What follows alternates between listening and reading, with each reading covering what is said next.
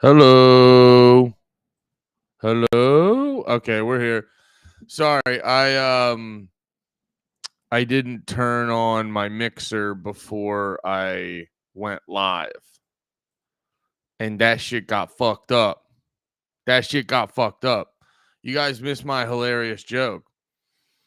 You guys missed my hilarious joke. I said I was big in some red, big in some red. God, that's a good fucking joke.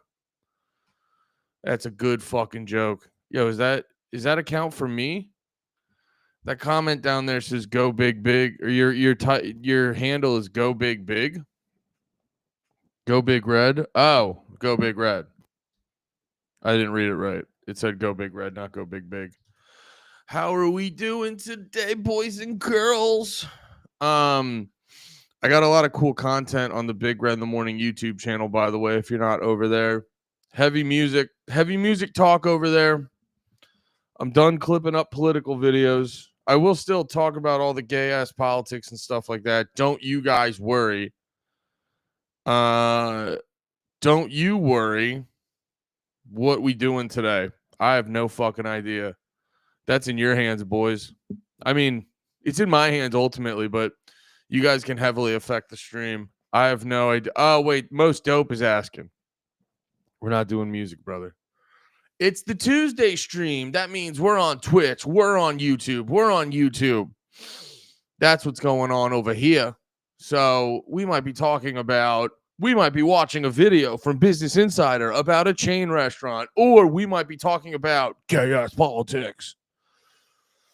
Whatever makes your pussy wet, or makes my pussy wet too. RIP YouTube. What does that mean?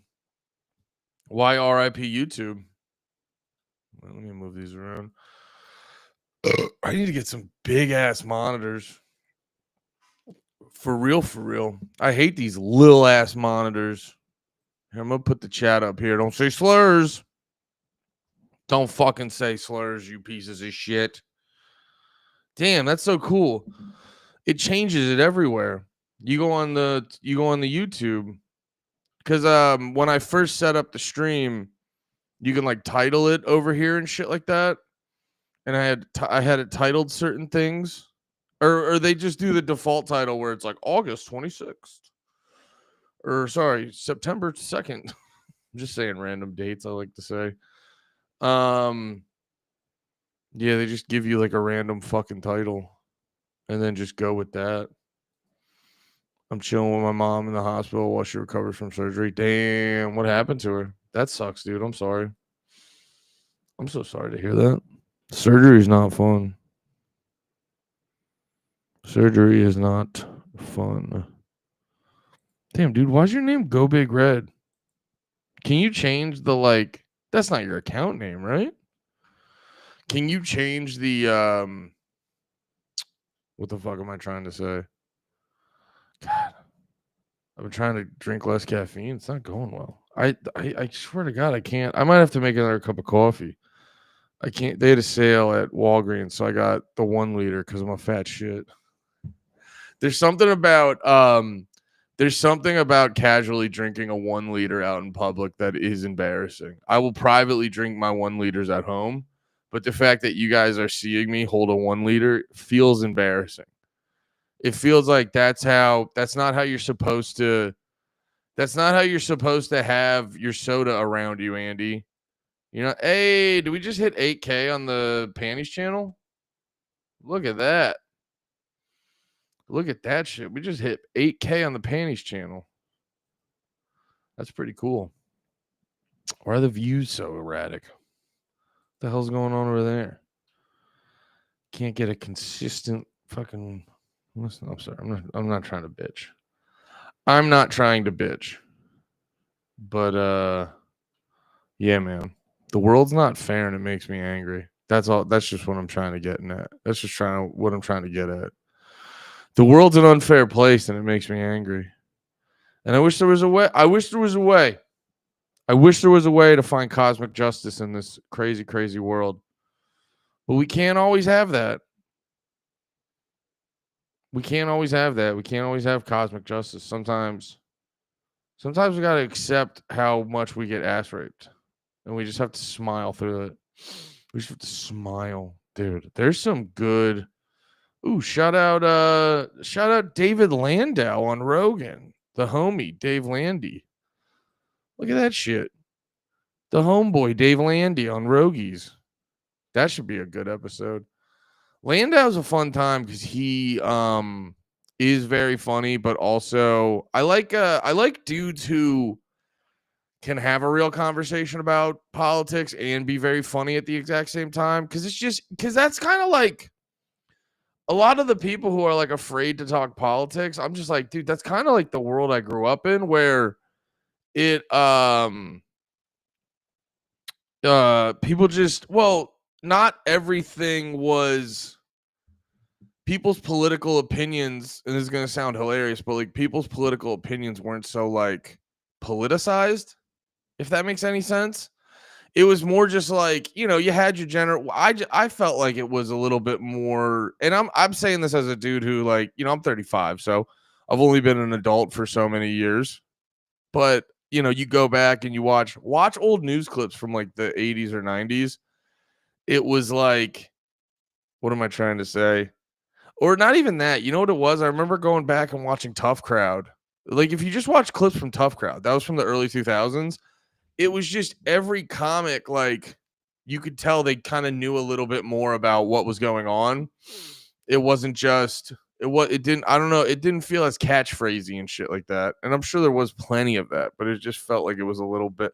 I just I've talked about it before on here, but that the fucking thing where, sorry, I'm taking crusties out of my eyes. It's that fucking thing where people will, well, it kind of, no offense to you guys. Well, not you guys are cool. But it kind of happens sometimes with like fans of stuff. They get real scared of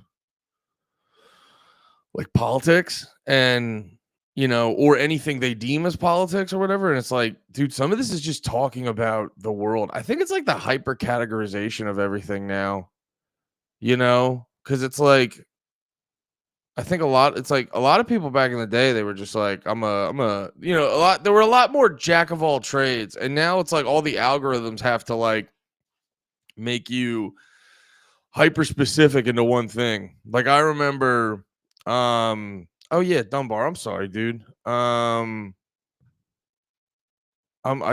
did want to say too, Dunbar. Hope thoughts and prayers to your mama. That does fucking suck. I didn't mean to just talk over that earlier, by the way. Oh, so she's recovering from kidney surgery. That's good. So she had it, and now she's. Oh damn, she had a chunk of her. Oh, colon surgery, not kidney surgery. Chunk of her colon removed. Well, I'm glad she's on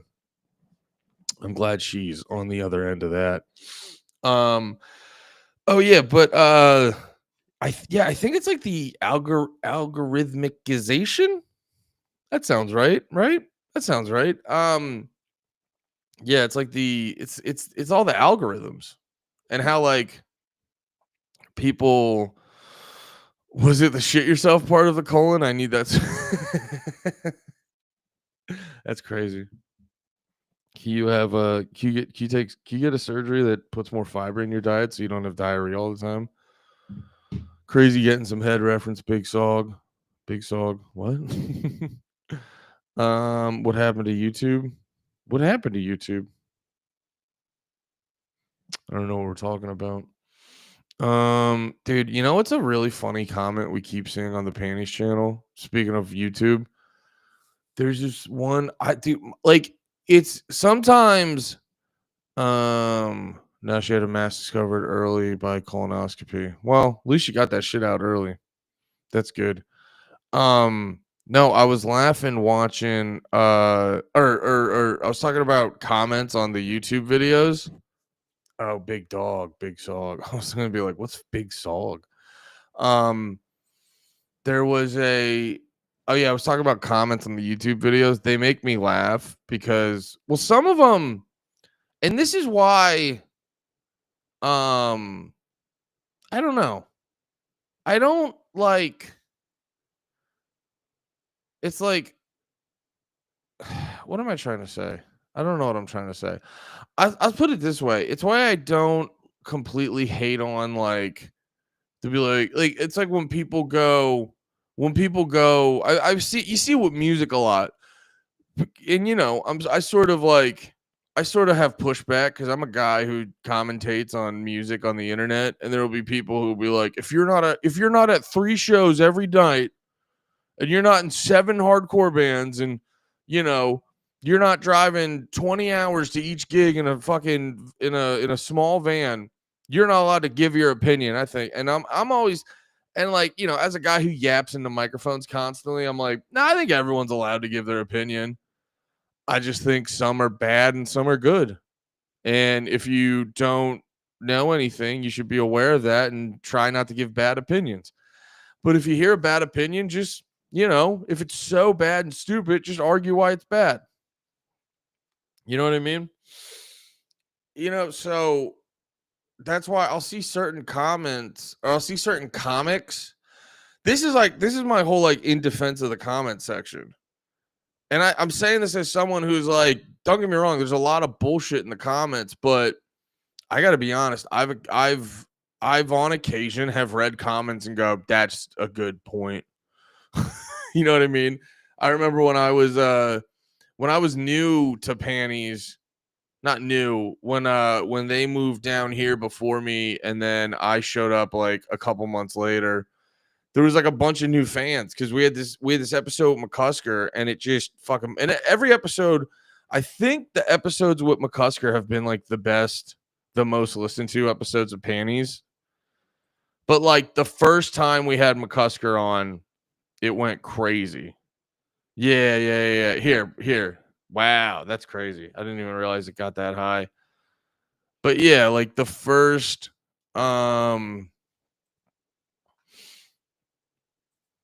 yeah, like the first time we had McCusker on, it hit 100,000. Or not even, well, this is after a year. That hit like dude, it hit like 20K in a day. It was crazy. We've personally never seen a video go that crazy. And then yeah, last time we had McCusker on, still did amazing, but it's at 33K. And then the next one after that is, Sarah J at 19. Oh shit. I didn't know James was our fourth best listened to one. And then just a shit ton of Gardini episodes. A shit ton of Gardini episodes, O'Connor, but yeah, and Tim, nice. But what was the point I was trying to make? Fuck, sorry, I'm a little out of it. I swear to God, if I don't have 3 fucking cups of coffee. Hey, what's up, Josh? T2. Yes, sir. Yeah, I'm gonna lean into that name. I like T2. What was the goddamn point I was trying to make? Who were we just talking about? Oh yeah, comments. That's right. Okay. So yeah, this episode of McCusker was one of the first episodes after I was like Nate came down to Texas, and then I wasn't on the show. And then so that was like one of the first episodes, and then they had like, I remember David Jolly. They had some like our friends Jake Ricka, Dean Stanfield, who are very funny, but they're not as big as like David Jolly or Liz Splat. But they had a shit ton of guests with some names, and basically we got a shit ton of new listeners and a bunch of new listeners that knew Nate and Lemaire from Matt and Shane, but had no idea who I was. And then you guys know me. A lot of you have come. Well, if you're watching the stream right now, you guys seem to like me more than you don't, I would assume. But like, even you guys know, you're like, I'm a type. I understand who I am. I'm a type of guy who's like, people like me. A lot of people like me. A lot of people fuck with me. But if someone was like, I don't like Andy's whole thing, I go, that's fair. That's fair. Like, I can be a lot for a certain type of person. I could completely stop doggy. Hey, Hawaiian, how you doing, brother? Good to see you again, man. Onions or something like that. That's so funny. So yeah, I had a lot of these fans who were not familiar with me, and they were really annoyed by my energy. And I actually read some of those comments, and I was like, to be fair, it was just kind of like, I was like, to be fair, some of those comments are fair, because you got to look at it one way. It's like, One where it's you have one person who has never seen you before, and they're having me thrown upon them, where I'm in an environment where I'm super comfortable and shit like that. And also too, I'm just trying to be a better podcaster every time. So it is like I do got to be perfectly honest. It's like I remember when I came back on the pod, I kept reading the comments and I was like, yo, some of these are fair. And it's not like, I will say this too, it's not like it's I'm not gonna sit here and say that an overwhelming bit of the hateful comments are on point, because that's the other thing I was getting at, is you get a lot of comments too that are just like, you're just mad that, and it's like I don't like seeing the hateful comments. I'm also a pretty aggressive, angry, hateful person on the internet, so I try to remind myself of that. And it's just kind of like, one of the big things that gets me through mean comments is I go, you're just as big of a cunt as they are with like the shit you talk on the internet. And I go, well, I got to be fair. And I just kind of got to take it because I got to do that too. And so if it's someone who's just angry and doesn't like me, I also go, that's fair. I'm not for everyone. But then, and this is what I was trying to get to earlier. There's some comments you read and you go, I don't know what your day is like because none of this is real. And the one that was making me laugh, I think I caught you all on an old rap episode and started following from that. Oh yeah, was it the only one where Lewis dare go up against the three panty boys at once? Dude, we had one episode. It was the three of us. Lewis absolutely dominated because we're all loud retards, and if you bring all three of us on an episode, we will steal your podcast. We will very quickly, it'll turn into Panties in the Mouth featuring you, the host of your own podcast. And we did that on Real Life Podcast. And I think Lewis got scared and he never had all three of us with him in the room. Zach was never a coward like Lewis. Zach would always podcast with all three of us, but Louis J. Gomez, known coward, afraid of the Panty Boys. Let everyone know. Didn't you get like what? Yeah, I was trying to find it when Lewis was doing his whole. I have it saved on my phone somewhere actually. Oh, now that I think about it, I might have it saved on my phone. Oh, but before I forget, I was talking about like bad comments, and I remember it's like, yeah. So there are comments where, to be fair, there are some comments that are actually like on point, but then occasionally you'll get a comment that'll just be like, and this is the one that's been making. God, I'm so long winded. This is the one that's been making me laugh.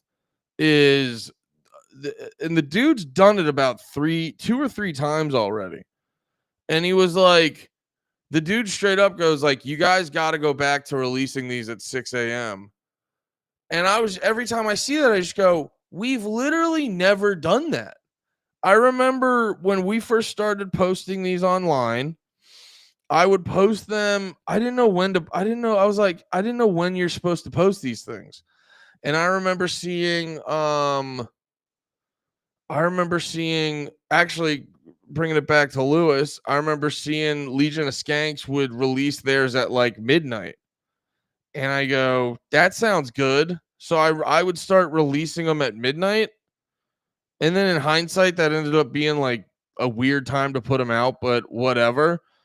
And then, sorry, I'm also trying to see if I can, because I remember a while ago I screened when the episode of Real Life Podcast was still on YouTube. I remember I screen recorded it. And I'm trying to see if it's still on here. But yeah, no, I would release episodes at midnight for some reason. I don't know why I decided to do that. And then I would release episodes at midnight, and then Lemaire was like, "Why don't we do them like in the afternoon or something?" And I go, "That actually sounds substantially less retarded." And then we released them, and then we started releasing them at like, I don't know, like fucking whatever we do now, 2 p.m. And then we were like, okay, cool. And it's like, then some dude comes in and he's like, go back. Some dude comes in and he's like, go back to releasing them at 6 a.m. And you're like, that was never a thing, man. What are you talking about? I find that kind of stuff incredibly interesting. I find that kind of shit incredibly interesting, where you're just like, what were you on, bro? Oh shit. This is video of my cat. Sorry, now I'm looking for the fucking old clip, and now I'm just finding videos of my cat when he was tiny as shit. I have to send these to my wife. She loves her cat and how fucking tiny he is. Yeah, I don't think I have this Real Ass Podcast clip on my phone. Because I can't remember. Well, no, it would have been when we started Panties. But I forget at what point it would have been. Yeah, all this stuff feels way later. Because I'm finding a lot of now I'm searching through and I'm finding a lot of videos of me like weightlifting. Damn, why did I delete that? That's crazy. I deleted that. It's such a good clip. Oh, it's such a good clip. Yeah, if anyone can do that, go back to sorry, this is incredibly bad podcasting. Okay, so yeah, this is footage of oh, here's video from an OnlyFans girl's for boobies. Gosh, she's so hot. I love her. I love you. I love you so much. All right. Anyway, that was terrible. That was you need a Jamie? No. I would need someone to go through my phone. But yeah, if anyone wants to go back into the Real Ass Podcast archive, find the first episode of me, Lemaire, and Nate, are the only one where Louis J. Gomez had the courage to interview us all at the same time when he was not a coward. No, but for real, yeah, go to that one, and it's the three of us hitting a very treacherous Yo Mama 3-way. And Lewis was trying to, because we were all still pretty new. So Lewis was trying to like big dog us and trying to intimidate us because we were all still like new to the fucking Gas Digital universe. So he was trying to get it because it was funny because we were hitting him. Lemaire, because that was right around when Lemaire started doing Yo Mama jokes. Wait, actually, you know what? I bet I can get you. I bet I can get. Oh no! God damn it!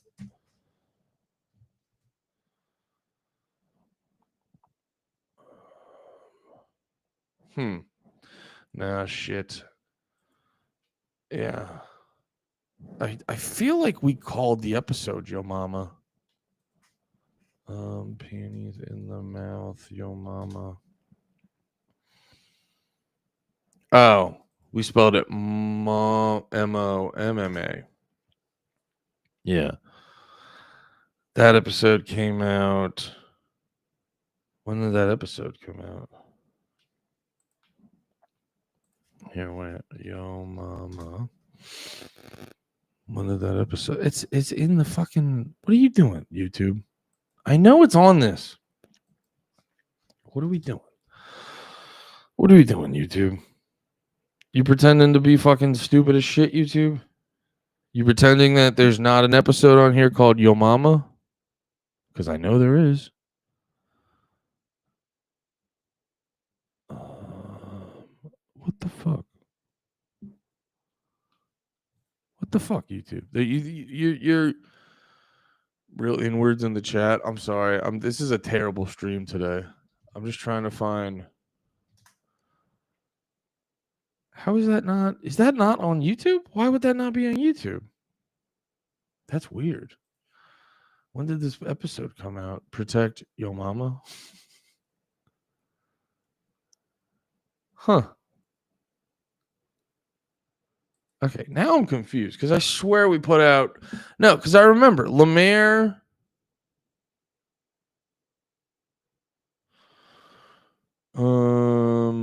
Lemaire literally goes to us. He's like, I'm bringing your mama jokes back.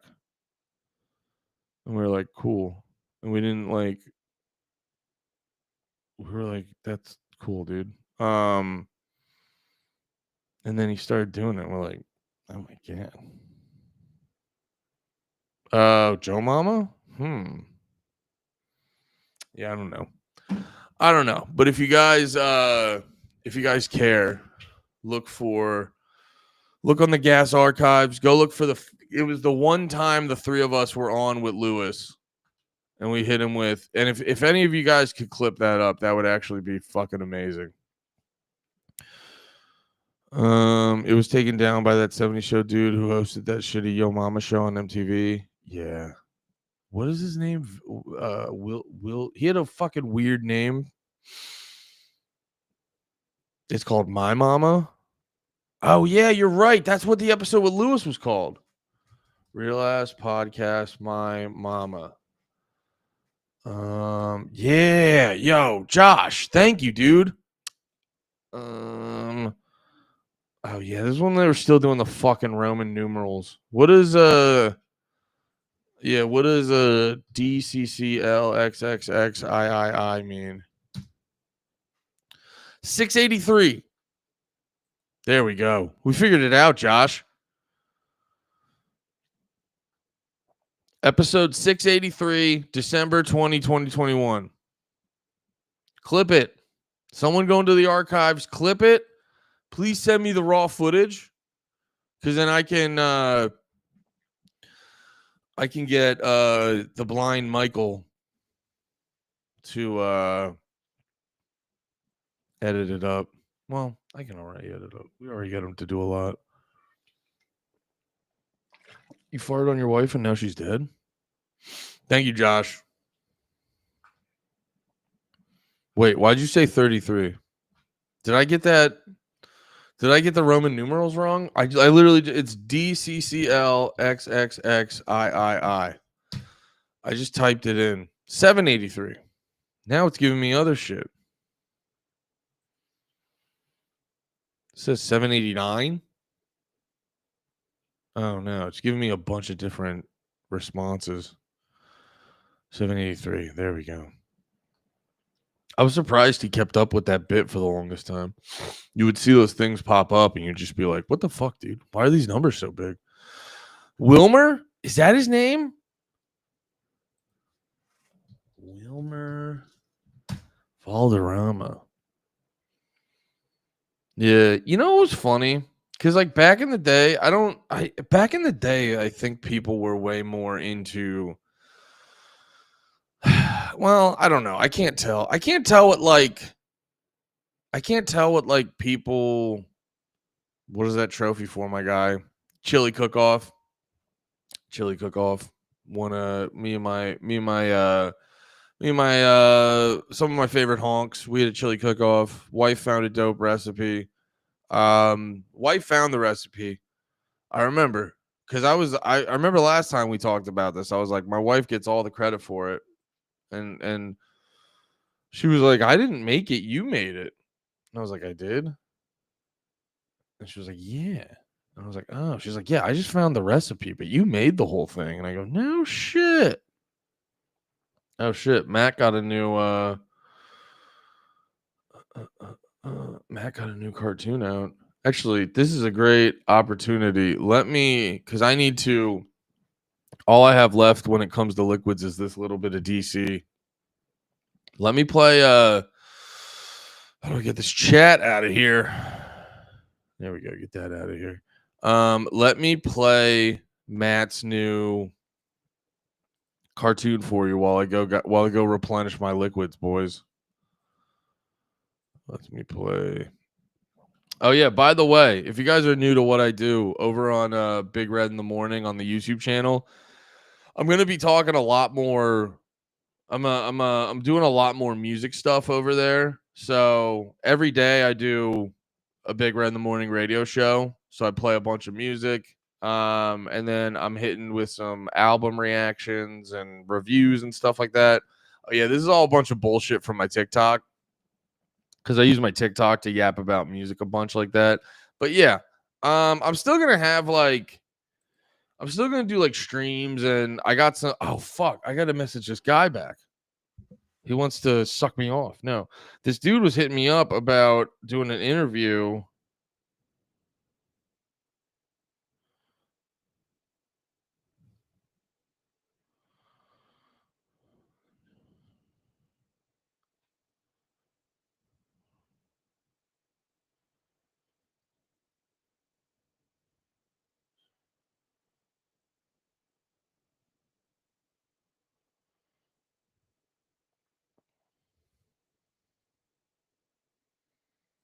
Yeah, sorry. This guy hit me up about doing an interview. He just did this like really cool. He did this like really cool documentary, and he wanted to come on and talk about it. So yeah, I'm gonna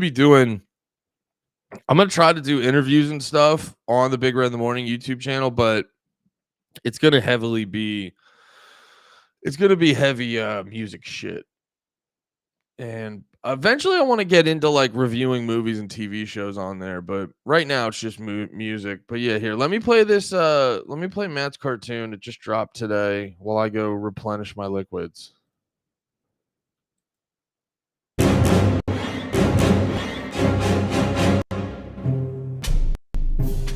All right, kids, time for the rope contest. What is it, Nixon? I fail to see the point of this exercise. Fine, you want a reason to climb the rope? Whoever goes the highest gets the octopus.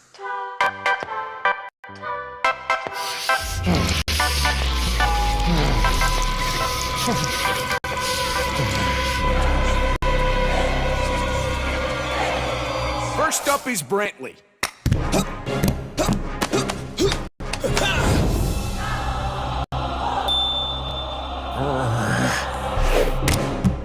Damn, I'm just gonna go ahead and give this to Brantley right now. I don't think anyone else is gonna beat that. What an incredible feat of athleticism and resilience. You should all feel humiliated in comparison. Nixon, you're next. Look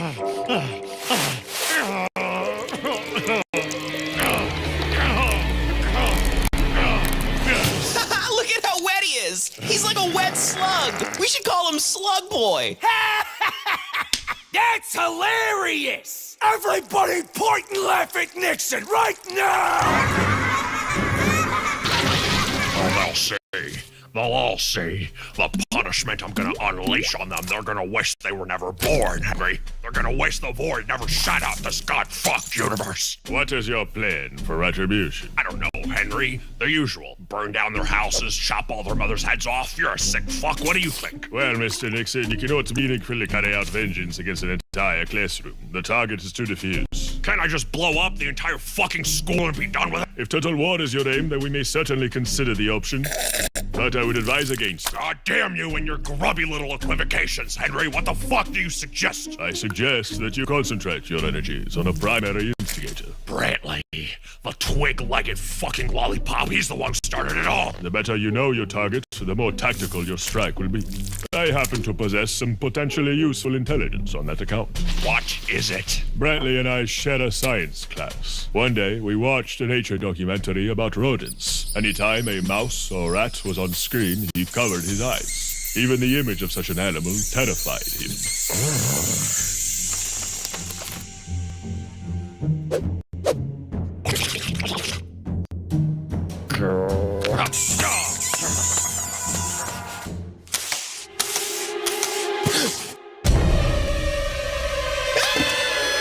Richard, what you did to Brantley was kind of disturbing. I disagree. I thought it was a perfectly justified act of retaliation. It was a pretty extreme retaliation. If Brantley bullied you during gym class and it hurt your feelings, you could have just come to me then. The way you chose to get back at him, what do you think compelled you to do that? Nice try, Dr. Dermot. I'm not participating in your jack-off crying games. Therapy's a sham, part of the cultural castration. I love watching these and just trying to be like, which one is which, like how many of my friends are in this. That was actually the craziest. I think I've mentioned this a while ago, but that was the craziest part watching Tires. Season 1 more so, because season 2 it was still all the same people mostly in season 2, but they got a shit ton of like bigger celebrities and shit. So like Tire season 2 felt more like a regular like TV comedy. Season 1, and it's very funny. I'm not commenting on that. It's actually like it's like annoyingly funny. It's like another thing where it's like, oh yeah. It's like, just can you do one? It's like, Shane, can you do one thing that's bad, dude? It's like frustrating. It's annoying. Stop. You can do a bad thing. But no, I'm fucking around. But well, I'm not, because he was whatever. Sorry, I'm losing my train of thought. No, Tire season 1 was like weird to watch because I go like the majority of the show I'm friends with, or I've like met them in person. You know what I mean? And like that's weird. Like that's a fun experience to watch a TV show where you've met and or are friends with the vast majority of the cast. And I go, that I've never had that before. Chris Vega? Interesting. The American male. Richard, if you don't want to work on your behavior, then I'm going to have to recommend a month's worth of detention to the principal. We'll see about that. I'm really sorry about how insanely hard I molested you, Richard. I completely understand your concern around this issue, but it's obvious the audio is doctored. Quit doctoring our kids, scumbag! Hey, Richard, Save it for your acolytes, Brantley. I'm immune to your cult of personality. I just wanted to say sorry for what I said in gym class. I didn't realize what you were going through with Dr. Dermot. Thank you. Oh, that's Devin Costa. I know that. I was listening to Lemon Party this morning, so I'm familiar with the tone of his voice. I think we all feel safer now that the slobbering pederast has been banished. I actually wanted to say thank you. You helped me get over my fear of rats. Now I don't have any weaknesses, and nothing's holding me back. And for that, I want to give you a gift.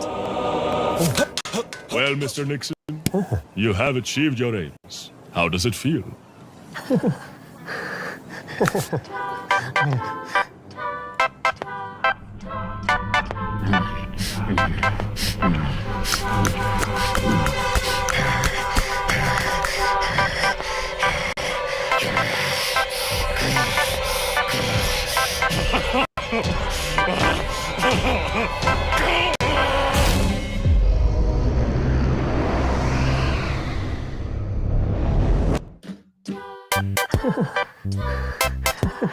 Pedro Salinas. I know that name. I don't know if I know these people as much. Who's Pedro Salinas? I know that name.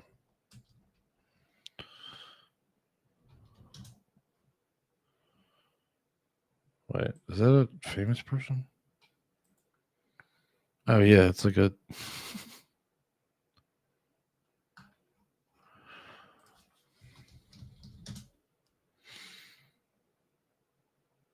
Oh yeah, he helps Matt with a bunch of this shit.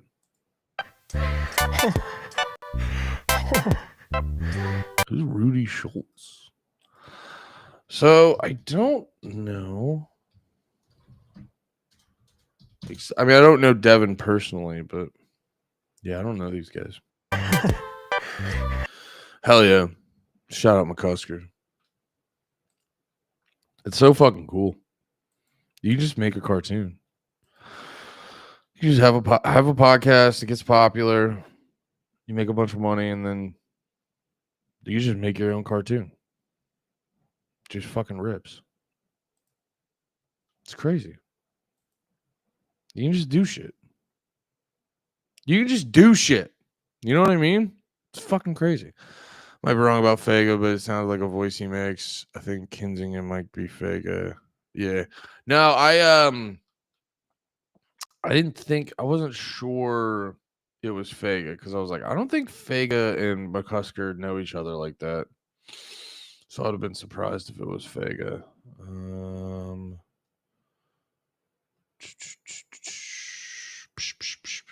How's everyone else doing? Here, let's do what we always do. Let's throw up a video to get my brain cooking. I am not in it today, dude. Oh, this looks good, actually. Good. I haven't even eaten it yet, and I know it's going to be delicious. Should I just eat it? Hey everyone, this is Kenji Lopez Alt. I'm going to be making some Oklahoma onion burgers. Looks like Matt's got, to answer your question, St. Ivan. Looks like Matt's got, I think he had 4 out so far. This is the 4th one.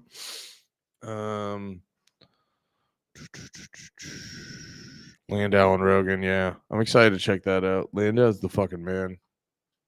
I'm great, Frieza. Fuck yeah, dude. These are one of these sort of great regional hamburger styles in the U.S. Invented in El Reno, Oklahoma by Homer Davis during the Depression. They were originally invented as a way to stretch out hamburger meat by cutting them almost 50-50 with onions. These days, people continue. Dude, it's so funny. Midwest food is so fucking funny.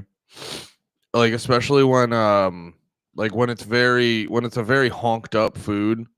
The part that always makes me laugh is like the lack of creativity and like the no nonsense of it. Homo gay fist. What? What? Why'd you just say homo gay fist? Did I miss something? I'm not paying attention. The fuck was that? Why'd you say homo gay fist? But yeah, the honked up foods they lack a lot of creativity, which always makes me laugh.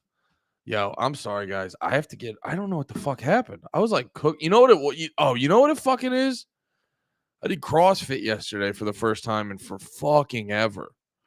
And oh yeah, that'd be an interesting one to watch actually too. Very curious about the Trump health rumors. I am actually curious. Is that a dead guy documentary? What is this? Sorry. Oh shit. Yo, fuck off. No shit. Ooh, Daddy's gonna have to watch that sometime later. Sorry, there's this hardcore band called Dead Guy. They put out an album in like 2000. It was either 2005, 2015. I forget which year it was. Oh, here's a fun video. I forget which year it was, but I think it was 2005. They put out one album. It became like a cult classic in the hardcore community. And then they didn't put out an album again until literally this year. So basically they've had 2 albums 20 years apart, and they're fucking, and you see that and you're like, why the fuck do people still when you hear people talk about the band Dead Guy, you're always like, why are they talking about this band like this? Then you go hear their albums and you're like, oh my god. And it's the kind of shit where you're like, bro, if you got to take 20 years in between each album, you've earned it. It's like the music's unreal. But I still don't know a lot about the band and everything. I'm still learning a bunch about hardcore and shit like that and the history of it and shit. And you hear people still talking about Dead Guy like that. And you're just like, what the fuck? Who is the band? But anyway, let me make a cup of coffee and I'll be right back. This video looks interesting. At the New Orleans Superdome is one of many new revenue streams for the stadium since its opening in the 1970s.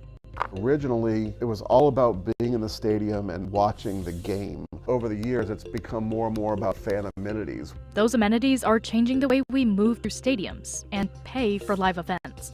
In 1991, it cost around $145 for a family of 4 to go to an NFL game. Today, it's more than $600. The latest Superdome renovation tripled the amount of space for club lounges, carving out more real estate to turn a profit. A redesign of the concession stands around the stadium led to a 23% rise in revenue. In the NFL, the stadiums are actually getting smaller. You're now looking for a return on investment versus how many people can you fit in the stadium. Now, most stadiums don't make it past 50 years old. They're either demolished, like the Texas Stadium, or abandoned, like the Houston Astrodome. So for the Superdome, the latest $560 million renovation was a matter of survival. It's on the stage of world events such as the Super Bowl. From its inception, the Superdome was designed with more than just football in mind. The more events you host, the less money you're leaving on the table. The entire seating bowl is built on this hydraulic platform, and it raises up and down. So it allows monster trucks, it allows all the 18-wheelers that come in to build the Taylor Swift stage. It allows for the WrestleMania stage to be built out. Two goals of stadium design today are creating plenty of places for people to spend money and efficient pathways to prevent bottlenecking. This starts before you even enter the stadium. When you're thinking about moving 70,000 people in and out of a building like this, you want to avoid a situation where you end up with a primary gate that everybody is actually trying to come in and out of because of the way that the system is set up. And that actually is what was happening with the Superdome because of the way that the city has kind of grown around it over the years. They built new, bigger entrances for general admission ticket holders and made some of the original gates smaller to make space for new club lounges. This most recent project actually relocated some of the old locker room facilities. There's a lobby here that you now can come directly into the new end zone club and field suite. Those premium entrances add value to the more expensive ticket packages. They also benefit wider crowd control by spreading out the entry paths for different fans.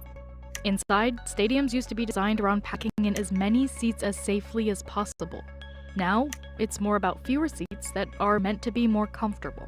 How long is it taking you to get to the restrooms or the concession stands or the bars? If that is too complicated, people just won't do it. Generally, you don't want to have to cross more than 6 seats in a suite or 10 to 15 seats in general admission. If it's done right, people are all the time kind of getting up, moving through, going downstairs, coming back up to your seats, and it's very easy to move. The Superdome used to have this winding ramp system people would walk through to get from floor to floor, but it took crowds a long time to get upstairs and used up a lot of space in the floor plan. Once we showed what you could do based on the real estate that was taken up by these, it became the obvious decision to remove them from the sidelines. Brad's team carved out the space around the ramp system and replaced it with much faster escalators and elevators that take people straight up multiple floors. That freed up space to add new atriums and concession stands. But first they had to convince the stadium to try something new: grab-and-go markets. The food and beverage vendors are wanting to stick to the typical concession stands, the belly up, and the queuing that occurs because it's worked over the years. These so-called belly-up concession stands usually have an S-shaped queue leading to a service counter where you place your order and wait for your food and drink. But the grab-and-go markets changed the flow entirely. Guests grab their own items and wait in one of many single-lane queues that lead to islands with servers on both sides, saving both time and kitchen space.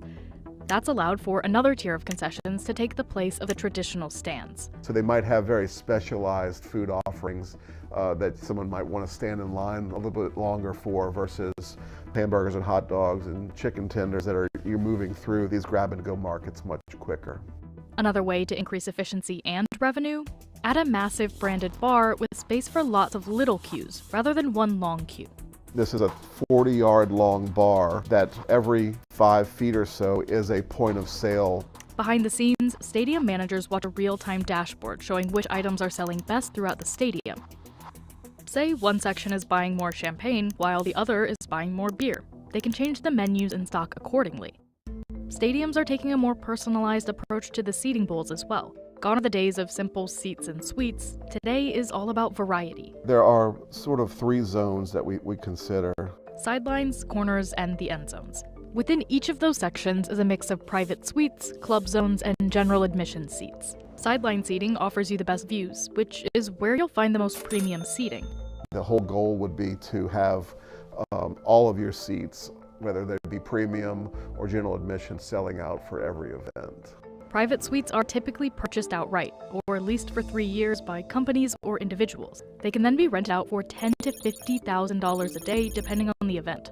Other stadiums are pulling out all the stops to stand out, from the nightclub like Wynn Fields Club in Las Vegas to the private pool suite at Chase Field in Arizona. Let's say you're replacing 1,000 general admission seats with 100 premium seats. That becomes the calculation that you look at. Club seating, on the other hand, goes for around $2,000 to $4,000 for a Saints season ticket. And while end zone seats aren't the most valuable to the stadium, costing around half the price of sideline seats, private field suites can boost the revenue for that section. You're right on the field, essentially, which from a sightline standpoint, you can see maybe is not so great. These new video boards allow for the sightlines of the game to still be acceptable. That new revenue stream helped enable a necessary change in the corners of the stadium. In order to add new accessible seating sections, they had to get rid of some general admission seats. It's a numbers game, so let's just say you're going to take away 1,000 seats. Well, what you're replacing that with becomes the return on investment calculation. Ticket revenue for the Saints rose 6% after the renovation.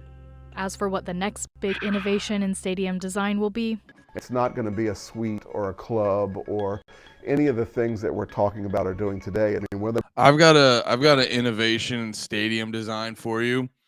How about hot dogs that cost $2? You fucking greedy fucks. How about that? That's a cool innovation idea. How about beers that aren't $20? You know what I mean? Fucking greedy pieces of shit. How about you don't charge $40 for parking, you sacks of shit? That's a good innovation. How about Philly doesn't build a goddamn Sixer stadium in the middle of Chinatown no one wants?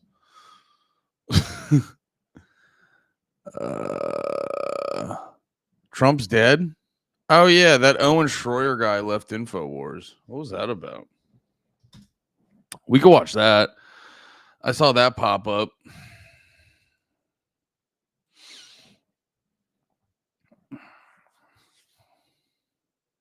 This video, weird watching this. I actually worked on some of these renovations. Oh, that's funny. Watch the Jones crash out. Like, what's it got to do to be crash out is valid. Well, I watched the Jones crash out. Like, what's this got to do be crash out is valid.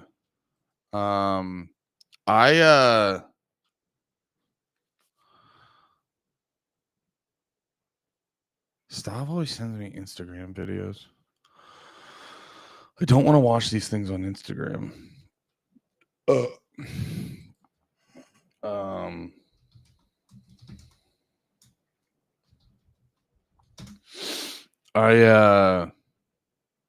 What's Alex Jones been okay, here we go. Yeah, stop sending me Instagram videos, you fucking boomer. I'm just fucking. Did I say Stav? Like you're on a fucking Cumtown?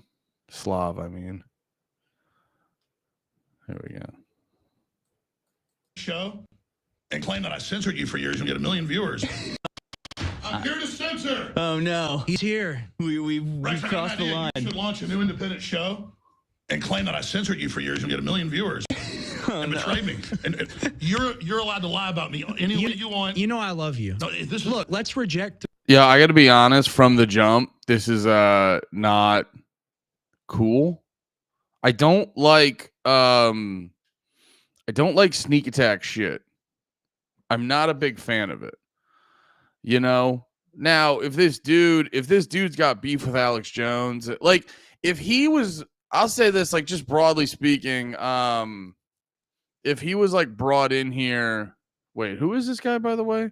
Alex Jones excitedly busted on Harris Smith's morning show to express his sentiments on Owen Schroyer's recent abrupt departure from InfoWars. Oh, okay. So maybe I should watch. You were saying it's not about Owen Schroyer?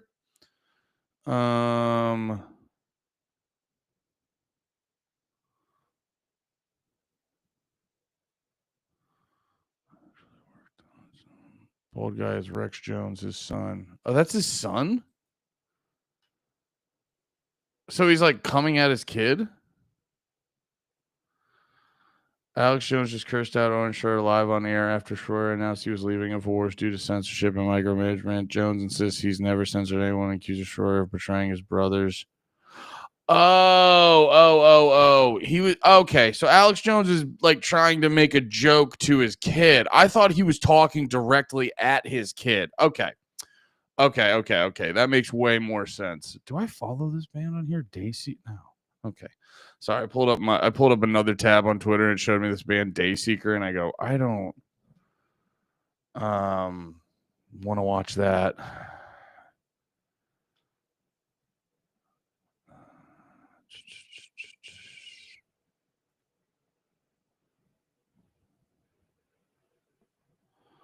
Ooh, lots of drama. Okay, here's the original one, right? Why I am leaving InfoWars. Okay. I forgot. Thank you for reminding me about this, by the way. I forgot this happened. Yeah. You know what's funny too? And so I don't really Jesus fucking Christ. Okay. 5 hours. And just put your name. You know what's crazy about these dudes? Is how much, and I say this as a guy who can fucking talk. It's crazy how much these guys can talk and like how deep they go into the shit. You know what I mean? It's like fucking bananas how aggressive and deep that they like will go in and break down all this fucking shit. Just by the sheer fact where it's like why I'm leaving InfoWars.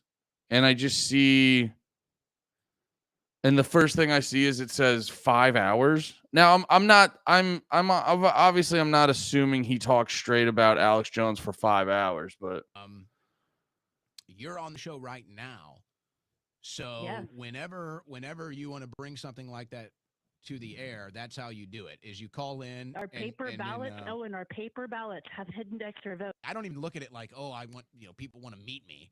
I just want to have a party with yes, the headline. I am out at InfoWars as of tonight. So what I want to do. So my goal is I ask that because InfoWars is so banned everywhere. damn, he does kind of talk about it the whole time though. Well, you were just trying to inform people that were asking questions, and you gave the information that you got, but you got bad information. So I mean, take. I got to be honest. The thing I've learned too with doing a lot of this stuff is like sometimes you could like fry your brain from like talking too much about this shit. You got to like know when to take a break. Announcement for you tonight. It may not. I'm going to break it all down. I feel I owe you an explanation of what's been happening. I'm going to let people get caught up before I really get into the juice here. But I'm going to let you know it's official. I am now done at InfoWars, and I'm going to let you know why coming up in just a minute. First, fuel hemorrhage, because why not? That's so funny.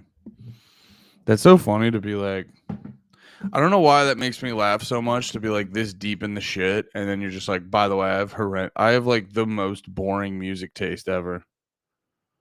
If I could be like a very cunty music fan, guys, you know how I am, right? That's crazy. It's crazy to be that guy and then to be like, all right, let's play a little bit of Fuel. I'm sorry. I'm a huge cunt when it comes to music. I apologize. Damn, so you won't be a guest on InfoWars anymore? What? Are you saying I look like Owen Schroyer? I actually appreciate that. Owen Schroyer's kind of a handsome dude. I'll take that. I'll take Owen Schroyer. Decided to leave and how that went down. And just to be perfectly clear, this is not how I wanted it to be. I want to be perfectly clear about something, and I'll explain this in a little more detail. I did not want it to go this way.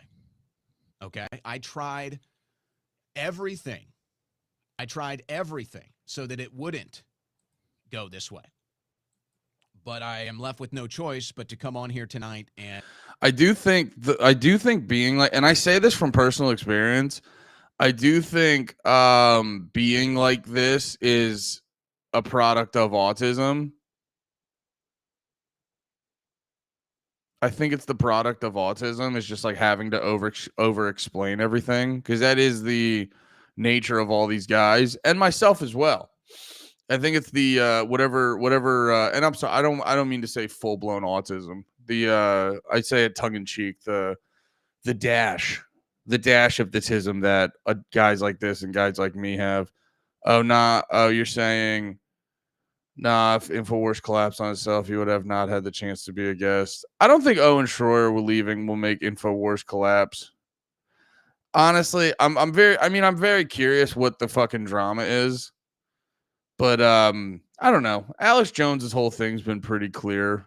He's like, I don't know. Ever since like post Sandy Hook, when we found out it was illegal to be wrong about something, apparently you could get sued the amount. Apparently you can get sued the GDP of a small country if you are wrong and then eventually realize you're wrong and admit you're wrong. Apparently that's illegal.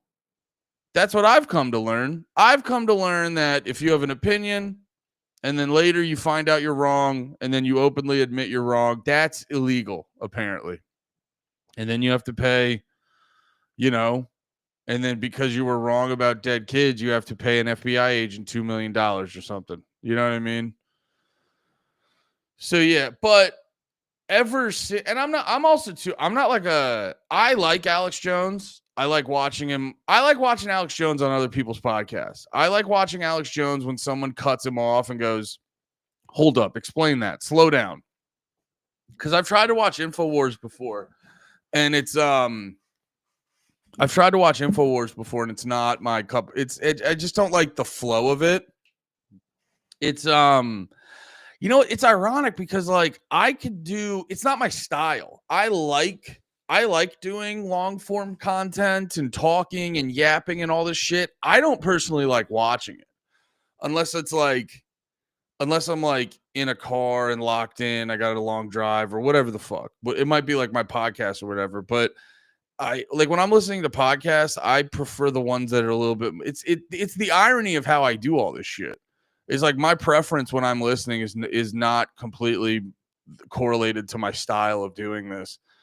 It's funny because it's like I think I would actually work well on fucking InfoWars with Alex Jones because like my style I think actually is similar to Alex Jones. Just being really handsome and right about everything. Now, I don't know. There's a random gay joke. I don't know why I made that. It didn't make sense. It didn't correlate the way in my head I wanted it to. Anyway, these should all be thoughts. But now I'm realizing as I'm talking right now is like I have a similar style to these guys. I personally don't like watching this style because I want to be the guy who yaps for hours on end. And if you're yapping for hours on end, that keeps me from yapping on hours on end. It's very weird. It's like the shit I like to do versus the shit I like to do versus the content I like to consume is very different. But yeah, that's honestly why I never got big into Alex Jones. Is he kind of like, dude, it's so funny. I'm like, as I'm saying this out loud, I'm so much similar to Alex Jones' style than I've ever even realized. Because Alex Jones is sort of like all over the place. He bounces all over the place. He kind of gets off track and changes his thought process like often throughout shit. And that to me sometimes, damn, is this why I don't do well? I'm like realizing it. I'm like, oh, that's why I don't like that. That's why that style is not approachable for me. And now I'm sitting here going like, why don't more people fuck with me? Oh my God. Oh my God. Quick, InfoWars, please hire me. It's my only hope. If you two had a baby, it would create me. All right, Josh. Josh, you trying to come out my pussy, Josh? What is this? Yeah, no, it's I think. Yeah, I don't know. Correct me if I'm wrong. I actually do now that I'm saying it out loud. I think I have a very similar style to a lot of these guys, but I don't like listening to unless I'm really into the fucking person and they kind of like keep me engaged throughout the thing. I guess that's but do you have the documents? I have this Sweetwater catalog. Are those documents? I have this parking ticket I've yet to pay. Which, by the way, can you guys give me $75? I don't want to pay this parking ticket. If someone can Venmo me $75, that would really mean a lot. Or if someone could send me $75 in bits on Twitch or something like that, that'd be really fucking cool. Yeah, my Venmo is at Andrew-Malafarina. So if someone out there could Venmo me $75, that'd be pretty fucking sick. Or you could join the Big Red in the Morning Patreon. If you're already subscribed to the Panties Patreon. But if you want extra content, you want to hear my opinions on music and stuff, and you want to make me listen to a song or an album you like, Big Red in the Morning on Patreon. But yeah, I think I have some documents. I have this notebook I write stuff in. Yeah, I have some checks over there. So I got a few documents. But yeah, damn, I'm gonna have to start appealing to the Alex Jones crowd. If I'm real, I'm gonna have to start watching more Alex Jones and understanding why people like him. I didn't realize till right now I have like the same, because that was cracking me up. I was like, here's why I don't like Alex Jones. And the whole time I'm talking about it, I'm like, well, you do that. You do that. You do that. And I'm like, am I Alex Jones? Guys, I think I've been Alex Jones the whole time. I think my name is, I'm Alex Jones' son, not whoever that guy was. I'm Alex Jones' son. Oh, but anyway, let's get a little bit more, because at the end of the day, I'm a little slut who likes some drama, especially when it's conspiracy boys. Ooh, what are you fighting over, boys? What are you fighting over, conspiracy boys? And make the announcement. Just so you understand, and then I'll kind of give a little bit more detail. Give more detail, Owen. You may have noticed I've been taking a lot more time off. Specifically, you may have noticed how on Thursday, I walked off the show mid-show. By the way, gold microphone's hilarious. These guys are all like, it's my only thing too with a lot of these guys, and no shade, because I'd love to chat with all of them. I'm not trying to be a dickhead. Love to be on Alex Jones' show. Love to chat with Owen. No shade at all. It is funny though, where they like, you can tell they like being characters a little bit, because it's like, he went out of his way to get the gold microphone. It's like, you guys like being a little character too, don't you? Yeah. We're fighting the deep state. We're fighting the globalists, but we're also cool little guys with gold microphones.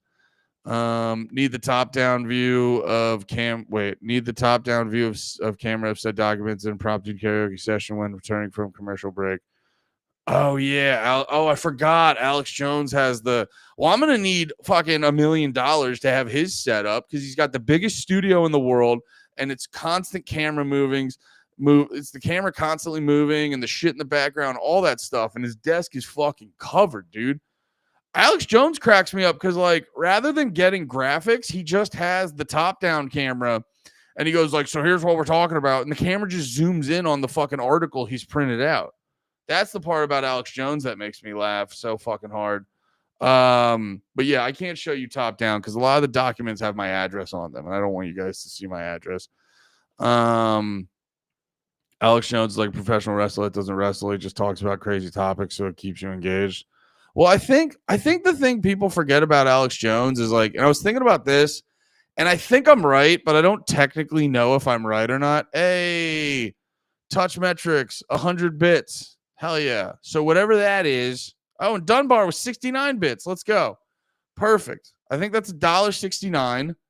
So we are, what does that leave us? We are about, because I think the ticket was for 75, so that's $73.31. So we have $73. Is that the bit conversion rate?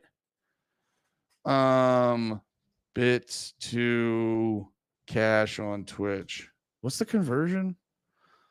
100 bits equals $1.40. Ooh. Oh. With 40 cents being, yo, why does Twitch take so fucking much? Look at this shit. Here, wait, let me pull this shit up. Look at this fucking shit, dude. That's crazy. Twitch is so fucking annoying. And don't get me wrong, they deserve their cut. It's their website. But you're telling me Amazon back Twitch, you need 50% of my this is why I always go, guys, please go to if you want to donate via Twitch or whatever, go to the Big Red in the Morning Patreon. Patreon takes way less of a cut. It's so fucking irritating. It's why I don't get why, like, I don't know. I don't get why people obsess over the partner shit. I guess it like pushes you more on this website or whatever. But from like a money standpoint, you're just getting more controlled by Twitch. I would just if I had a big ass Twitch, I would just tell people like, yo, go to my Patreon or go to my what's the other one for writing? I forget what it's called. Substack. Yeah, I would just say go to my Patreon, go to my Substack, because I don't think they take as much money. But it's like the fact that it's like Twitch is always taking like half of whatever you guys give me is drives me nuts. It's so fucking greedy. But anyway, I'm getting distracted. Thank you guys. But we're gonna need a lot more. If you guys want to pay off my parking ticket, we're gonna need a lot more than that, guys. You're gonna have to start getting serious. Make one of those compilations of me yelling at you, me being one of those hot chicks yelling at you because you don't give me enough money to talk into cameras all day. I had a $5 Play Store balance, turns out. My man, Touch Metrics, 100 more bits. We're getting closer. I think that puts us I think we're about $72 away. What a great day, guys. Just tell APD to fuck off. Who's APD? Brother, I'm never serious. Hell yeah. Who's APD?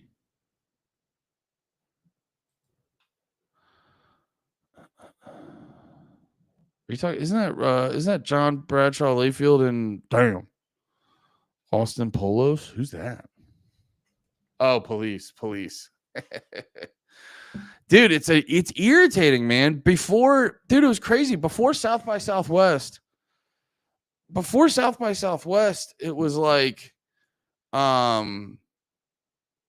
dude, you could park constantly and they'd never get you shit. And then after South by Southwest, they just started to give a shit. It was so annoying. What's the ticket for? So if you've ever been downtown, there's these two parking lots under the bridge off of like in between 6th and 7th Street. There's these two parking lots, and I had a show. What was it? I had a show last Thursday. And dude, I wasn't even trying to be, I wasn't like, because sometimes people will like forget, like sometimes you'll like forget to pay it, or sometimes you'll just like roll the dice and you'll be like, hopefully Austin PD doesn't like pop me, or like the ticket people don't pop me for nothing. I wasn't even trying to roll the dice. I was just, you know what it was? I was late for a show. So I was like parking and I was just like rushing to go to the creek and I completely forgot to pay for parking. And also I never park under the bridge anymore because it's like, if they're going to check parking and you have to pay for parking, I'm going to look for a spot closer to the creek than under the bridge. But because I think I got there, that's right. The show was at 8. I got there a little bit before 8. I knew I was going to hang out at the creek all night. And if you get there early like that and you pay for street parking, it ends up costing you like $10. Under the bridge for all night is $7. So I was like, let me go park under the bridge. I just forgot to pay for it because I never park under the bridge anymore. And then they just pop you for $75. It's so irritating, man. It's so irritating. It's about an hour into the show. Which is why I thank you guys for sending the bits my way or going over to the Patreon, or if you got a fucking, because I'm doing all this bullshit. None of it's real. No one needs it. So a lot of it gets done through the generosity of you beautiful people. Because this is all fake and unnecessary. So I live off the generosity of cool ass dudes like you guys. So yeah, if you got a Twitch Prime, if you got Twitch Prime, you got some money burn a hole in your fucking pocket, hit up your boy. And yeah, also if you join the Patreon, you'll get more content over there. And just so you understand what happened, and if you watched the InfoWars War Room, you've seen this before, so it's not like it's anything new, but Alex was disrupting the show, and he wanted me to cover something, and he wanted me to get a guest on. I'm in the middle of the show while it's going on, as you see so many times. and it just didn't go well. I kind of just reached my point of no return, and so I just walked off the studio. Now, I will say it was a little upsetting to me that he went on and said that I had a family emergency. I did not have a family emergency. There was no family emergency. I didn't appreciate people reaching out to me thinking that something bad had happened, including my own parents. So there was no family emergency. I walked off the show. I've never done that before in my life. And that's not how I operate. That's not who I am. But I felt powerless in that moment. And the only power I had was just to walk off, because I couldn't do another thing like it was 2 or 3 weeks ago when I came back and did that comedy bit. I couldn't do another thing where I just say, oh, go to rebroadcast. It was whatever. So, no, I walked off the show on Thursday. Now, my intention was to go back this week, and I made that intention perfectly clear to Alex an hour ago. Now, I wanted to meet with Alex in the office tomorrow, and I told him that. I told him that last week after I left the studio. He texted me, and I said, Alex, let's talk next week. I said, I don't want to talk about it now. I'm done for the week. Let's talk next week. We communicated a little over the weekend, and then today I said, let's meet. Let's have a meeting tomorrow before your show, whenever you want. Let's meet tomorrow before your show, and maybe we can talk this out, work it out. And he said, no, let's just talk now. And so he called me. Now, my intentions, and I told him this, I wanted to go in this week. I wanted to go in tomorrow. And I wanted to finish this week, and I wanted to finish positively at InfoWars. And, you know, I even said if he wanted me to kind of stick around like a satellite to go down with the ship, that I'd be willing to play some sort of a satellite role to go down with the ship and be a part of that and continue, you know, wearing the name on the front of the jersey for at least some semblance while it's still ongoing.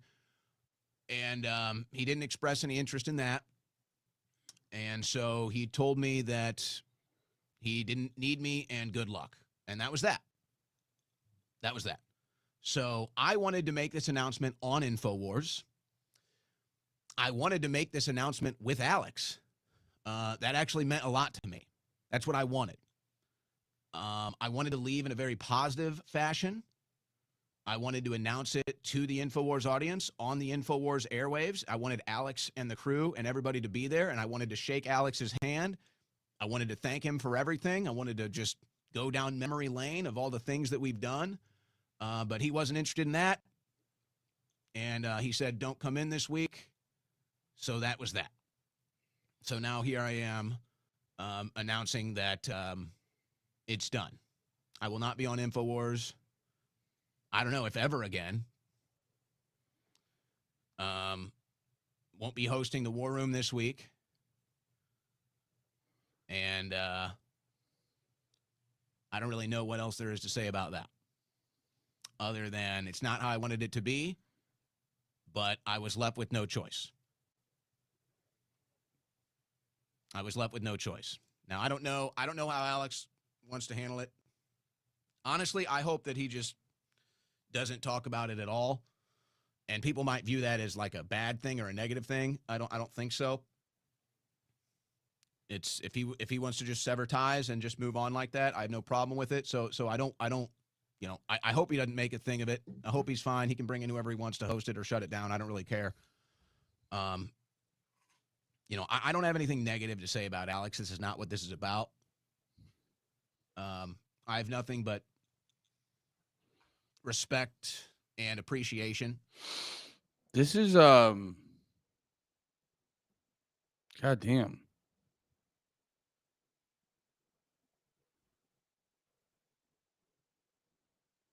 What's this? An epic ride. I was nothing but the best for the entire force show.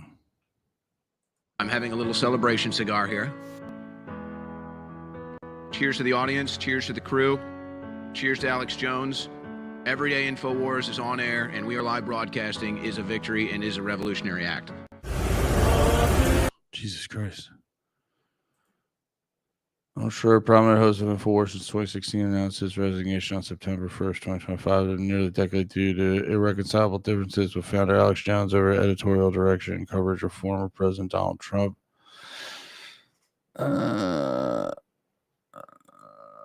Schroer explained Jones criticized his pessimistic views, leading to his exit. Jones confirmed the departure, noting Schroer's desire to leave and InfoWars focus on dynamic news.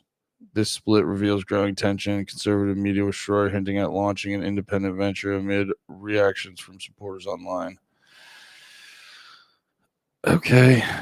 Oh, is this the crash out? Yeah, not enough. How much have I come in and censored you over the years? Yeah, not enough, frankly. I say.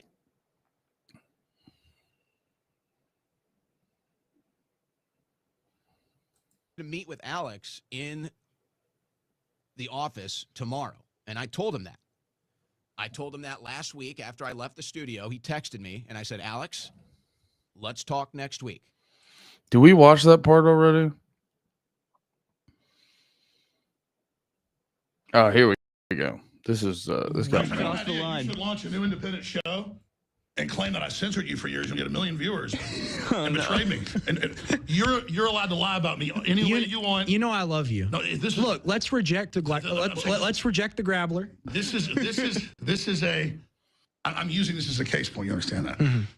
How much have I come in and censored you over the years? Yeah, not enough, frankly. I say some things we that miss shouldn't you. be said. Have I ever censored you? Never once. Literally never once. But hey, if you want to quit and have a publicity stunt and lie about me, I forgive you, okay? Well, that's I know. very I expected. Hey, David Knight did it. Owen's done it. And I tell you, I was taking the high road until I actually started watching it. And it's like Anakin Skywalker's become Darth Vader. Can we sing a song? Really? Hey, when I go on the air, I'm letting you have it, Schroer. You stabbed your brother in this operation in the back, and you're a fucking liar. Can we sing a song? Fucking asshole. Can we sing a song? Shit. We're gonna take. There we go. We're gonna sing a song. I'm angry. There we go. That's the shit I want to see happening at InfoWars. I don't want a long, thought out, fucking mature video. I've had enough of these people. This, by the way, is like proof none of these people are actually like friends or anything like that. Which I guess like you don't have to be best friends at InfoWars. It's it's a job at the end of the day. But you see a lot of these things, and people sort of view this as like everyone's kind of friends and shit like that. And it's like, because I'm trying to put myself in that place, and it's just like, there would be like, I'm trying to put myself in that place with like my friends who I podcast with and shit like that. And it's just like, there'd be this level of like pain in my heart that we weren't friends anymore. Or maybe it's not even that they're not friends. It's just indicative of like the type of people they are. Where it's like, you're the type of person that is a little bit more, maybe you're a little more worried about yourself. I would probably lean that they're not really friends like that. Or what, I don't know what it is exactly, because I think sometimes it's like, I don't know. I would look at like a lot of stuff like this. Like we definitely bicker and stuff on air and shit like that. But if it got real, it would definitely be a thing where we'd be like, yeah, let's not talk about this on the podcast. They're a bunch of Christian murdering scum, running giant death factories, keeping babies alive and selling their body parts. What more do you need to know about these people? I go out and face these scum. They literally crawl out from under rocks. They have green-looking skin, and they run around screaming, we love Satan, we want to eat babies. I have them on things, but it's difficult. That's how upset Alex was over. It's tough, Look, I mean, it's kind of a Batman and Robin situation. I really think they're both going to go on to do great things, but it's difficult. Oh yeah, I mean, I agree. I didn't realize how upset you were. It's totally normal to go and do innuendo that you've been censored and controlled and got to go because you're talking bad about Trump and this stuff. I do respect this about Alex Jones. He's very direct. I don't like people that dance around things. I don't like people that dance around things. I like people that are very direct about shit. You just need a green screen. You can make an account. InfoWars set. You just need a green screen and a desk. Yeah, maybe. And then later, hours later, go, oh no, he didn't censor me. All set up to boost himself off of lying about me. I don't ever get involved in infighting. When I've known somebody 10 years and they've been my friend, but he's gotten really dark, didn't talk to the crew the last 2 years. And so it's like a different person. I'm not here to be the villain for somebody's lie. So wait till you hear his phone call to me yesterday. He literally talked to me like it was a crack whore and he was a pimp. He's like, yeah, well, if you're desperate, pay me more, I'll stay. But I'm going to promote my new show on InfoWars, huh? Let's take the high road. Really nice. I might do a week. I was like, man, this is really hurting my feelings, dude. No, it's all right. You don't have to come in. I hung up, started fucking crying. And then he goes on fucking air and lies about me. Fuck you, you fucking piece of shit. I won't fucking take people stabbing me in the back anymore. Fuck you. Get ready. So, because that'll be clipped, you can follow me at Rex Jones News on Twitter, and that's Rex Jones News with a Z. Very important that you follow me on Twitter. Thank you. I respect this kid, dude. That's really funny. What did he say? Owen has wanted to go for a while. He told me he was quitting yesterday afternoon. He told me if I need him another week, he would do it. And I said, no, it's that simple. Built InfoWars to be a radio talk show on TV. The office is a newsroom, so when big stuff would break, I and other would bring stuff to the show producers. That's as far as me standing over his shoulder went, except maybe twice a month walking onto the show. That's what we have always done on all shows, including mine. I've known Owen for over 9 years and love the guy. That said, when I started to watch what he said last night online, I was sad and I stopped. Stopped?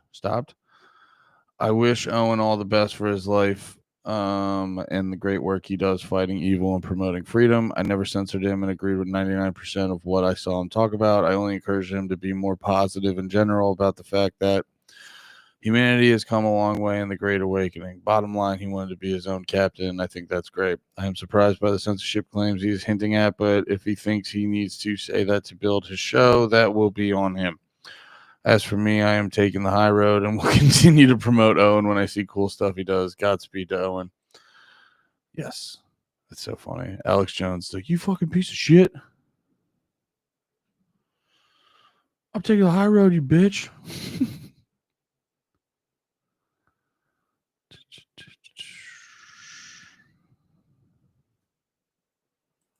And all this other stuff, which is fine. You work for Alex. Alex had been coming into my show and talking about how I'm negative and calling me a pessimist and all this other stuff, which is fine. You work for Alex. You're going to get hit with it a lot. Reading Alex. I'll do that from now on. I should have done it on the last one. I mean, I trust Jones a little more than the other guy because of that shit fit. Yeah, I like it. It reminds me of a quote I heard. I know it's not his quote. Maybe it is his quote or maybe I heard his version of the quote. But when I used to be a fan of Owen Benjamin shit, he's kind of gotten, I don't know, shit's a little gay now, whatever.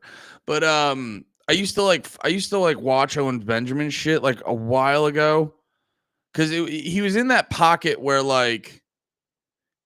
he was kind of going against all the like mainstream shit, and you're like, oh wow, this is interesting. And then he just ended up being like, it's the thing a lot of people don't notice with a lot of these like alternative media spaces and the like quote unquote conspiracy people and the parapolitical people and all this other shit, because they're more truthful with the subject matter.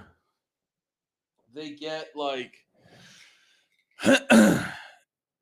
they're more truthful with like the subject matter. They get held up as like, what am I trying to say? As like deeper people and shit like that. And like and I'm not trying to shit on Owen because I don't want well, actually it would really help my career if Owen Benjamin it actually would help my career if Owen Benjamin obsessed about me for a month. I'm not doing good. Actually, yes. Can you guys send this to Owen Benjamin? You're a fucking bitch. No, I'm kidding. That's rude. I'm kidding. But no, it would help me if he it would help me get a lot of clicks if he obsessed over me for a week. But no, that was the thing I was starting to notice is like he would do that all the time and everything. And then he would just he would like upset, like, or he would obsess over people in a positive way, and then go on a whole smear campaign when they didn't live up to every specific expectation and need he had for them. He's like he turns a lot of people into father figures. Anyway, I'm rambling a lot about Owen Benjamin, but I guess I would listen to his stuff, but then it would get to a point where I started to realize I was like, oh, you're like a gossipy. It's you know what it is? It's you listen to a lot of these people, and it's the ones that get like deep. It's the ones that get like deeply emotionally invested into the drama. Because I say that as like I've been talking about this for a while now. Now I'm casually talking about it on the stream. I'm not making it my whole podcast topic, but like, and I say that as a guy who's currently talking about this shit. It's the people who get like deeply emotionally invested in it, in all the drama stuff, and they're like, no, I said this, you said that. And I noticed with a lot of these like alternative media spaces, a lot of people like do that, and then it just feels like some like high school bullshit, and it's just like I don't have time for that. I'm trying to not be retarded and learn about the world. So yeah, Owen Benjamin would do a lot of that stuff, and it would bum me out. He would just, you know what it was? He would like turn on people the first chance he would get. Anyway, I'm rambling too much. He said, but he always said this thing I give him credit for, where he was like, I may not be at what is it? He's like, I may not be right, but I'm not lying. And I think Alex Jones is like that. I don't think Alex Jones is ever like lying or being deceitful, or like, I don't think he's ever intentionally lying or intentionally being deceitful, or that's why like the Sandy Hook shit always annoyed me. It's like, dude, watch his show. They're all like, oh, he lied. He knowingly lied to make money. It's like, he doesn't I don't like watch him talk. I don't think he's fucking lying. I just think he gets passionate, and I don't think he's always the best editor. I don't think he's always the best at like because he'll be podcasting for hours every day, and he's just kind of going, and sometimes he just flies off the cannon. And you saw it in that last clip. He just kind of like flies off the cannon, or is that the right expression? Whatever the expression is, he kind of just goes and he gets sloppy. That's his problem, is he gets sloppy. So going back to your comment earlier, yeah,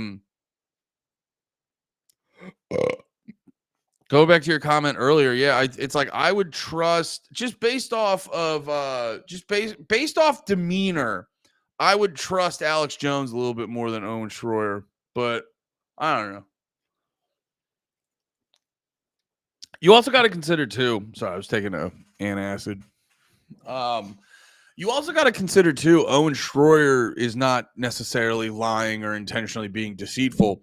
People also just perceive social interactions differently. So that's like also what could be going on with him. There could have been a bunch of social interactions with them that he just completely perceived the wrong way. Alex is not easy to work for, and that's fine. That's okay. Like right there, Alex Jones is not easy to work for. That's probably true. Do you think Alex Jones thinks he's not easy to work for? No, because Alex Jones is his speed and knows his own vibe. And yeah, Alex Jones has an unreal amount of energy, and I bet you you know what I mean? It's like he's probably like that all the time, and not everyone can fucking keep up with that. Does it make either one of them right or wrong? But if you like, if that's why it's so important to take time to understand other people's perspective. Handle? Wait, why are you saying handle?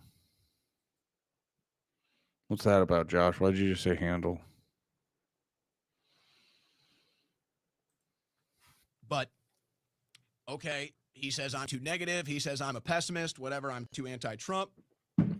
So I just said, all right, you know what? I'll just take some time off. I'll just disappear. And if... It's an interesting reaction, I got to be honest.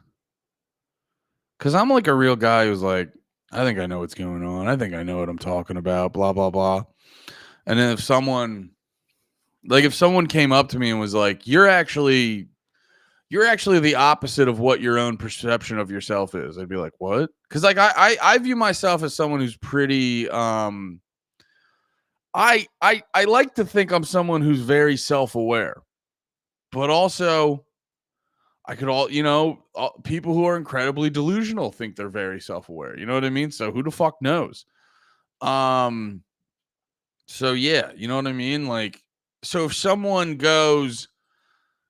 came up to me and was like, "You're actually the exact opposite of your own perception of yourself," I go, "What? Wait, what? Nuh-uh." You know what I mean? I'd be like, "Nuh-uh." And then I'd probably take a little bit of time to reflect. You know what I mean?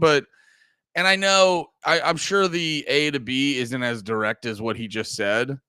Oh, flying off the handle. Gotcha. Oh, is that what I was trying? Oh, that's right. That's what I was trying to say.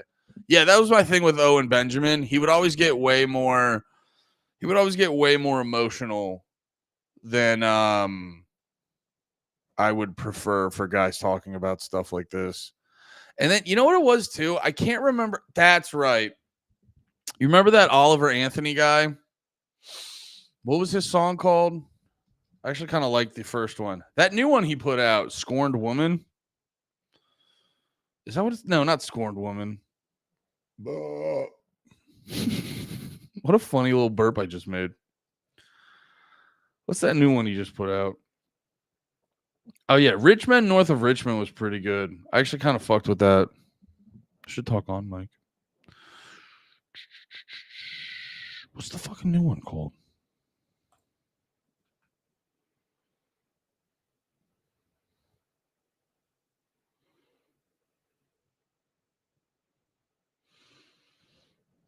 Come on, Wikipedia. Tell me Oliver Anthony's fucking songs.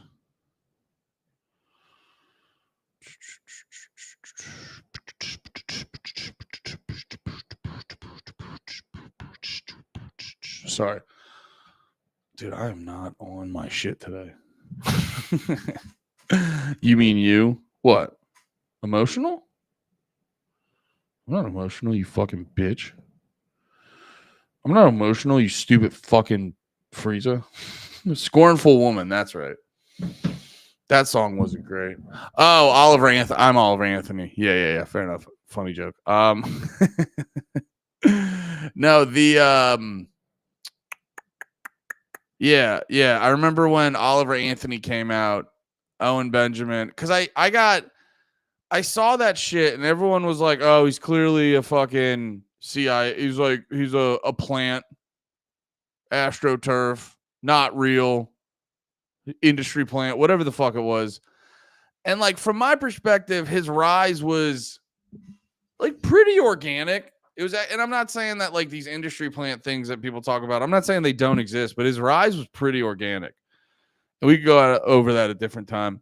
But like, well, no, I mean, what's the short version of that? It's like people will be like, well, it's not real, because it's like people get confused with what the fucking word industry plant means, because it'll be like, well, a group of people fucking advertised his shit. And it's like, yeah, but like, like you take a lot of industry plants or people called industry plants, and it's like the first stage of what happens with them happens constantly with almost every artist. It's then the next stage of like everyone listening to it. It's like, yeah, a lot of mainstream artists inorganically get pushed upon you. That's like how it's what happens with all of them. And then it's the music that people like.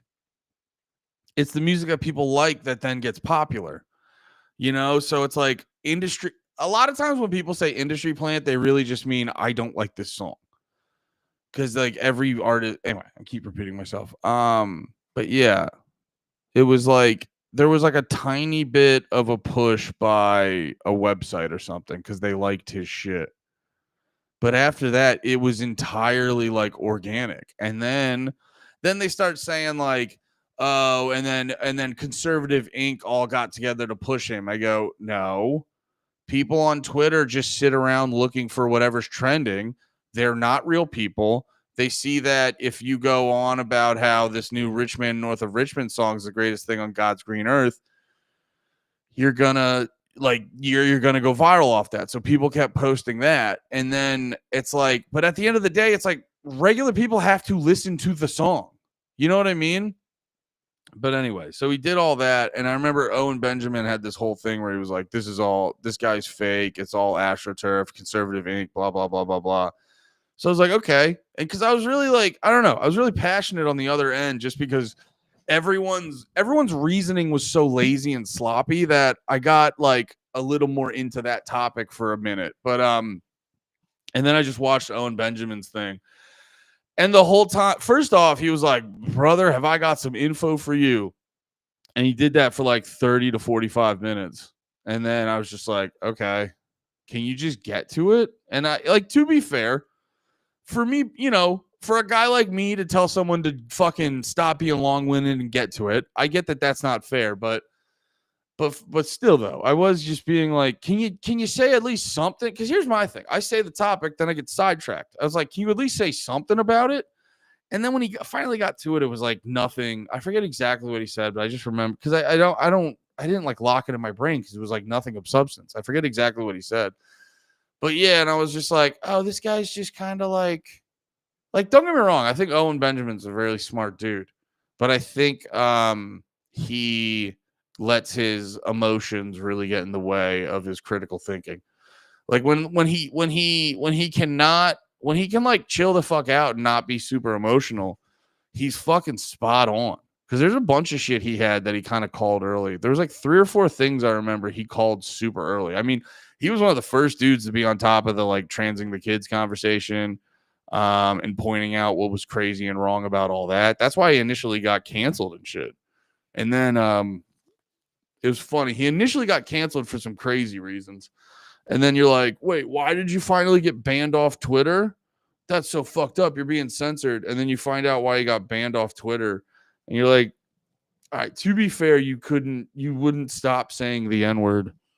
And it's like, dude, I get it, freedom of speech, but like, you get why they did it though. Like that one's like more, it's still just words at the end of the day, but you know, it's probably because you're making everyone really fucking angry. That one's always funny. It's like, yeah, they took away my right to fucking say the N-word to scream the N-word every 5 minutes. You're like, well, you're technically right, but you really shouldn't do that.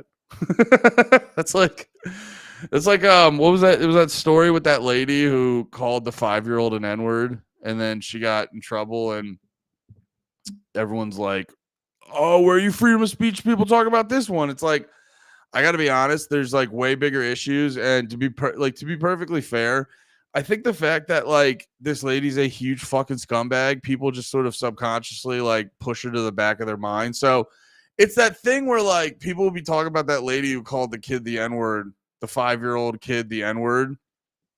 And then they'll be like, you know, she's got to pay a $1,200 fine and she might face up to a couple months in jail, which is fucked up.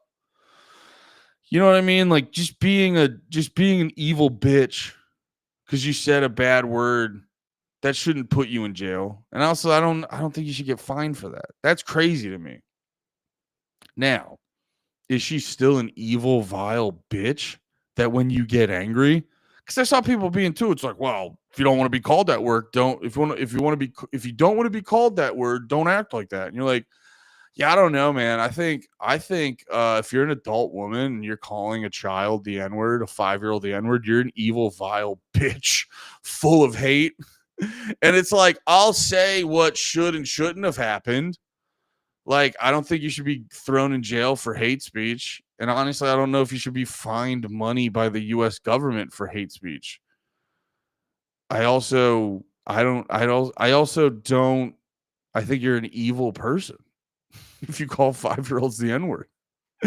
I'm just a wacky kid like that. You know, I'm just a wacky dude like that. I think you're a vile, evil, stupid bitch.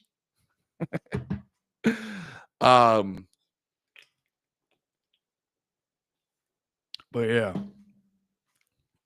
I went off on a really long rant on Owen Benjamin. That's why I don't fault people for not getting to it. For when people take forever to get to the point, I go, I don't know if I've ever gotten to a point. I couldn't tell you one time. Hey, a few more people hopped in. Just a reminder, if you're on Twitch, subscribe, please, for the love of God. If you're over on the Panties YouTube channel, you might be able to go over to Twitch or Big Red in the Morning on YouTube.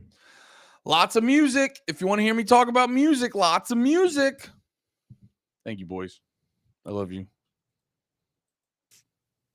If Alex thinks I'm too negative, then maybe he's right. Oh, yeah. Oh, yeah. That goes back to like my original thing I was talking about where I was just like, if I had a pretty locked in perception on reality and then someone was like actually the complete opposite, I wouldn't just like take a week off from work. I would get obsessive. And I can't sub. I have to buy Powerball tickets. No, you have to sub, Cartman. You do not buy Powerball. Give me your money.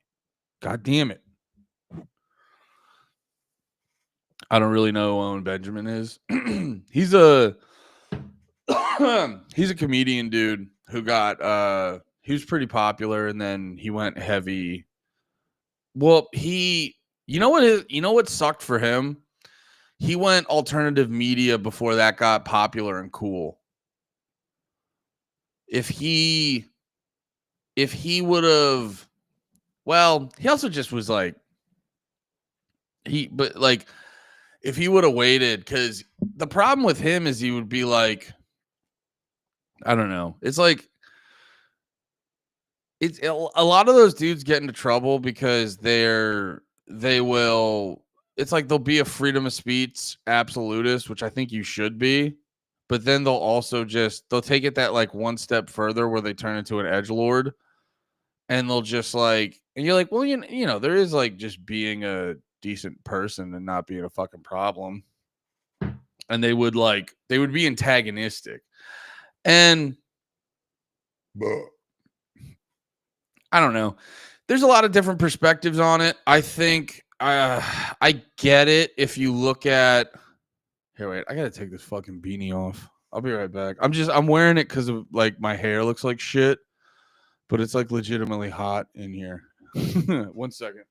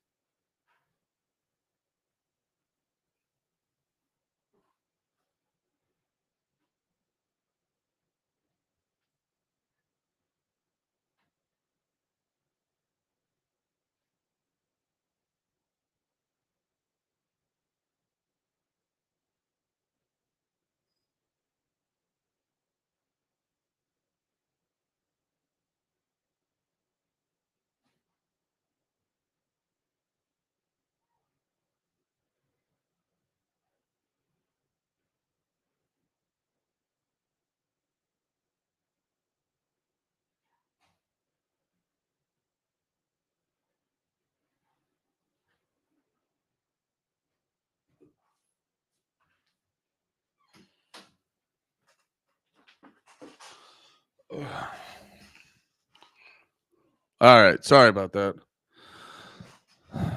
Also, I really need to buy new headphones because my the fucking god damn it. So this is why I like the beanies, because I can control my hair in them, and I actually have hair to put under my beanie. You know who the fuck you are, but yeah, no, my headphones are like old and shitty and stripped, and I'm just lazy. It's such a hilarious comment to hop in with. Sup all. We feeling horny today. It's a crazy comment to hop in on.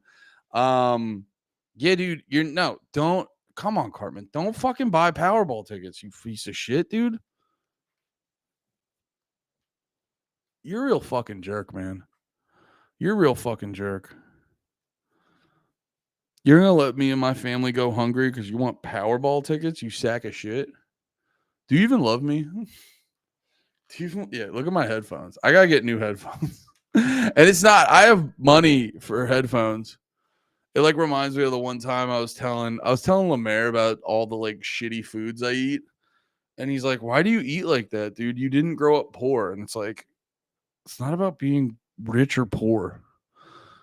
It's about being lazy and fat. And I am lazy and fat.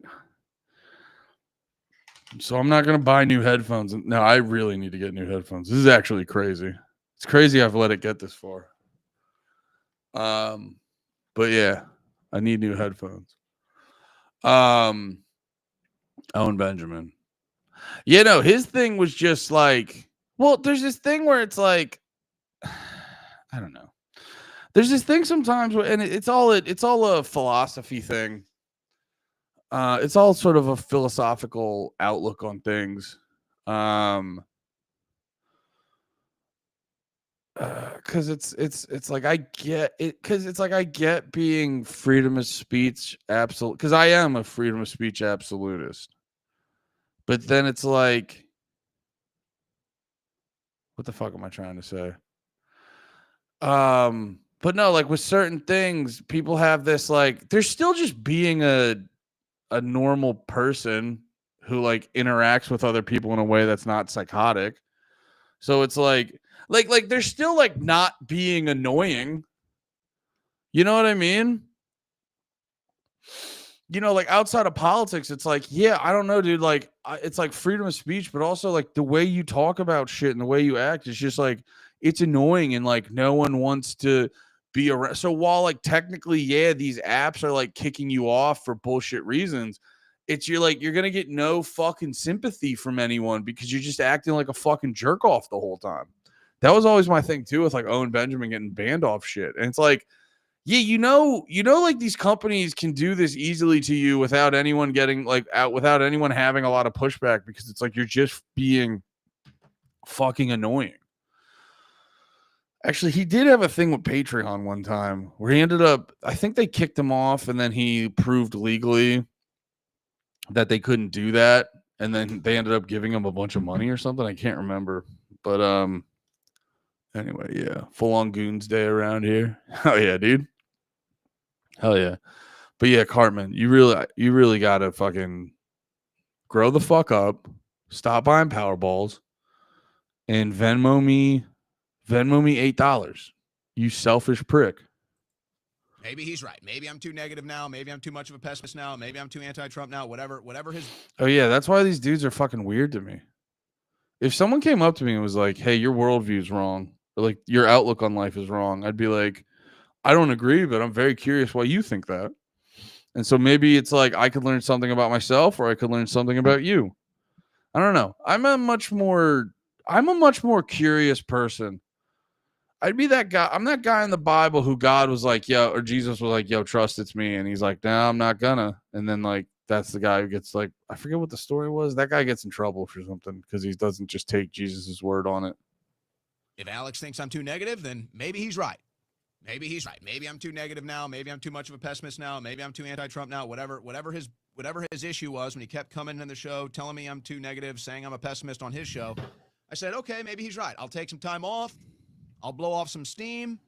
I'll just get out of the ring for a week. And, maybe I'll come back a little more positive. And maybe there was a level of reality to that. And I think I did come back more positive. But the same issues that I had started up immediately as soon as I came back. And it's not to say that I didn't have creative control over the InfoWars war room. But I mean, imagine it's like somebody staring over your back 24/7. And so every single day that I came back, it was either a guest that I was told I had on at the last minute, or it was, him coming into the studio. He wants me to cover this. He wants me to cover that. Or I have to host his show for him because he's not in. So there's nothing consistent for me. I couldn't do what I wanted to do, which I'll explain what I want to do in a second here. It's always interesting considering like some of the clips I've seen him do. It's like, I don't know, man. It feels like I go, what did you not, what did InfoWars not let you do? It's like Alex Jones goes on there and he goes, Hillary Clinton's literally an interdimensional being, an interdimensional demon vampire. What is Alex Jones not letting? That's what I'm curious about. That's why it's like, part of you thinks there's a little bit of bullshit because you're just like, what could he have not let you say?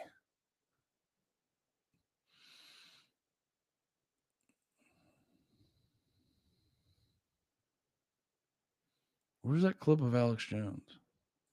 There was a clip of Alex Jones I wanted to watch. Oh, this is more Owen Schroyer based.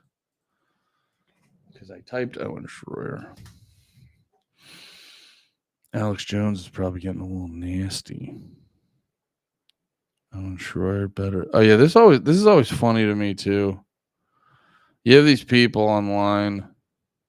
Who is this? Yeah, like that's damn. Can you imagine being this guy? Wow, this is actually a crazy picture.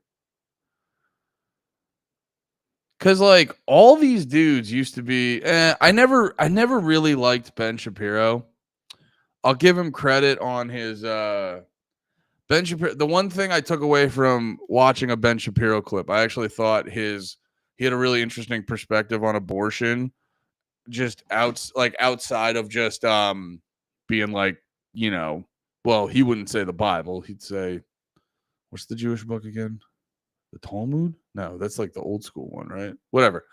But like outside of just the religious thing on abortion, because you're like, God says it's a baby. He had this one thing where it's like, because a lot of people in the abortion argument, they'll be like, well, people aren't ready to have kids. And you're like, well, the amount of it being a burden for you doesn't really affect if it's alive or not. And I go, that's a really good point. And these aren't like opinions I'm stoked to have. It's just I'm married to the truth. And that one really opened my eyes on abortion shit. Now, to be perfectly fair, I'm not going to promote like a police state you would need to stop these abortions from happening. I think the smarter route is to just have conversations. And, once you get someone to agree that, after X amount of weeks, X amount of months, that's alive, that the baby's alive, you don't really need an abortion ban. You know what I'm saying? You don't really, you know what I mean? Like once someone agrees, like if you just have someone who goes, yeah, a month is at a month, it's a baby. At 2 months, it's a baby. You don't really need an abortion ban because you literally, like that person thinks if they abort it, they're going to kill a person. So it's like, yeah, you don't, most people don't feel good about being murderers. So, you know what I mean? So I actually have to give Ben Shapiro credit for that one because that's like a very eloquent way to put it. But you know what's funny, actually? Most of these guys, I never loved Eric Weinstein too much from the jump. He's interesting to listen to, but it's the way he, you know what I think it is? Eric Weinstein, he was one of those dudes. He just like popped up on Rogan. He just kind of popped up on Rogan. And then you're like, everyone was like, this guy's really fucking smart. And you're like, okay, cool.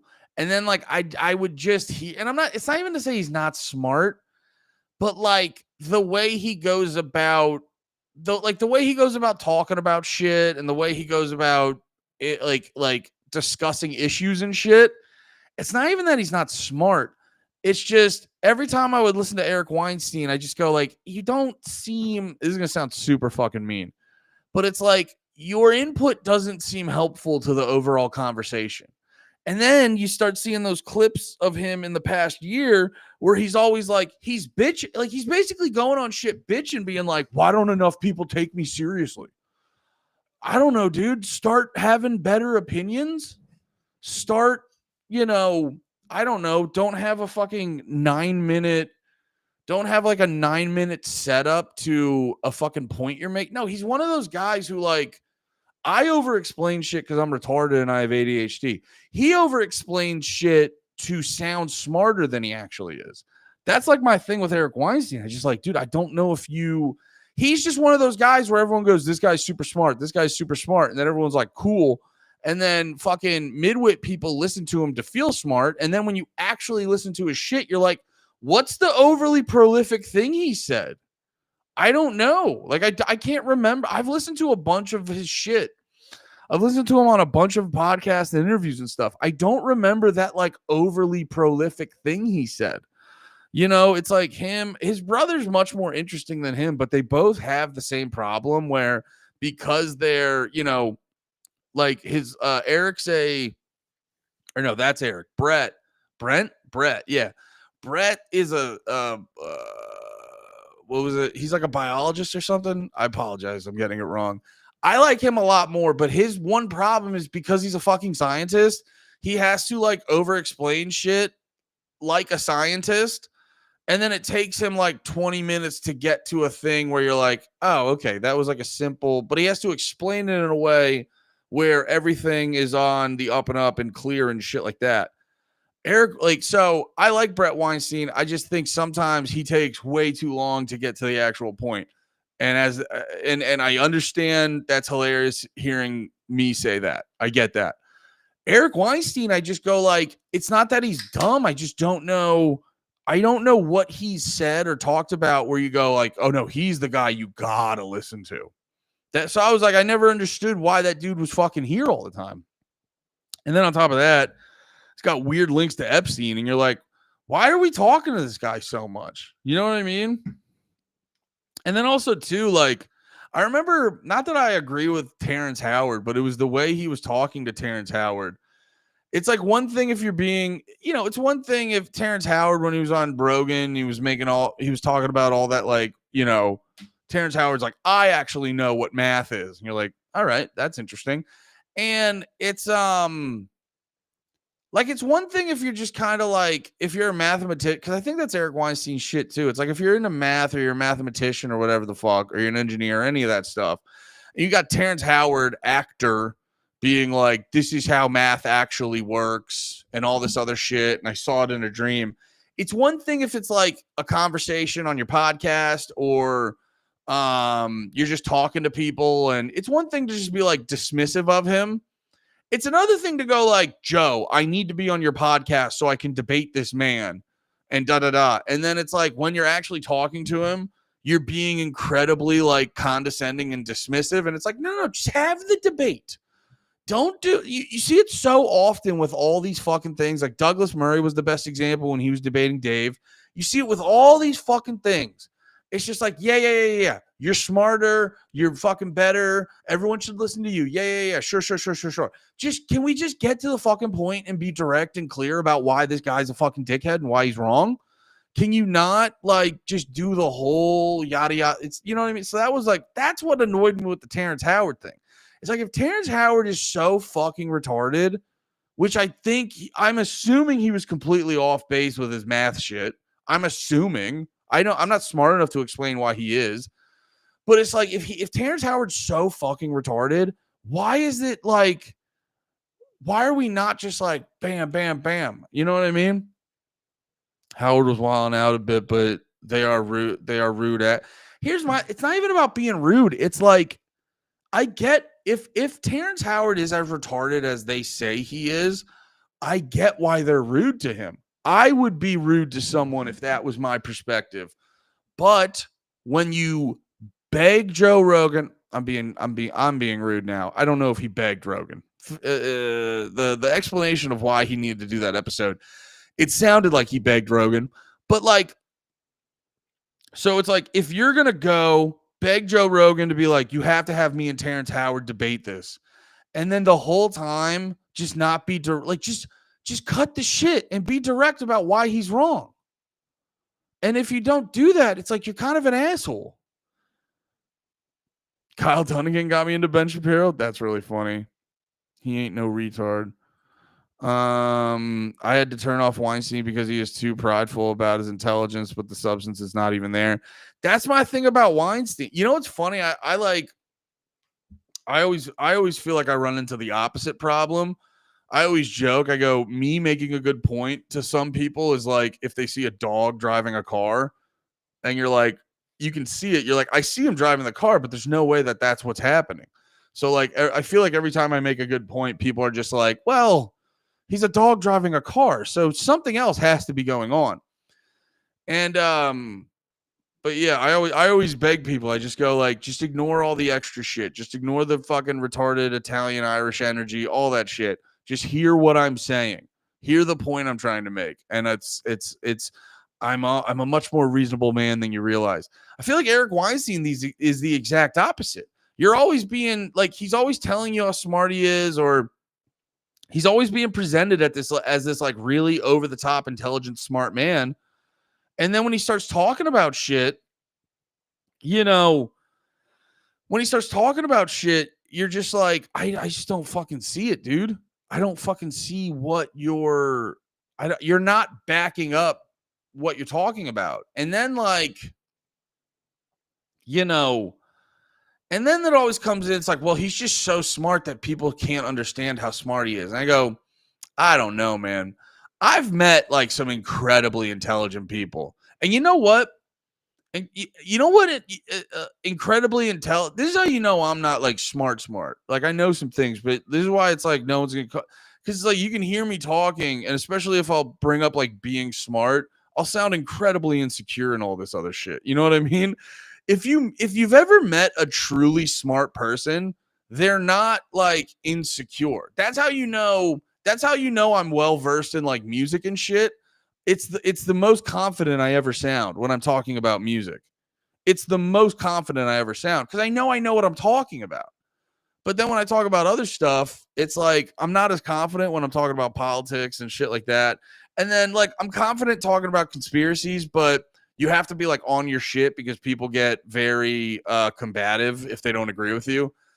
But like if I've met really intelligent people, and the one thing that's very apparent is like they're not it's like they're really confident, but not like intentionally. It's just they know what they're talking about. And then on top of that, they're not mean or condescending. Actual intelligent people are actually usually kind of nice when you're asking them about their shit and they're talking to you about what they know a lot about. Eric Weinstein doesn't have that energy. Eric Weinstein is just like bitching all the time about like, why don't people think I'm so fucking smart? Yeah, I don't know. And then, Jordan Peterson. Yeah, it is kind of, yeah. What was I saying earlier? Why did I pull this up? Oh yeah. I clicked on this random guy. Yeah, dude, if this is your fucking header on Twitter, that's brutal. That's brutal if that's your header on Twitter. Just being like, oh, all the guys we thought were the smartest ever, excluding Rogan, because they're all just there because he allowed them to be on his podcast. Also, Rogan doesn't claim to be a fucking super smart guy. He just claims to be a curious guy with a good heart. And but no, like all these dudes on here, it's like, oh, you remember the guys we all thought were really intelligent in 2010? And I will give I've always given OG pre-Benzos Peterson was pretty sick. The problem is, post Benzos, post joining the Daily Wire, he's basically shown to be like he can talk the talk, and I think a lot of stuff he had to say back in the day was very helpful and very true. The problem is like post getting famous, Peterson sort of showed he couldn't walk the walk. Sam Cedar? No, that's not Sam Cedar. Sam, all I have is Sam Cedar and Sam Hyde in my head. Who is this guy again? Sam Sam Harris, that's right. I don't know why I forgot his name. I'm very familiar with his shit. Sam Harris just I think Sam Harris just wasn't smart from the get-go, and his demeanor and the lack of pushback he got made him fly under the radar. But once Trump got in there, and I mean, he had some monumental like Trump derangement syndrome things where it would be like, dude, if I found out like Trump's so evil. I remember the one that always stuck with me where I was like, he had two where I was like, this is a retarded guy. This is just a stupid guy who should, like, Sam Harris made me realize there's a bunch of these dudes that it's like, dude, you should have just watched sports. The way your brain works is like, you're way more, it's such a shame because like dudes like Sam Harris and Dave Rubin's kind of like this. But yeah, dudes like this, you realize you're like, damn, it kind of sucks ass you didn't grow up in an environment where sports was much more socially acceptable, because the way their brains work, you're just like, you were meant to watch sports, not to have political or social analysis, because the way you break down problems is not fit for anything outside of fucking sports and shit like that. You know, and I'm saying that I'm not trying to call out sports fans, but I'm not trying to shit on sports fans, because there's a lot of sports fans that are substantially more analytical than Sam Harris. Like, I was listening to my friends, because I guess fantasy drafts are happening now. I was listening to my friends talk about their strategy for fantasy football, and I was like, dude, these guys' brains are substantially more analytical than some dickhead like Sam Harris. I say sports because it's like the team mentality, and that's what Sam Harris was rocking with during the 2020 election. Or no, was it 2020? What, the build up to the last election? 2024. Yeah, 2024. The build up to the last election, or was it what? I forget exactly when it happened, but it was like when the Hunter Biden laptop stuff came out, and he was like, I don't care if he has. He was either talking about Hunter or Joe. He's like, I don't care if he has fucking dead babies under his house. And then he kind of like took the time to almost be like, I literally mean that. And you're like, wait. Like, wait, do you actually literally mean that? Because if you think Trump is so evil that you would still vote for Joe Biden if he had dead babies, a la, what was the guy's fucking name? Not Ed Gein. Who's the other guy from fucking Chicago with the clown? Who's the clown serial killer? All I have in my head is William H. Macy, and that doesn't make any sense. John Wayne Gacy. Yeah, John Wayne Gacy. Yeah, it's like, so, okay, so you're literally saying, James, what's up, brother? Flim Flam Harris. Hilarious. I had to rewind to figure out what you were talking about with dogs driving cars. Oh, yeah. It's when people hear me make a good point, they still go like, what are you? No, there's no way you just did that. Yeah, no, he had that one comment where it was like Joe Biden or whatever had 24 was next to Kamala. Yeah. 2020 was laptop. Oh, yeah. 2020 was laptop because they were using that to get at to try to fuck up Joe Biden's run. Yeah, so it's like Sam Harris is saying, like, I don't care if like Hunter Biden or Joe Biden or whoever has like dead babies under the floorboard. It was something like that, in that ballpark.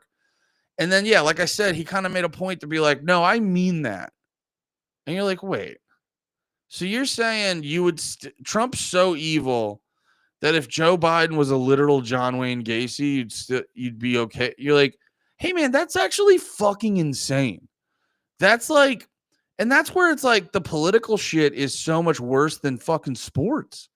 Because it's like that's on a derangement level that's like unhealthy. Like that's an unhealthy level of like devotion to being anti-Trump. It's like you're bordering on like fucking retarded psychosis or some shit like that.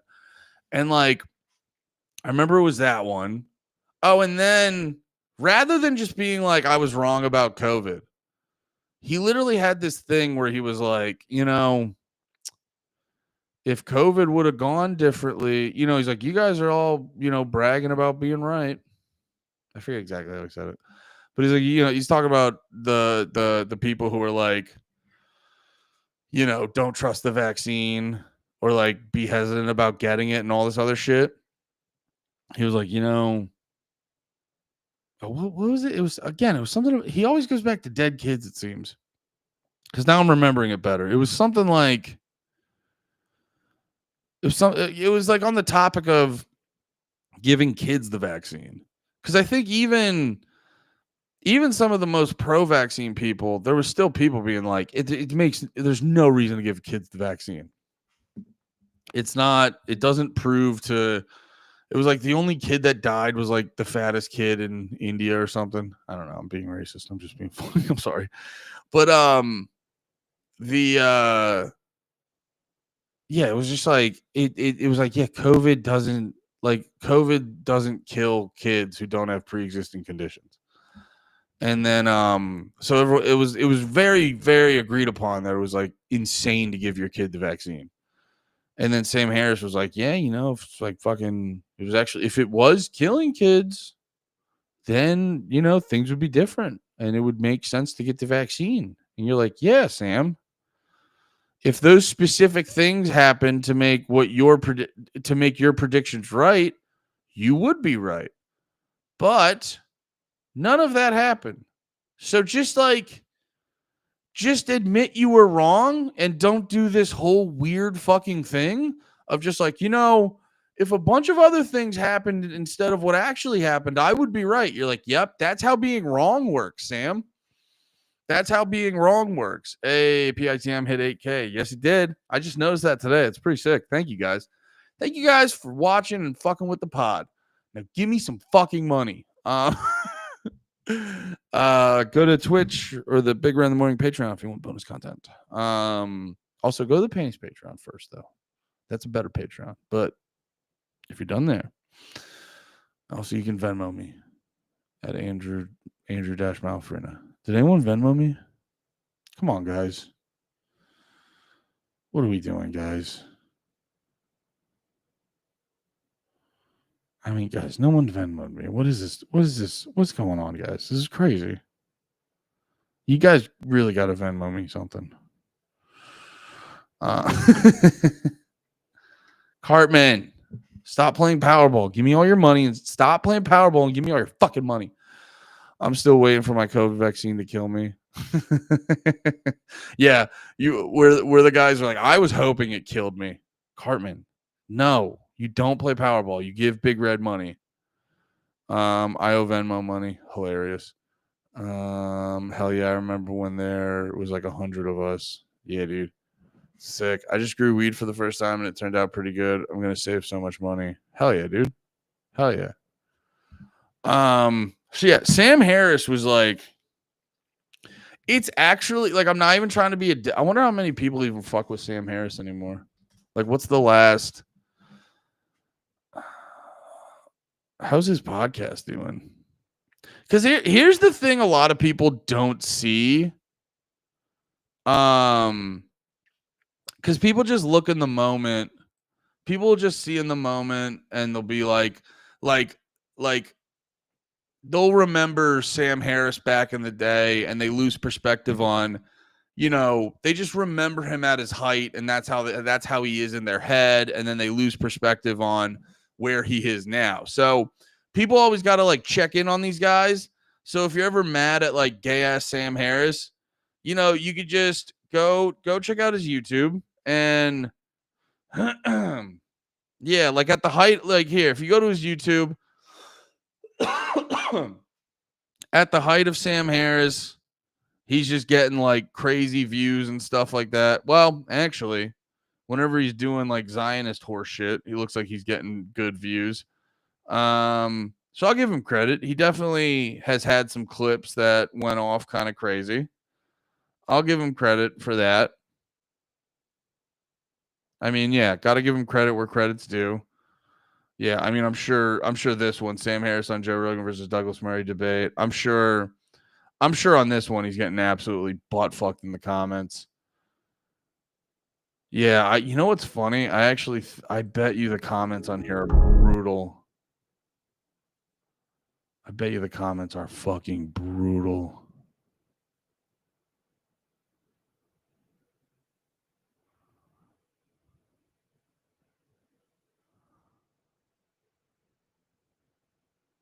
Okay. Maybe not brutal, but he's definitely getting shit. Yeah, okay. Yeah, he's getting shit in the comments. Because that's the other thing you got to remember when they have high comments. But it's like you got to look at, yeah, here we go. So if you just look at like a standard podcast, not like whatever the hot topic is, 87K, 42K, 81K, 104K, 104K, 67K. Yeah, he's got the occasional one that pops off, but you know, it's like you see some of that stuff. All right, I'll give him credit. He's doing a little bit better than I thought. Whatever. Okay, maybe I'm wrong about this. He's still gay as shit. He's still a gay bitch. All right. Tried to make a good point, couldn't, but Here's what I do. I admit when I'm wrong. Couldn't find the Venmo. What is my Venmo? Am I saying my Venmo properly? Yeah, my Venmo is Andrew-Malafrina. Do you have to be my friend on here? Or can you just send me random amounts of money? Actually, also, you know what I should do is update my PayPal. What was my PayPal? I forget which email I use I use for my PayPal. I use a bunch of emails for a bunch of things. My PayPal.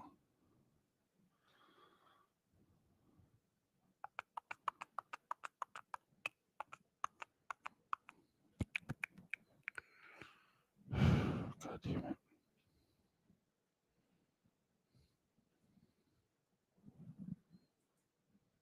What the fuck? PayPal, what are you doing to me right now?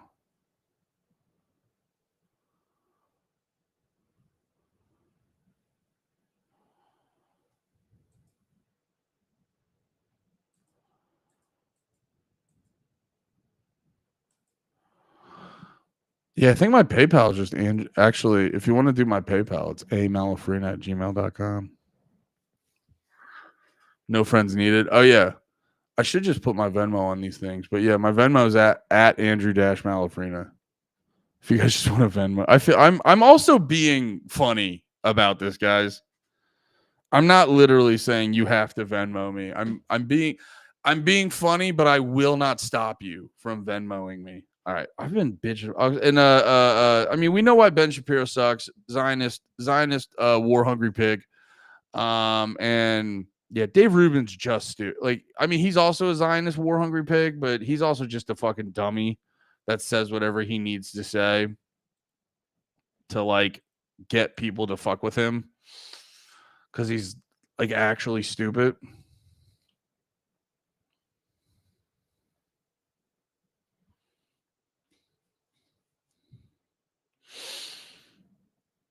I don't pay my rent, own parking tickets, so I'm not going to help you. All right, Josh.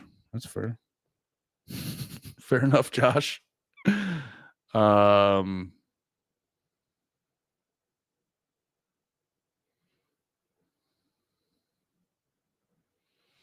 see what's good in the news. How long I've been going? 2.5 hours? Cool. Anything good over here? Oh, shit. Interesting. Sagar, this will transition us to the next piece. Yes. I think he also is enamored with the real estate developer possibilities of the Gaza Strip. Definitely. All right, Josh. I don't like the way you're talking. Offer off the table. Do not Venmo me. I will send it back. I'm not gonna send it back. But do not Venmo me. I don't like this whole I might Venmo you $1, but we'll see. It's not, I don't care anymore. Don't do it. I don't like this at all, Josh. I don't like this at all. Yeah, that's right. All right, let's get to that, shall we? Because this, we both were going through the post-war plan, the PowerPoints, which remarkably are actually out in the open. And it's actually insane. Let's go and put this up here on the screen. This was from the Washington Post. Gaza post-war plan envisions, quote, voluntary relocation of the entire population. It's called the Great Trust, from a demolished Iranian proxy to a prosperous Abrahamic ally. Let's stick with that. It's the Gaza Reconstruction Economic Acceleration Transformation, or GREAT, as they are calling it. You can actually look at the prospectus. It's linked there. It's completely public. It, quote, envisions a temporary relocation of all of Gaza's more than 2 million population through what it calls voluntary departure to another country or into... Hell yeah. Hell yeah, dude. Sorry. I just logged into... I have this PayPal... I have this one PayPal account that like my Twitch and stuff is set up to, and then a few other things are set up to. And there's never I don't make a lot off Twitch right now. So like I don't check it a lot because there's never like a huge amount, but I just checked it and there's actually like a decent amount in there. And it's just like, hell yeah, money I didn't know I had.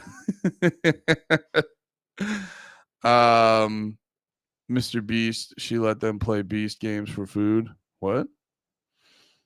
Mr. Beast should let them play Beast games for food. Is Venmo then Cash App? Is Venmo better than Cash App? I don't know.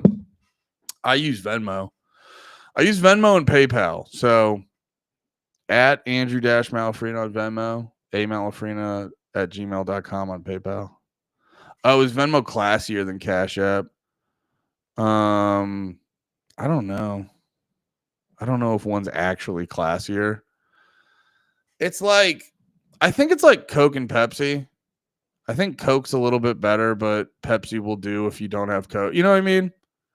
It's like, I prefer Coke, but if they go, is Pepsi okay? I go, absolutely.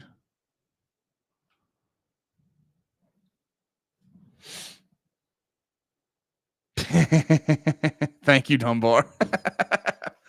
Appreciate it, Dunbar. That's so funny. He actually did that. I really appreciate that, genuinely. It's hard out here for a retard. So all your donations really help.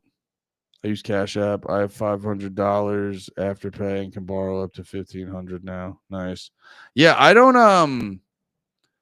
I know. You know what it is though? It is always very funny when like I've had those times where, because you know what's funny? I had a small you're the man, Dunbar. I appreciate it.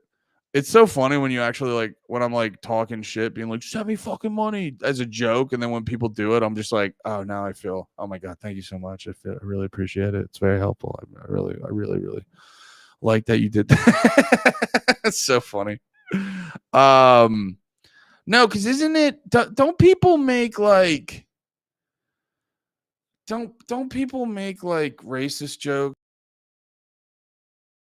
saying like black people use Cash App? Funny though when you talk to like it'll be like you'll talk to a hood person and then they just fall into each category and you're like, that's fun. That's funny stuff. That's funny stuff right there. To restricted secured zone. But yeah, I've used Cash App. You know what it is? It's the oh, what's the fucking term? What is this?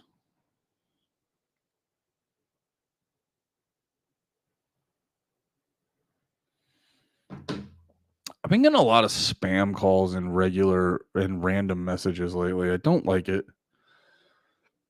Excuse me. Oh God. Yeah, I've been getting a lot of random spam shit.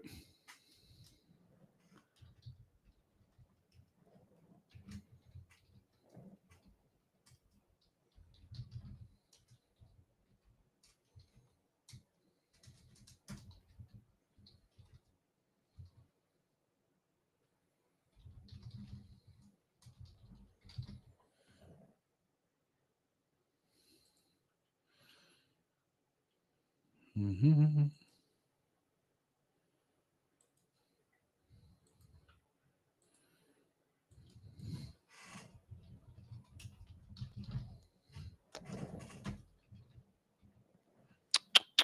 Okay, sorry. Just fixing something.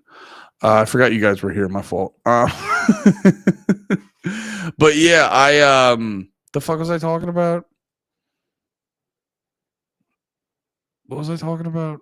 Oh yeah, I've been getting a lot of spam messages lately. Banks owe me money. Fuck them. Or I owe banks money. Fuck them. Helldivers 2. I used to play it, and then I should check it out again. Because I was playing it a bunch, and then I lost interest in it after a little bit, and I've never gone back to it. I'm not like a really I'm not a gamer. So if the game's like hard, which it wasn't hard, it just wasn't. I'm a big casual gamer, so it's why I prefer like Fortnite, and I've been playing more fighting games, and I've been playing a lot of Diablo 4 because I just pop that on, run around, beat people up, listen to a podcast. But yeah, I've played Helldiver 2 and it is fun, but I didn't get deep into it. Do you need to go back and clip the Clip the lead up to the hell yeah. What is that? Wait, what? I use Zelle, the classiest of them all. Nice. I've only set up a Zelle because you like have to. You seem stoked on the video. Oh, this one? Or which video? I don't know. Me too on the spam Indians at work. Yeah. You have to have bank to use Zelle. Cash App is for degenerate hood rats who can't even open a credit union account because they money to a previous one. Yeah, that's like the perception on Cash App. I've used it before. I've only used it because I've had some friends who are like, I have Cash App. And then they're like, well, can you set up the one that everyone else has? And they're like, no, I can't do that. I remember I got into it with Nate one time because we would do things for it would you'd get a thing for the podcast and you'd be like, hey, I have control of the Patreon. So it'd be like, hey, can you send me money? And I was like, cool. Can you set up a PayPal? And he's like, can you just send it to my Venmo? And I was like, can you just get a PayPal so I can send it to you directly? I remember it was like a thing, and he just wouldn't set up a PayPal, and it was very frustrating. People have their ways of doing things, and sometimes they get aggressive if you make them step outside their thing. Nate eventually set up a PayPal. Derek and cut touch metrics cool with the anti-Semitism. Thank you, Slav. Thank you so much, Slav. I really appreciate it. Brother, we're fucking fighting dragons now. Oh, interesting. Yeah, I mean, I should check out Helldivers because I've got it on. I bought it. I paid for it. So I should hey thank you, Ben. Or wait, shit. I don't mean to tell people your real name. Fuck. Cartman's cat. Look at you, dude. $2. That's pretty fucking sick. Dude. $2 is a big deal. And also, if you guys do Venmo me money, you can add captions that say like gay sex and stuff. I will accept that. And if people ask, I will tell them it was for gay sex, so that you have my promise.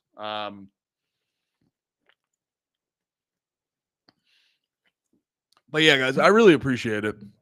I'm fighting for my life out here. And I really like, I don't know. I like this model. I don't know. Like, we could keep it, we are broke ass N-words. Fair enough, Derek. Fair enough. That's why I will beg you for money, but I'll accept support. But no, for real. If you guys don't already, follow the channels and like the post, and like whenever I see a comment that just says some, like, my favorite one ever, obviously money's my favorite. I'm not gonna even front about that shit. My red ass loves some coin. No, but when it comes to like comments and shit, my absolute favorite comment is when some dude just writes for the algorithm. Because it's like, it's just you being like, hey, I'm just trying to help any way I can. So it's like all the little shit, man. If you see me post on Twitter, hit the like button, hit the share. It genuinely helps. It genuinely does. Sometimes it's not a lot, but any amount is appreciated. So if you see a post on Twitter, hit that. Because also, too, remember, if I'm posting about the podcast on Twitter, Elon's gay ass like throttle shit if you put YouTube links in it. Or if they know you're trying to get people to a different website, they like throttle the fuck out of your post. So yeah, man, if you see a post on Twitter, hit that like, hit that share. It means a lot. If you're watching a YouTube video, hit the like button. Comment for the algo. Comment nice tits, Andy. I don't give a fuck, dude. You know what I mean? It's yeah, it all helps. It all helps. You know. My favorite one's money. I'm not even gonna.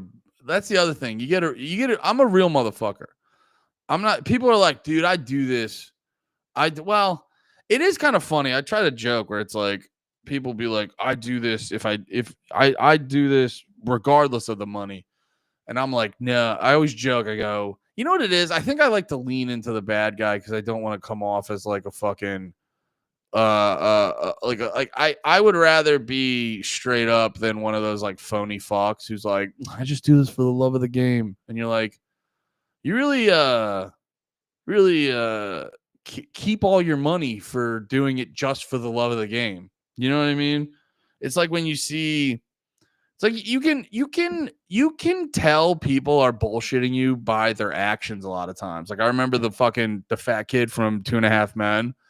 He was like, fuck 2.5 Men. The fucking guy who made the show satanic and it was all anti-Christian and blah. He was saying all these different kinds of things like that.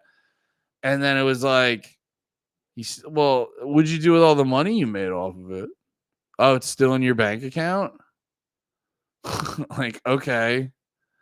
You weren't that mad about it. You know what I mean? That's not the best example, but there are these people who like bitch about shit and they're like, and then I kept all the fucking money.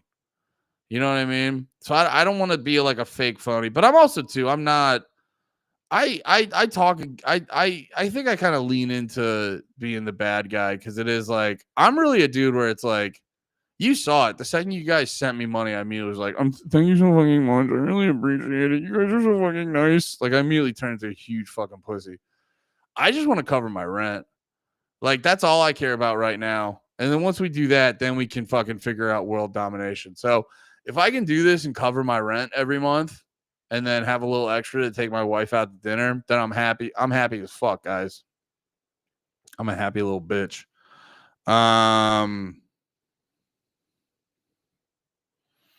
Oh, you were playing the video and said, hell yeah. Oh, yeah. You're not a bad guy, dude. That's why we send you money. Hell yeah. Thank you. Hey. Yes, dude. Nice tits. Thank you. Dude, honestly, start doing that on all start doing that on all the different platforms. Panties, Drag the Lake, No More Heroes. Wherever you see me, just keep going. Nice tits, Andy. That's how you know I that's how you let me know you appreciate me. It'd be so funny. Oh my god, it'd be so funny. Like, oh god, that'd be so funny when I start. Whenever I go on other people's podcasts, it would be so funny for them to just get bombarded with, why is everyone telling you nice tits, Andy? But yes, I was hyped that there was more money in my PayPal than I thought, but it looks like whatever the video is about. Oh, okay. I see what you're saying on that one. I just said, hell yeah, for the algo. Love it. I love the AR for this new Gaza plan. Yeah. Trump's a fucking nightmare of a person. It's just insane. They're just like genociding a people and they're like, here's the new space age city we're going to put when there's no smelly Arabs there. It's like, Jesus Christ, you fucking monsters. Night tits might hurt their algo. They will think you are showing you. Oh, yeah, you're right. Don't say nice tits. Don't say nice tits. That you're right, Derek. That would hurt the algo. It was funny. You should clip it and see if you can make some YouTube money off of it. if you bounce back to a timestamp, let me know when it happened. All right, let me think of something else. Yeah, you know, Derek makes a really good point. Nice tits is not a good call. We got to think of something else. Zones inside the enclave during reconstruction.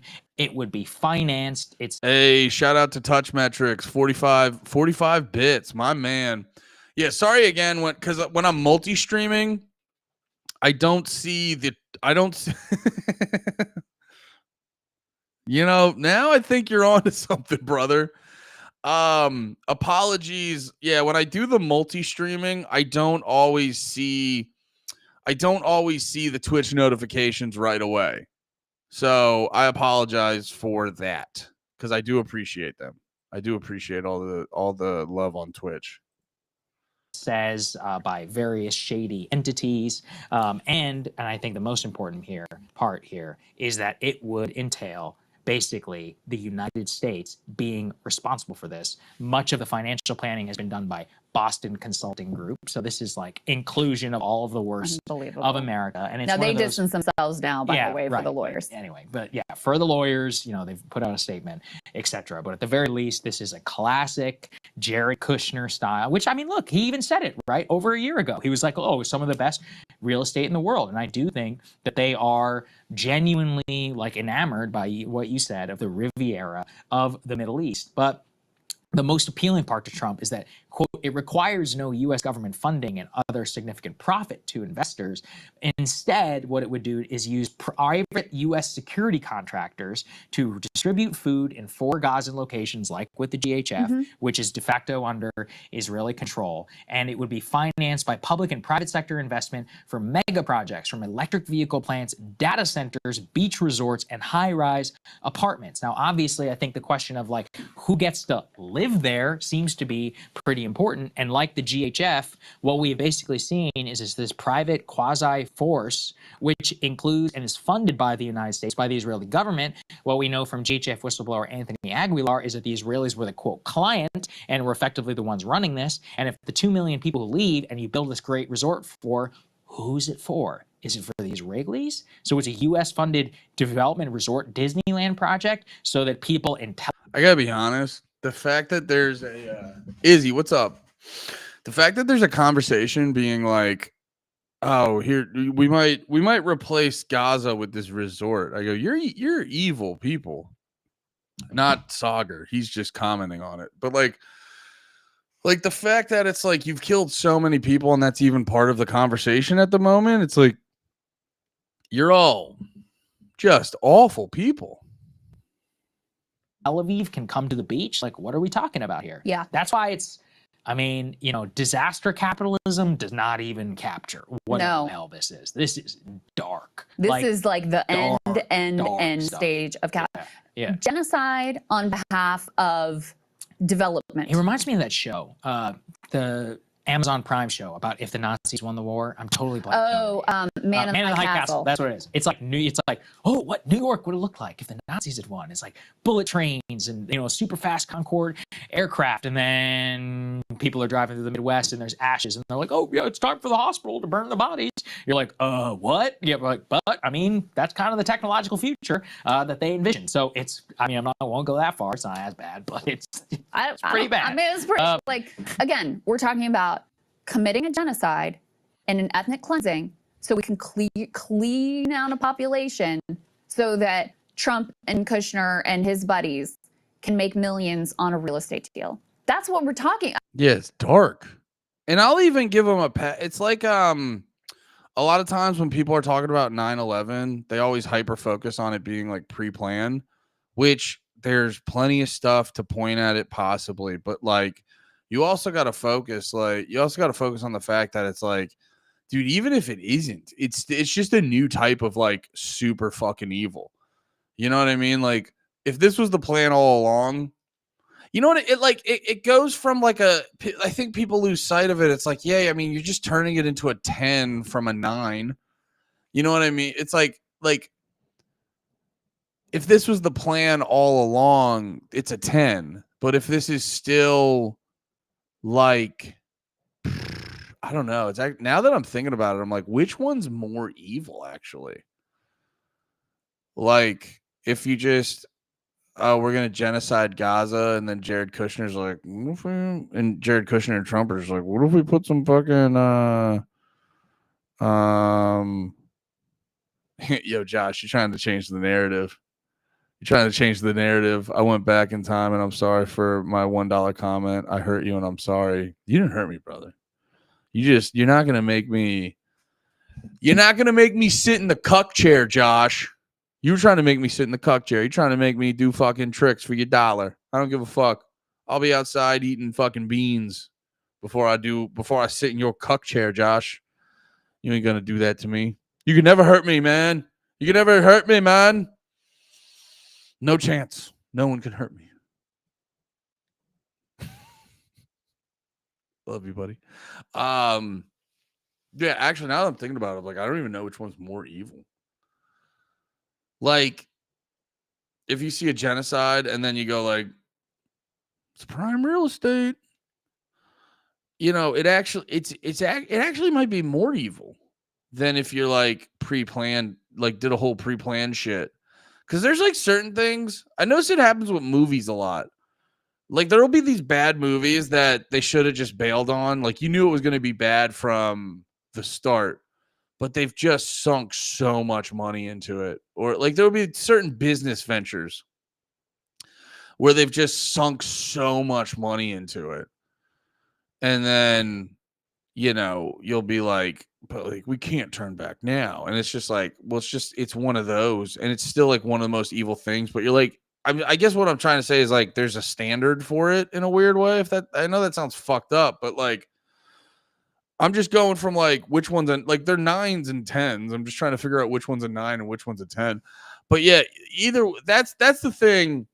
It's like it's important to have the conversation. Like if something like 9/11 was pre-planned, then that changes the course of how we view history. So that is important. But then you got to remember, you're like, it all went the way they wanted it to go regardless. So if it wasn't, or if it was, they still got to the conclusion they wanted. And that's the same thing with this, where it's like, well, was this the plan the whole time? I mean, it feels like they're going to do it. So it almost gets to a point where you're like, figure it out, but don't let it bog you down. I'm pissed the Roadrunner movie never came out. Andy, I'm very excited for your upcoming appearance on Corn Fed by Dalton Pruitt. Oh, thank you, brother. Yeah, man, that should be cool. I haven't trying to think. I don't even know Dalton that well, but I've met him a handful of times when he was still in New York, and we've talked. There was like 2 or 3 times we actually talked for a while. But yeah, I don't even know Dalton that well, but I think the dude's interesting as shit. Actually, not to bring this up again, but like the fucking go listen to his episode on Sidney Gant's old podcast. I don't know if he still has it up, but Two Jack Bros, he did an episode with Dalton, and Dalton like walked through his like mental breakdown, and it's like actually fascinating because he's very candid about it. I even watched, what's the one with Robbie and Crack? Forget what that one was called. But yeah, his producer hit me up and was like, yo, you want to do Dalton's podcast? I go, yeah, definitely.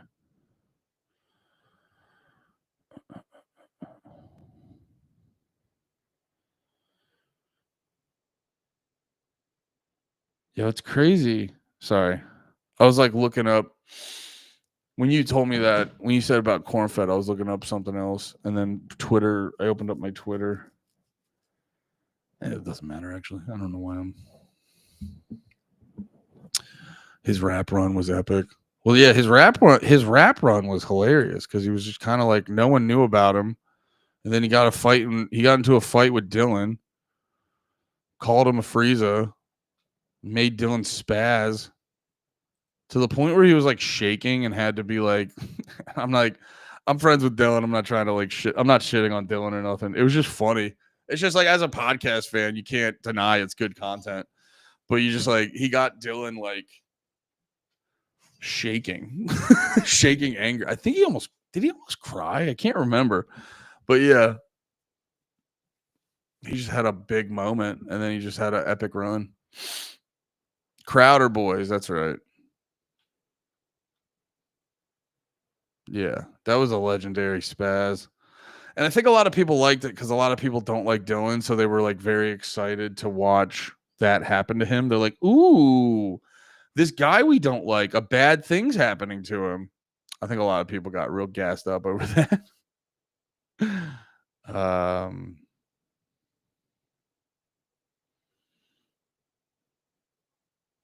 is up.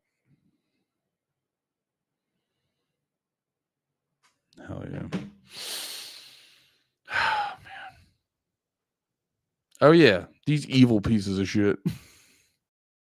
I mean, and I have to say, the way this article sets it up, like to not use any language around that is also really a disgrace. when it's all laid out in the open. The mechanics of how they describe this too are utterly horrifying. First of all, they envision GHF, the Gaza Humanitarian Foundation that Tony Aguilar has been blowing the whistle on, a bunch of paid American mercenary thugs who are apparently comfortable with murdering children as they seek aid. They're central to this plan. They lay out the different phases. In phase number 1, they call it humanitarian operations. Israel fights to dismantle Hamas. GHF provides Hamas-free secure aid and temporary housing. They operate under humanitarian mandate to secure humanitarian operations and personnel. That's what they claim GHF is doing. In the next phase, the Great Trust is created. GHF folds under the Great Trust, and they're used. So I want you guys to understand, too, that this connects directly to what's happening on the ground right now with GHF. And this, again, is what Anthony Aguilar said. He said, this is not an aid operation. These are shaping operations. What are the shaping operations meant to enable? This is it. To lure the population, to force them through starvation into certain parts of the Strip. Right now, once again, the IDF is in, bombing the hell out of Gaza City. By the way, attacking people who are trying to flee, trying to follow the orders, and they're still attacking and murdering these people who are trying to do what they're told by the IDF they have to do. But in any case, they are part and parcel of this plan to fully get rid of Palestinians in the Gaza Strip and create this Trump Riviera Gaza situation. Absolute insanity. And they talk in the cold language of the, BCG consultants in this PowerPoint about how much more cost effective it will be if they can lure more Gazans to completely leave the Strip. We'll save $30,000 for each person Palestinian that we lure to go to, whatever country, Somaliland or whatever country agrees to ultimately take them. That's the way this is all laid out. And I really, there's something about the combination of this corporate speak, real estate development PowerPoint, when like we showed you the images, we know what is happening on the ground. We know the way that humans are being. She's a lot. Yeah. I mean, I don't know. I don't know. I gotta give her I think Crystal's right about a lot of shit. She's bad on, she's bad on the things liberals are bad on, but I'll take I burp way too casually on this shit. Yo, I actually have to piss really bad. I'm gonna let this play out and be right back. Murdered and children destroyed and limbs amputated and the level of trauma and the complete destruction of, this was a real place with schools and hospitals and churches and mosques and community and family and cemeteries and life and culture and all of this. And you're just clearing it aside so Trump can build a fucking beachside hotel.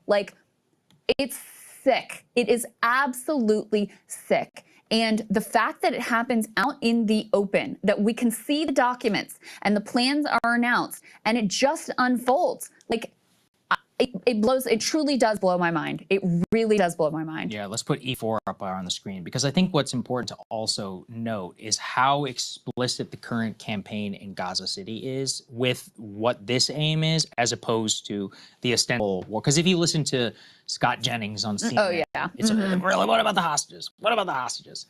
All of the security cabinet, all of the IDF told Netanyahu, any Gaza City takeover will not defeat Hamas, and they are begging for him to accept the, quote, limited hostage deal, which has been on the table, the Witkoff proposal, for what, 2 weeks, 3 weeks now, that has been accepted by Hamas. They say, no, we're not going to do that. Instead, pushing out and taking over Gaza City is what? Eradication, destruction, and the creation of the zone so that you can eventually annex it and create the Gaza Riviera, which, by the way, they don't have to pay for, because, of course, why would they have to pay for it, even though they broke all of it out? They want America to pay for it, and the UAE and all these other countries, and then to use the full might of the empire to actually force this expulsion and then pay for and quasi-finance the development of Disneyland for Israelis. I mean, it's pretty insane and sickening, but that's the only way that you can actually make this all make sense, especially in the context of they've been threatening what? They have been threatening the current an official annexation of the West Bank. Not that they obviously don't occupy it now. And then the Greater Israel Project is in full force, except by this time, it's paid for by the U.S. taxpayer, financed for the U.S. dollar. That's the really sick and insane part of it. Yeah, and there's put E2 up on the screen. There happens to be a crypto scam also at the heart of this. I mean, just to put the most modern dystopian spin on it possible, those Palestinians who own land will be offered a digital token by the trust in exchange for rights to redevelop their property. Oh, they'll be offered that. How kind of them. They'll get a digital token for their land that they, have had in their family for generations. Unbelievable. And then, as this is happening and unfolding again in front of our eyes, you can put E3 up on the screen. You have the foremost Association of Scholars of Genocide who just voted overwhelmingly, I think it was 86% or something, to say yes, it's a genocide, and they join the view of the provisional ruling of the ICJ. They join the view of other scholars around the world, of Amnesty International, of B'Tselem, of all sorts of international human rights organizations. Like, Saagar doesn't use that term, so put him aside. But for those who embrace this term and think that it means something and think that it should apply in certain situations, there is a consensus now, and it is no longer a question. I wouldn't deny that within the confines of the term, there doesn't. Yeah, I know, and that's what I'm. Right. Yeah, that's what I'm for saying. sure. Yeah, and look, and this is part of where Netanyahu.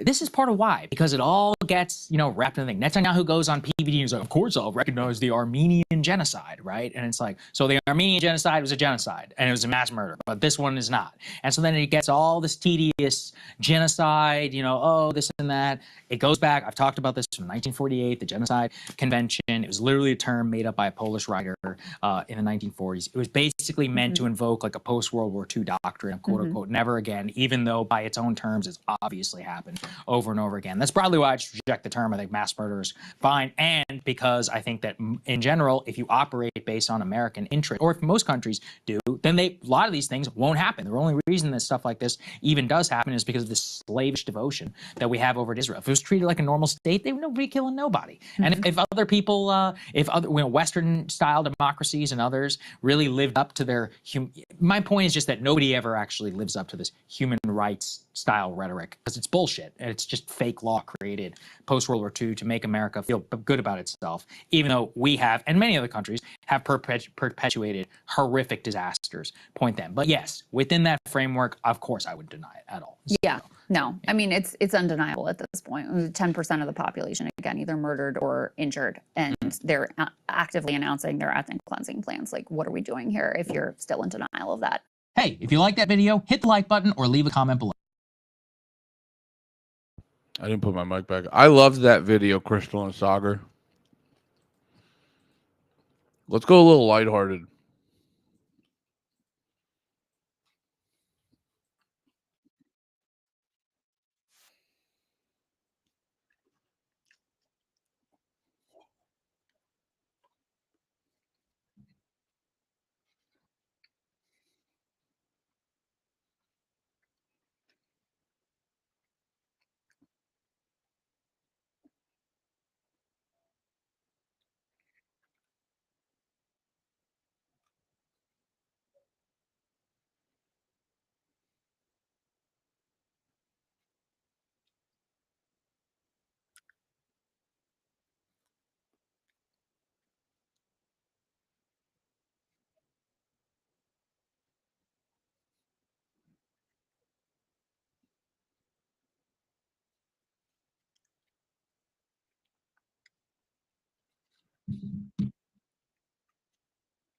Wait, 7-Eleven's run by Indians?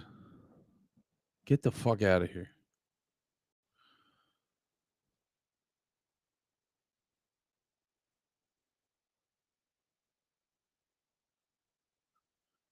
Did you say video muted? My fault.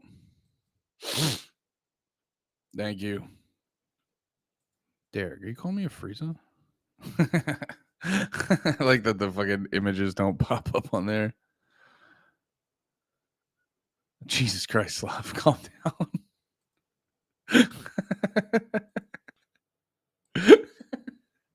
That's insane.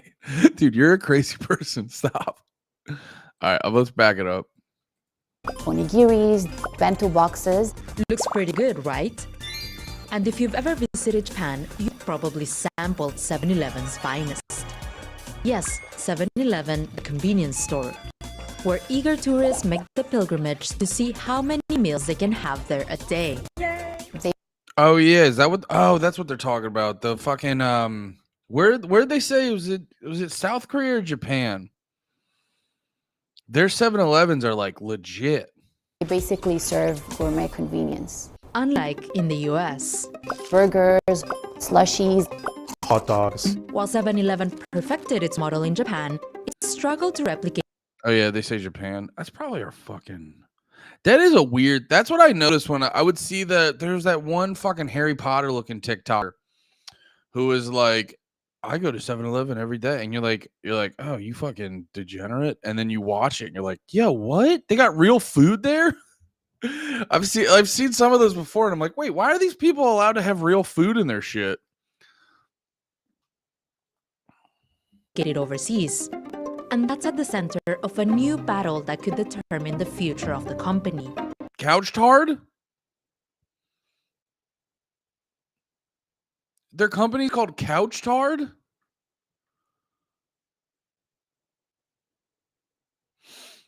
Circle K operator Couche-Tard making a bid to take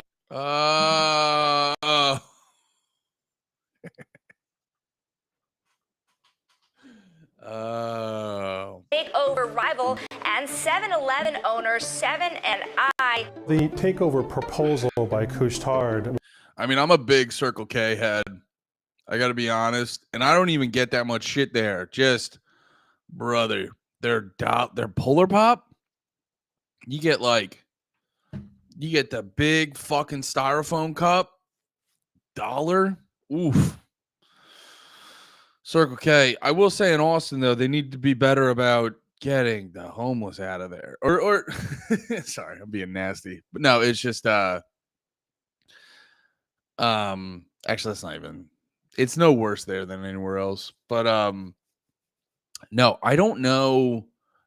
I don't know like what their hiring process is, but I swear to God, everyone who works the fucking cash register at Circle K they're in grandma mode. The way that it's weird. Every time I go to a fucking Circle K, their cashiers are very slow. It's like there's constantly long lines and stuff at Circle K's. They have very, very consistently slow cashiers. It's a weird thing I've noticed. I've never wait, what are you guys saying? I don't want to know the true timestamp. Oh, you were saying that already. I've never identified with something more in my life.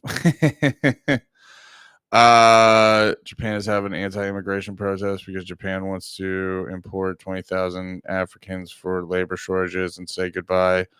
Fancy 7-Eleven, the category plan is now targeting Japan. Well, Japan, Circle K hole, very good. Japan, slow down, Slav, you're getting a little too slow down. Well, you know hasn't it been like I'm very curious the immigration content we're gonna get out of Japan because they don't fuck around. They don't fuck around the way we do over here. We're too fucking nice. And it's not to say that like the way the Japanese feel about everything is right, but there's like, there's certain things where America, like I'm saying this broadly speaking, whatever the topic is, Japan is like, this is how we feel and we will not budge and we don't care how you feel, how we feel. America is much more aware of the perception of things. And also, Japan as a country is much more locked in on certain things than America is. America, we're also a way bigger country. Actually, Japan's pretty fucking big. What am I saying? How many people are in Japan? 123 million. And then is the US still at, I feel like the US is creeping up on 400 million. Oh no, we're still rocking around 350 million. Okay, so yeah, we're So Japan's got 250 or no, I'm sorry, 123. So we're about 3 or 4 times bigger than Japan. But honestly, 123 million is still like a lot of people to be so locked in opinion wise. What the fuck was I saying? But yeah, Japan's much more locked in culturally on how they feel about things than we are in the US. And they're very whatever their opinion may be, they're very direct. What about land area? Oh yeah, isn't Japan much more tightly packed? Square footage of Japan? Is that a thing you say? Not square footage. Probably square mileage would be a better thing. Square. Japan's 145,000. Just shy of 146,000 square miles. Oh yeah, US is 379 million square miles. Japan is old. America's. That's a really good point. I never thought about it that way. Yeah, and regardless of why, Japan's just much more locked in on their viewpoints about. Also, the way that they look at tradition and shit like that. It's way more important that they hold on to. Like in America, they're trying to in America, everyone's trying to burn down the system every 5 years. You know what I mean? Was this in Japan? Clubs have signed that bar passport holders from like 9 nations, and there's one lady helping these Yeah, they're that's so funny. Guess her early. God, top tier rascal you are, Slav. Well, I know, you know what? I was just talking to someone. There's apparently a lot of restaurants and businesses and stuff in Japan that'll just be flat out no foreigners, no matter who you are. I was just talking to my one buddy about doing shows in Japan, and he's like, "Yeah, no, they'll just see you and they'll be like honkies. They'll be like, if you're just not Japanese, they'll be like, get the fuck out. They just like won't let you in." And yeah, Japan has a lot less qualms about their xenophobia or immigration policy or whatever you want to call it. I don't know. I do agree, America, it's different in America because, it's corny and overused, but we are built off immigrants and shit like that. So we're much more open to be like, what do you got? What do you got to make it better? Japan's kind of like, this is how it is. We're just going to do this. But yeah, I think like the difference between Japan and America that makes Japan a little bit better is like you ever like those videos in not even just Japan, but those videos I've seen in different Asian countries where it'll just be like some TikToker fucking with people and then the whole train just beats them up. I go, America would do better with some of that. But the problem is, it's like our government. It's like you try to defend, who's the guy? Who is the guy that was like defending the subway train from that one dude and he accidentally killed him and they had to have a whole court case about it. And it's like, yeah, that's the thing they forget. Everyone always tries to call us people in America pussies. And you're like, you're not wrong, but we also live in a fucking legal system where if you defend yourself, there's a chance you'll be thrown in jail. They don't there's not a lot of justice for the victim in certain type of altercations like that in America. Japan is very long, Washington to Florida. Oh, interesting. Why are Asian nations allowed to desire to keep okay, Slav? Japan's an island. Bring back Imperial Japan. More like Maine to Mississippi. Slav has double dual monitors on all news going around the world.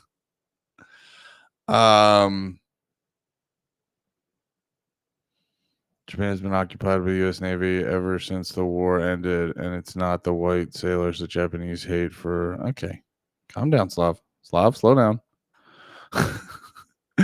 Slav, like, it's so funny. Slav, it's like Slav's always like thinks we're gonna forget how he feels about things. Yeah, Slav, you gotta calm down, dude. Slav's like, you know what? They forgot. But oh man, I always joke. He always cracks me up because he'll know like obscure R&B knowledge, and you're like, I don't understand what type of racist you are. Japan is cool with their racism. Yeah, that's the funny thing about Japan. It like hits different because they just don't have any they don't have any qualms about it. He messed them up, and it's understandable if they don't like us. We messed them up. Yeah. I gotta imagine Japan's not too hyped on white people either. They have some pretty hookers. Yeah. Dude, I gotta be honest. I see some of those videos on TikTok. Oh, Daniel Penny. That's right. Yeah. I've seen a lot of those videos on fucking I was joking on the podcast. And this is always a thing it's always a thing Nate does that I go like, why do you have this tendency? Because I was joking. I was, you just do a harmless thing, and he tries to like find some deeper meaning about why you're actually like secretly gay or something. And I was just kind of making a joke about, I was like, yeah, I know, dude. If I just was rich and I didn't have a wife and I was just in Thailand, and you're going down like that. You're going like there's those TikToks I always see in Thailand and countries like that where it'll just be a long strip of bars and stuff. It'll be like a long strip of bars, and there's just they're waitresses or whatever the fuck, but they're hookers. You know what I mean? And they're just aggressive. They're like grabbing you. They're like, you fuck me. They're like, you fuck my pussy now. You fuck me now. They're aggressive. And I've seen some of those videos, and you'll be like, damn, and then something will happen, and you'll read the comments, you're like, shit, I got tricked by a lady boy. And I just go like, dude, I know I would just be having, it's why I've avoided strip clubs as much as I do, because I had too much fun when I used to go to them in college. But I just know if I was like one of those dudes going through Thailand, I would just have so little self-control, just having the fucking best time. And then I would be hammered and I'd find myself in a situation where it'd be like, what the hell? I'd be like, get that shit out of there, buddy. You know what I mean? And then I remember Nate was like, I think that's because deep down you want it to happen. I go, why does it have to be a fucking elaborate thing where I'm like, I secretly have to like, it's an interesting way his mind thinks sometimes, where it's like, or they're just, or just fucking, sometimes fucking ladyboys are good at tricking you. You know what I mean? But it's almost like, I don't know. I was about to psychoanalyze Nate. But you know what I mean? You're like, or I'm just like hammered and I love Asians and my guard's going to be down and it'd be the prime opportunity for a ladyboy to trick me. You know what I'm saying? No, like, it's like also too, like, it's funny to say that to me because it's like, if I wanted to fuck a trans, I would just go do that. You know what I mean? I know for myself, I don't have like a long list of like secret desires that I don't act upon. You know what I mean? So it's like, if I'd really just wanted to like, I'll get defensive, don't get me wrong, but there's not a lot of stuff that I like hide about myself, if anything, to be honest. So it's like, if I really just wanted to bang a trans, I'd probably just go bang trans people. But it's those pesky dicks. I got to tell you, some of the trans out there's top notch. You got to give it to you, fellas. I'm being funny. I'm sorry. That was rude. Yeah, no, just I really get caught up on those dicks. So no offense. But there are some high quality trans. I gotta get Nate's back on the zesty stuff, Because in Nate's defense, wait, let me turn this ring light on real quick.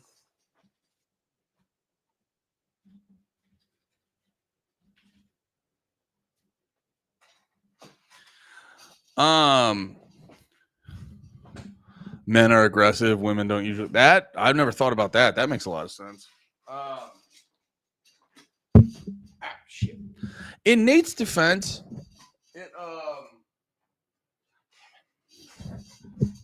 there we go.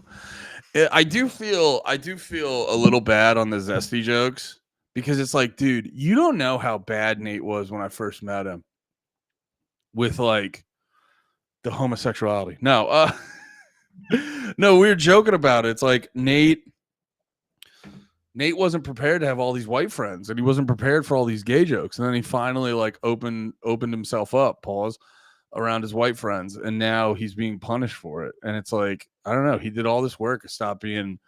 He just did all this work to stop being an abhorrent racist, and now we're just punishing him for it. So like, don't get me wrong. I will. I try not to initiate the Zesty jokes because I don't think it's fair. I will piggyback on them. If Lemaire starts them, I will piggyback on him. No, I just Nate always makes me laugh because he'll add that extra step of like, why is there always like a secret thing that has to like be true and then take me down a peg? You know what I mean? Like, why is that always a thing you add on to? So having that extra step of like, no, you just secretly want to do that. You're like, or the thing I'm saying that's not an elaborate conspiracy involving my balls. Yeah.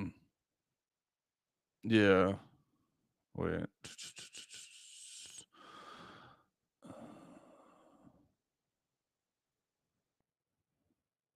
Wasn't that long. Nate blaming other people for his own zest 8 years ago, Josh. Men are aggressive. He's being funny. Nate being zesty reminds me of James McCann's new 23 minutes special is out and really good. Oh, nice. Oh, yeah. James dropped his shit.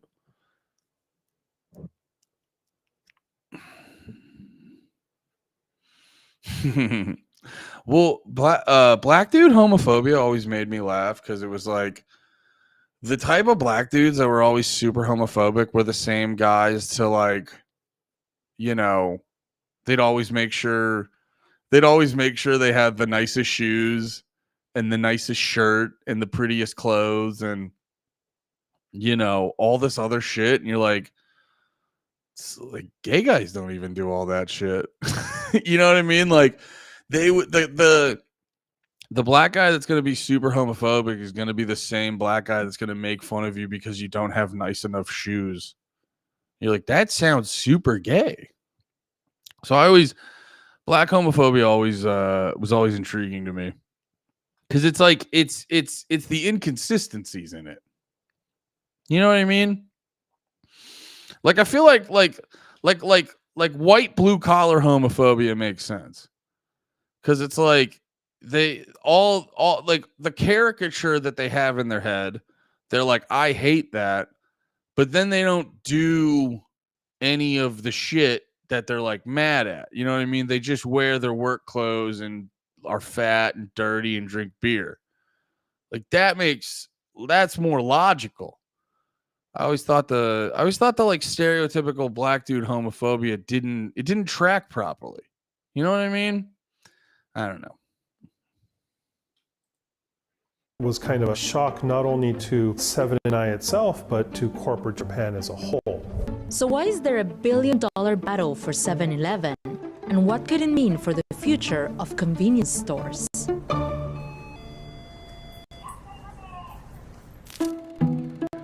In 1927, 7-Eleven started as an ice vendor in Dallas, Texas, and gradually became a general merchandiser, selling eggs, bread, and milk. A retailer known as Ito-Yokado, which had been in operation for close to a century in Japan, discovered 7-Eleven in the US, brought it over to Japan in the 70s. By 2005, you know what's the craziest thing about 7-Eleven? They're open before 7 and after 11 p.m. The fuck's up with that? Why call it that then?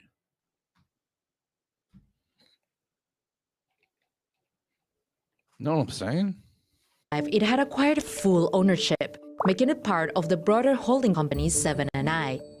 Fast forward to the present, and 7-Eleven has become the world's largest convenience store chain, with 62 million visitors every single day. That's more than the population of California and New York put together. You know, it is like a fucking. It's why I always go like, it's why conspiracy theories are so much more reasonable than people want to give them credit for. Because it is like, what the fuck is like, if you see these videos of Japanese 7-Elevens and it's like a legitimate, it's a legitimate like grocery store on a small level. Or if you don't want to call it a grocery store, it's like you can actually get different food items that have like a variety to them. You know, if you go to a 7-Eleven here, it's literally like chips, candy, cookies, honey buns, and various versions of, you know, whatever Hostess sells.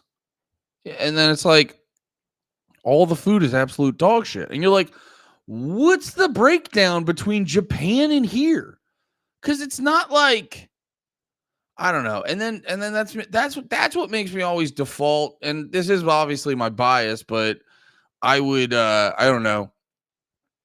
I think the odds are in my favor of being right, but I always wonder if it's like if we have different laws that make, well, you know, you have like the bit. I feel like this is just my guess. I feel like the corporations have like a bigger capture of the government here, so they make these laws where it's like the shittier food is easier to make, and they probably make deals with 7-Eleven to be like, yo, just have our shit in there. But I don't know. All that speculation.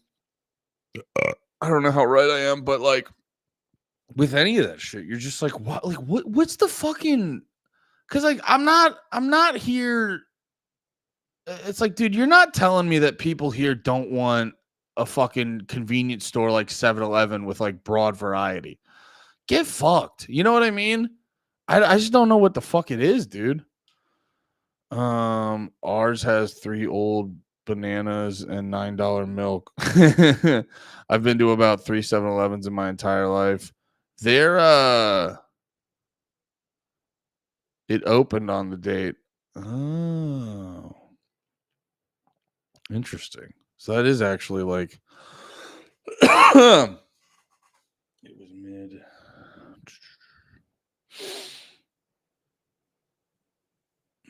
It's just brand deals.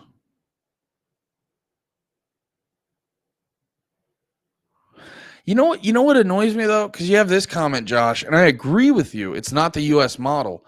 But it's like, to me, I just go like, you'd have a market. You would have a, it's not that US people wouldn't like that though. That's the thing that I don't get. Is when you see these like Japanese 7-Elevens, it's not that like, yeah, maybe you don't do it exactly the same, but like the shit that they have in those Japanese 7-Elevens, it's like, you're telling me that like fucking, you know, if you could get it in there for reasonable, cheap prices, I mean, people would enjoy the same exact thing.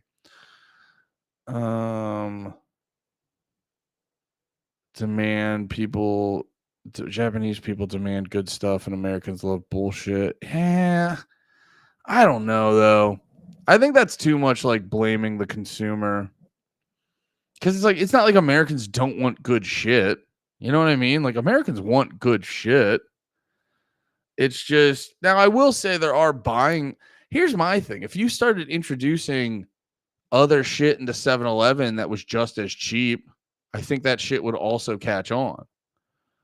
I think the fact though is like, in these scenarios, you know what I mean? I'm just saying, like, so like, you're telling me the average American, when they, you know, get gas, The only things they want are fucking honey buns and chips and and like all the bullshit and candy, like all the bullshit. And it's like, oh, if you just added a bigger variety like Japan has, you're telling me Americans would just go, no, I don't. And like, no, I think Americans get what they get because that's what they're offered. But I think if you gave them a bigger variety like in Japan, I think that would also catch on. I don't think I just don't I don't know. I don't believe it's this like crazy cultural difference. Several ones are few far between.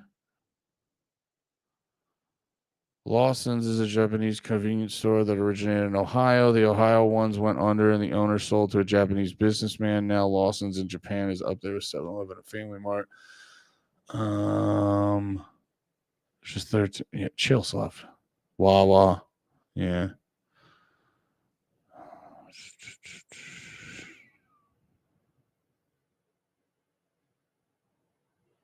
Never seen people buying that stuff, really. It's just cigs and beer and lotto. I think the food is just to make it look pretty. You're a dog driving a car. Well, at least you're saying I'm making a good point. The average American wants the tastier, sweet, cheap calories. There's a reason why obesity is a health concern here and not in Japan. Yeah, I don't agree with I don't agree with like just putting like the obesity problem on Americans. I don't agree with that. I think here's the reality. Most people, a lot of the stuff they consume is via convenience and what makes sense for them financially. You know what I mean? Because it's like if money wasn't an issue, every American would be eating so much better than they are. But like if you just go to the store and via convenience and whatever you can afford, it's like the average thing. The average thing is just going to be not that great for you. Like if you go into any gas station and you go, I mean, dude, I was like they were talking about Circle K before. If I was going to go to Circle K and I was going to be like, I need a drink and some food and I'm trying to spend the least amount of money possible, you would get a giant fucking soda. You'd get a giant diet soda. And then, you'd buy like a thing of fucking cookies. Because that's like the cheapest shit you can get in there. I'm saying if you gave Americans a wider variety like in Japan and money wasn't an issue, I don't agree that it would just be like fucking hot Cheetos and Mountain Dew the whole time. I don't agree with that because I think like it's like that was a big thing. Like it happened when I was younger, when companies were actively being like, our stuff's healthier, and they would like lie to shit. And I just think what am I trying to say? Lemaire's live right now with Josie and Shannon's show. Well, fucking wait. Don't leave this. We're only on the third half hour. We're in the middle of the third hour. We still got plenty more to go. Don't go over there. No, go watch Lemaire if you want. What was I saying before? Yeah, I don't think it's as simple as like, well, we get this stuff because that's what Americans get. That's what Americans want. I think a lot of Americans just go through the day not thinking too much about it. And they go to the gas station and they go, this is what's here. Because it's one thing where like if you go to the supermarket, generally where, it definitely depends on how rural your area is and shit like that. Because there's definitely people who all they have is like a Dollar General, which I actually have to give props to Dollar General. It's actually shocking the kind of shit you can get at a Dollar General. Like you could actually do okay. You're not going to get the healthiest food in the world, but you can actually do decent by getting your groceries at Dollar General. It's like shocking. The type of shit. And there's literally places in the middle of nowhere where they don't even have a fucking Walmart, but they have a Dollar General. But no, I'm talking about like the average place. You live in the suburbs or whatever, small town, the average place, everywhere you go, like most places where you live, you got the local grocery store, whatever the bigger chain grocery store, you got the Walmart, or if you're a weirdo, you go to Target, I guess, or you have some version of like Whole Foods. That's what like most, like the average place has. And so like there you can like based off your financials and the things you like, you can go to different places.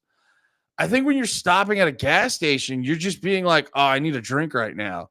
And then like when you're getting like the snacks and stuff, you're just kind of like looking around to see what they have. Or you're going like, oh, I need some gas. Let me hop in and just get something to eat, get a little snack or whatever. And then you're just kind of casually looking around.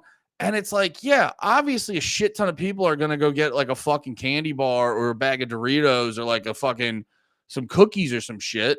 But there's still going to be a shit ton of people who are like, oh, oh, cool. I could get that. It's just like, why is the gas stations in America just overloaded with shit? Now, I will say this. Every Japanese 7-Eleven I've seen is a much more like corner store bodega vibe. So there is that element. I don't need it to be like lifted up to that level, but it is something I always notice where like you see the 7-Elevens and you're like, these are cool ass places in Japan. And it's like every 7-Eleven I go to is like, it's not a chill vibe. It's not a chill vibe.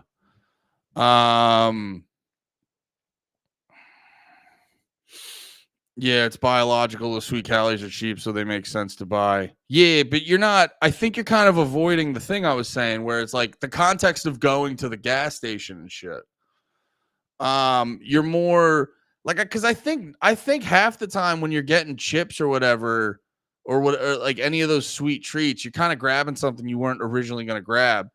So it's not necessarily, they're not necessarily buying it because that's what they set out to buy. Yeah, the Chinamen do 7-Eleven, right? That's so funny. It's not necessarily a thing they bought because they like set out to buy it. It's a thing that they bought because it was like kind of there. And if you only put dog shit in front of people who are just casually grabbing something, they're only going to buy dog shit, And it's kind of a thing where it's like, well, if none of this is healthy, I'm just going to get the fucking candy bar and the sweetest treat or whatever the fuck. So I think in the context of going to the 7-Eleven when you're getting gas or whatever the fuck, I know what you're saying and you're making a decent point. If there's another option, are you really going to choose the other thing, same price? Yeah, sometimes. What are you talking about? So if there's a candy bar, a bag of Doritos, or like, a healthy sandwich or a healthy snack, yeah, sometimes I'm going to pick the candy bar. It depends on like what I need or what have I been eating too many candy bars that week. Bananas and fruit. Yeah, I don't know, dude. I mean, I'm not the guy to ask on bananas and fruit. I'm not a big fruit guy. But yeah, I'm just, you know what it is too? I'm not even just saying flat out like I need broccoli at 7-Eleven. I'm talking about just like a bigger variety where everything isn't just like a fucking candy bar with 40 grams of sugar in it. I can say for me specifically, yeah, sometimes I go in and I want a fucking Snickers bar. Sometimes I go in and I want a bag of Doritos. But sometimes I go in and I go, I wish I could get a snack that isn't like horrendously bad for me or just has like a different type of environment or I'm sorry, a different type of variety. And it's like, for me, it's the variety more so than anything. Because it's literally just like, it's all the same shit I've seen in those gas stations since I was a little fucking kid. Buc-ee's is a great example, actually, Slav. Buc-ee's is a really good example because they have a bunch of shit in there you wouldn't normally see in a gas station. And I've gotten all that shit. I've also gotten like the regular, I'm just saying the variety in there would be nice. It has Eggman Sammy's hold the, it's so funny. You guys were yapping a bunch.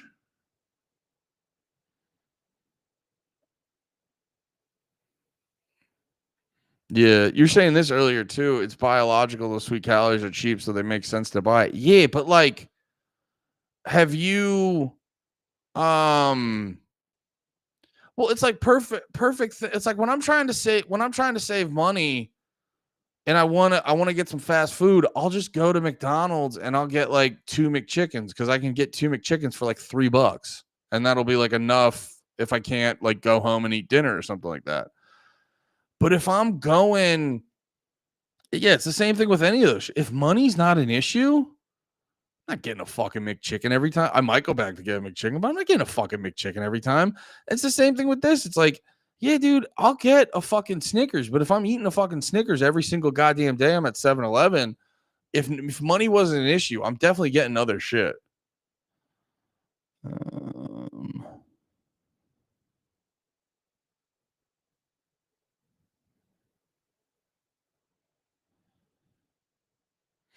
Yeah, see, that's what I think it is. Josh was saying food laws and liquor licenses cost more money, so 7-Eleven ain't paying for that.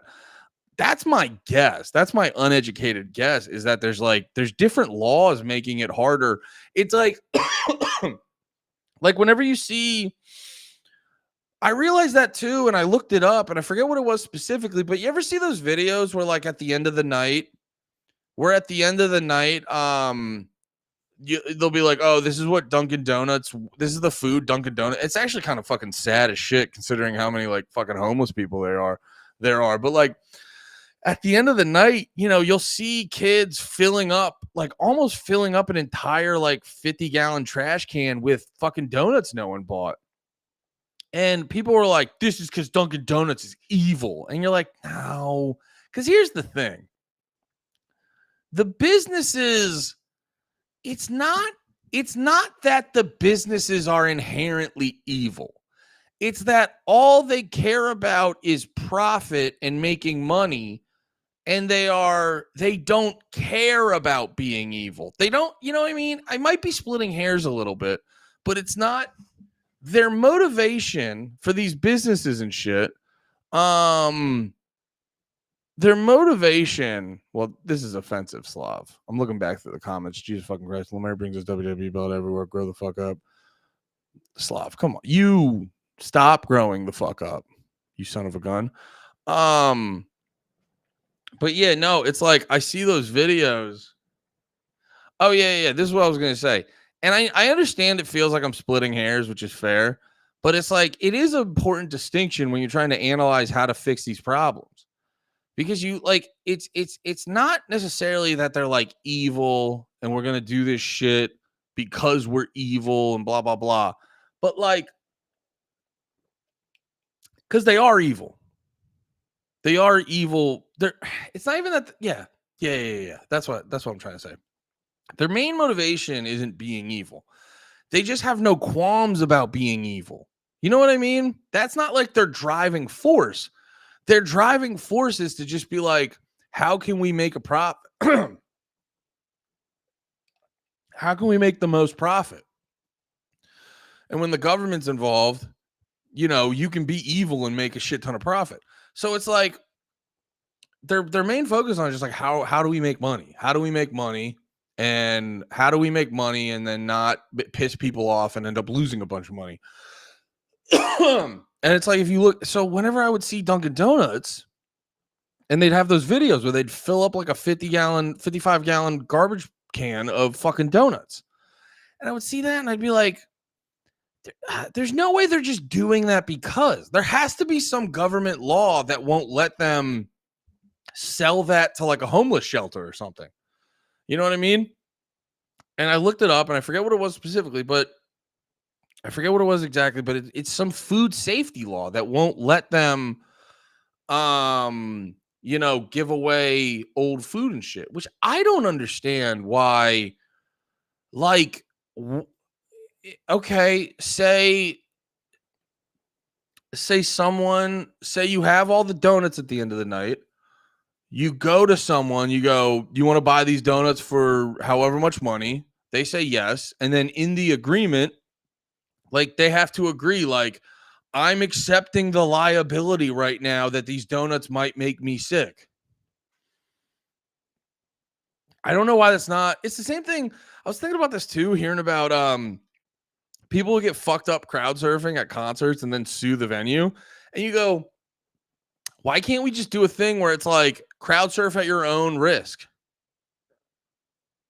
And then, yeah, if you going to the show now, if they don't meet a fair, if they don't like if there's not security guards trying to keep you safe, I'm just saying if like they did their due diligence of trying to keep the crowd safe, but then some freak thing happens and you get hurt, why is it not implied in the agreement of going to a concert like this might happen?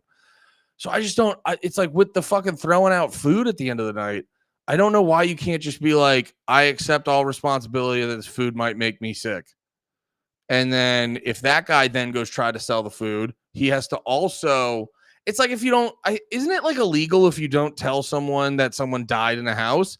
It's like, yeah, you just like before selling the product, you have to give someone all the info. And if you don't give someone all the info, you get fucking in trouble. So I'm like, yeah, every business, and it's not out of the goodness of their heart, but every business would sell their food or, dude, not even like, I mean, they would try to sell it, but like every business, if they could, would sell their food at the end of the night to like a homeless shelter. And even if they couldn't, even if like the PR would be bad of them selling their food, a lot of businesses would just give the food away to look good, you know, as like a positive PR opportunity. So whenever I would see these videos of people just throwing their food out at the end of the night, I go, that has to be a government regulation where you can't sell old food. It's fucking crazy. And that's a big thing too. When I hear it's like all like it's people don't fully comprehend. Like it's why when people like me talk about this stuff, a lot of people roll their eyes and they think I'm just being a fucking, you know, like when people like me talk about taxes and they're like, you're just lazy, you're just greedy and da da da. And you're like, no, I don't like my shit getting stolen and then used for retarded reasons. They're allowed to give food to the homeless shelter. The Crumble near me does. Okay. I mean, I'm sure it's not like that. I'm sure it's not like that across the board, but I'm glad it's like that where you live. I got to double check it, but yeah, no, the vast majority of these places would just give their shit away. Because it was like, you know, that's what's good for businesses is making more money. You're getting good PR. Oh,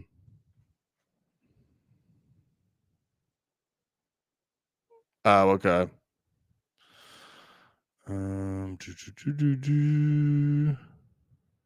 Buc-ee's is more like a truck stop. Yeah, Buc-ee's is well, yeah, all those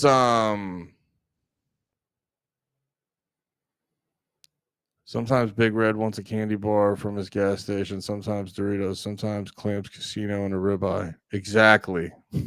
No. Well, I don't need all that. It is kind of sick though, being down south, how many gas stations just have really good fried chicken. America in general has shitty standards for food. We allow so much bullshit in the ingredients to boost profits. See, I think that's like you gotta stop like not to be on your ass about this shit, but it's like a lot of people, this stuff happens like people have gotten into this routine of just like blaming the American people on everything. Like stuff will be bad and then they'll be like, why do we let this happen? And you're like, what are we gonna like? There's certain situations where you're just like, dude, if you lobby the government and just get this like you know, a part of common society and shit like that, it's like, what do you mean let it happen? You know what I mean? Like it's like if you said that about, I'm sure people said that about like the lead in paint or the lead in toys and your stuff. It's like, we just let this happen to our kids. It's like, what are you talking about? You were under the assumption that, you know, because you're a normal person who's not a psychopath. You were under the assumption that they wouldn't just let shit like that in fucking paint and toys and stuff. You know what I mean? And it's like a lot of these things. It's like, yeah, people under like when you have such a big government that has so much control over your lives, people underestimate how much businesses are going to take advantage of that. And people underestimate how much businesses don't fucking care that they're selling you a shitty product. You know, that's why it's like that's why I'm a fan of like free markets and shit like that, because the consistent is always that the business is going to just be profit motivated. So why don't you put them in an environment where they have to sell you a good product to make a profit? If they have all this if they have the government to give them an unfair advantage, then they're going to give you a shit product. But if you take that shit away and force them to compete in the marketplace, they have no choice but to give you a good product. You know what I mean? So, but it's just like, people got to get out of that fucking mindset of like, the American people allow this shit to happen. It's like, what the fuck do you want us to fucking do? What do you want us to do when everything's so overly regulated and like there's so much corporate capture? It's like, and it's also too, it's like Americans don't just like, and I'm not trying to come at you specifically, Izzy. I'm just talking about this like mindset. And it's like, bro, if you go, like, I don't know. I think Joe Rogan's a good like, Joe Rogan's the most popular podcast in the world. So that would probably be a good indicator that he's a decent representation of what, you know, human beings in general, and also too, mainly like America. He's a good representation of like popular interest in America. And then if you go down the list, it's like, what does Rogan believe about shit versus what does the government do? You know? So like, well, Rogan thinks, I know weed. I don't know if he thinks all drugs should be legal, but he's like, weed should be legal. Weed just like, it's, you know, and he's thought that forever. Weed just recently became legal in like some of the states. Now it's way more than I thought would ever be, but you know, weed's still illegal in a lot of states, and a lot of these people who are in jail, a lot of these people who are in jail for weed, you know, they're not released or anything like that. They're in jail. You know, Rogan's big on fitness and eating healthy. It's like, you know, how does our government promote fitness and good nutrition and all this shit? And it's like, you know, it's like, how does Rogan feel about war? He doesn't like all these wars. So it's like, you look at if Rogan's a good barometer of what our popular opinions on stuff in America versus what our government does. And it's like, a lot of these things happen because of what our government allows to happen. And it's like, oh yeah, it doesn't really seem like it fucking matters what we think half the time. You know what I mean? It doesn't really matter what we think half the time. Now, there is an element of it where it's like the government has to get your like, not even like tacit approval, but just this, like, are you guys not going to make a stink about this? But at the same time, though, people are making a stink about fucking everything. They're making a stink about fucking everything, and all this stuff is still happening. So, you know, I think culturally there's certain times where you can be like, why do humans let this stuff happen? But a lot of times it's like, you know, stop fucking a lot. Like, a lot of people have been tricked in blaming themselves when it's like, that's not a you thing, dude. That's not, there's these bigger forces in the world like that aren't letting you just do the things you want. You know what I mean? So it's like, it's the government causes a lot of problems. And then because they're like, we're a government by the people, for the people, they trick you into thinking you did that. You know what I mean? So it's like this whole fucking, you see it too with a lot of the environmentalist shit. It's like this self-hatred. You know what I mean? The self-hatred of like humanity and the American population. It's unnecessary. It's unnecessary. So yeah, I'm sorry. I wasn't trying to go off on you. I was just that comment. I go, yeah. And also that probably wasn't exactly what you're saying. So yeah. You just made me think of another thing. Joshua, it's a truck stop, not shop. You're killing me. It's so funny. Food prep and cleaning standards are high, but the food we make has shitty standards. Yeah, also food prep. I've worked in a bunch of kitchens. The standards are high, but it's really easy to like bob and weave around those standards. That's how I feel about the Riviera and Gaza. I feel, Andy, you should see how much gets thrown away at grocery stores because sell by date. Yeah. In college, this local bakery donut shop would throw all the extra in a 50-gallon bag and leave it outside the front door for people to take. See, that's the thing. And that's the thing more people should do. And too many people are afraid of getting in trouble. That I will blame people for. Too many people are afraid of getting in trouble, so it's like, yeah, just fucking do it though. You know what I mean? Just do it. Just like any way you can, say like any way you can undermine the government's authority.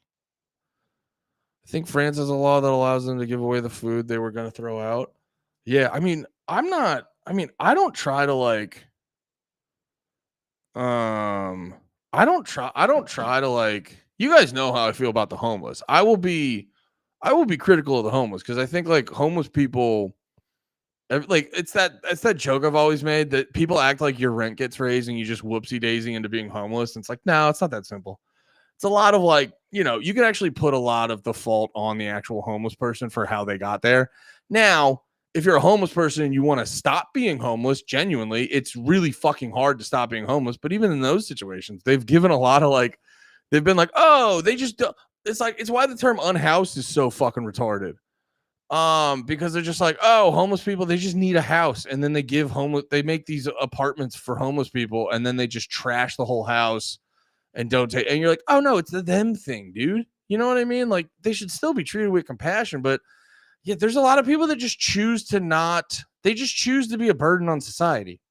And we have to be adults and acknowledge that. And it's not, I'm not like, I don't think we should just get rid of them, but it's like, I don't know, maybe we need to bring back like, like maybe we need to have facilities where it's like if you live outside and you've had opportunities to assimilate back into regular society, and if you just show that you're not willing to live in a regular society, maybe we have to have, areas where it's like, well, you got to go to this facility because you're a burden on people who are actually trying. That's a huge sidetrack on what I was saying before, but yeah. You're saying I think France has laws that allow them to give away the food they were going to throw out. Yeah, dude, I've literally seen videos where dudes will like post up on a street corner to give out food to homeless people, and the cops like give them a fine. And you're like, dude, what is this, man? And also, who's the fucking cop actually filling that piece of paper out? You know what I mean? That's the craziest part too. We'll get in trouble. Who gives a shit? Quit your job then. It's just misspelling from voice to text. You are correct. I know it's stop not paying attention to my words enough to correct in time. Lawyers ruining things. Didn't mean the people. I meant the people in charge of food standards allow. Yeah, that's why. Sorry, that's why I was trying to say I'm not trying to come at you. Because I was like, I probably also didn't. You said a thing that made me think of another thing. That's what I wanted to make clear. I felt bad after I was done because I was like, that's going to come off like I'm just attacking Izzy the whole time, which I was not. So, yeah. I just wanted to clarify that. I was not attacking you. You just made me think of a thing. Blame the boomers. They were more concerned with being comfortable than thinking critically about literally anything, especially what they were feeding us and accepting in society. Yeah. Boomers, I mean, a lot of people blame the boomers. I don't know if we blame them enough. I mean, and it kind of goes back to I can't blame the average American for it since you have to go out of your way to find food that's actually good for you. Yeah, and once again, I apologize, Izzy. I was not trying to make that sound like I was coming at you specifically. Yeah, I don't know. I mean, also too, to be fair, like they just benefited off being born in the right year. And, based off of everything I said previously, I'm not going to sit here and just blame all the boomers in a blanket way, but there are certain times too where you're just like, it's like that boomer mentality of just like, well, if you just didn't buy $6 coffees, they're like, dude, are you serious? Are you just never going to learn about the housing crisis? You're just never going to acknowledge anything? It's the same thing that drives me fucking nuts with conservatives. whenever you see conservatives talking about, and Slav, this is gonna set you off, fucking chill out or you're getting blocked. But no, whenever I see like conservative or right-wing people go real fucking hard on black people, and if you see like black people in inner cities or just poor people in general, and they shit on their culture and all this other shit, it's not even to say like, when you see like the negative aspects of like inner city culture and all that other shit, it's not even to say like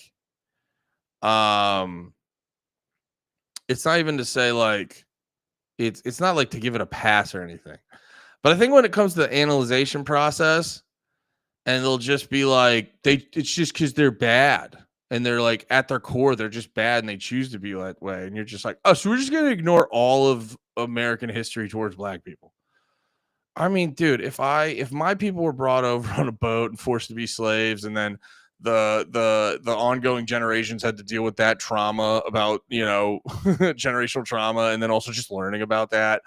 And then, you go through Jim Crow shit. You see the shit where they were trying to be like, hey, can we be in public schools? And then there's just videos of white people spitting on them. And then, and then you find out fucking Reagan is just pumping drugs into the black community and just all this shit. It's like, and then you find out about redlining and just all this shit. So it's like, but it's just because they're bad people. You're going to have zero, you're going to have zero context or feel zero responsibility for any of that type of shit when you see poor people in inner cities acting up. And then on top of that, and then it's like, they're the same people who try to claim to be like loving Christians and shit like that, or whatever the fuck. And then it's like, they have no like compassion for them, or they don't ever have any real solution to actually help them. So in both examples, you're just an asshole. You're just an asshole. Even if you think they're like less than, wouldn't your response be like, well, we just have to do something to help them? You know what I mean? Like, that's what I'll even give liberals credit for. Like, they do treat minorities like, I've joked about it before, they treat minorities like Pokemon, but and their solutions are wrong, but like they still have that compassion thing where it's like, yeah, is it rooted in like fucking, is that like racism shit Malcolm X was talking about, where they're like a wolf in sheep's clothing or whatever? They always have unintended, their solutions to problems have really bad unintended consequences, but they're still starting out at a point where they're like, oh, I feel so bad for them. You know what I mean? So it's like, I don't know. All that shit's like so fucking bullshit to me, man. How did I get there on that one though? Oh yeah, the boomers thing. That's why it's just like, it's the lack of compassion just because boomers don't want to acknowledge that they had it easy. Cause you know what it is? It's because no one fucking understands economics. If any boomer took the time to learn economics, they'd fully understand how easy they had it comparatively. And it's like, yeah, I'm sure you got beat by your mom or something, or your dad or whatever the fuck, and you didn't have nice cell phones and stuff like that. But like, none of that shit matters. Like, if economics are bad, you know what I mean? So it's like, it's just because no one fucking understands economics. And it's like, like I said before, if any boomer understood economics, they'd find out like they'd understand how fucking easy they had it. And that's why they don't want to do that. They want to act like they just earned it all themselves. And it's like, yeah, that's why they act like fucking jerk offs. We can't reverse giving human rights to corporations and lobbying, ruining our society at this point.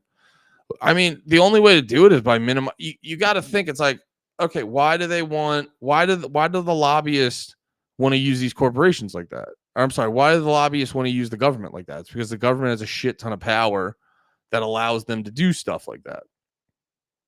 Just, people should, just make small government part of the conversation. You know what I mean? Like, that's the first step of it. It's like, the only reason these corporations go to the government this way is because the government can give them an unfair advantage because they have so much power.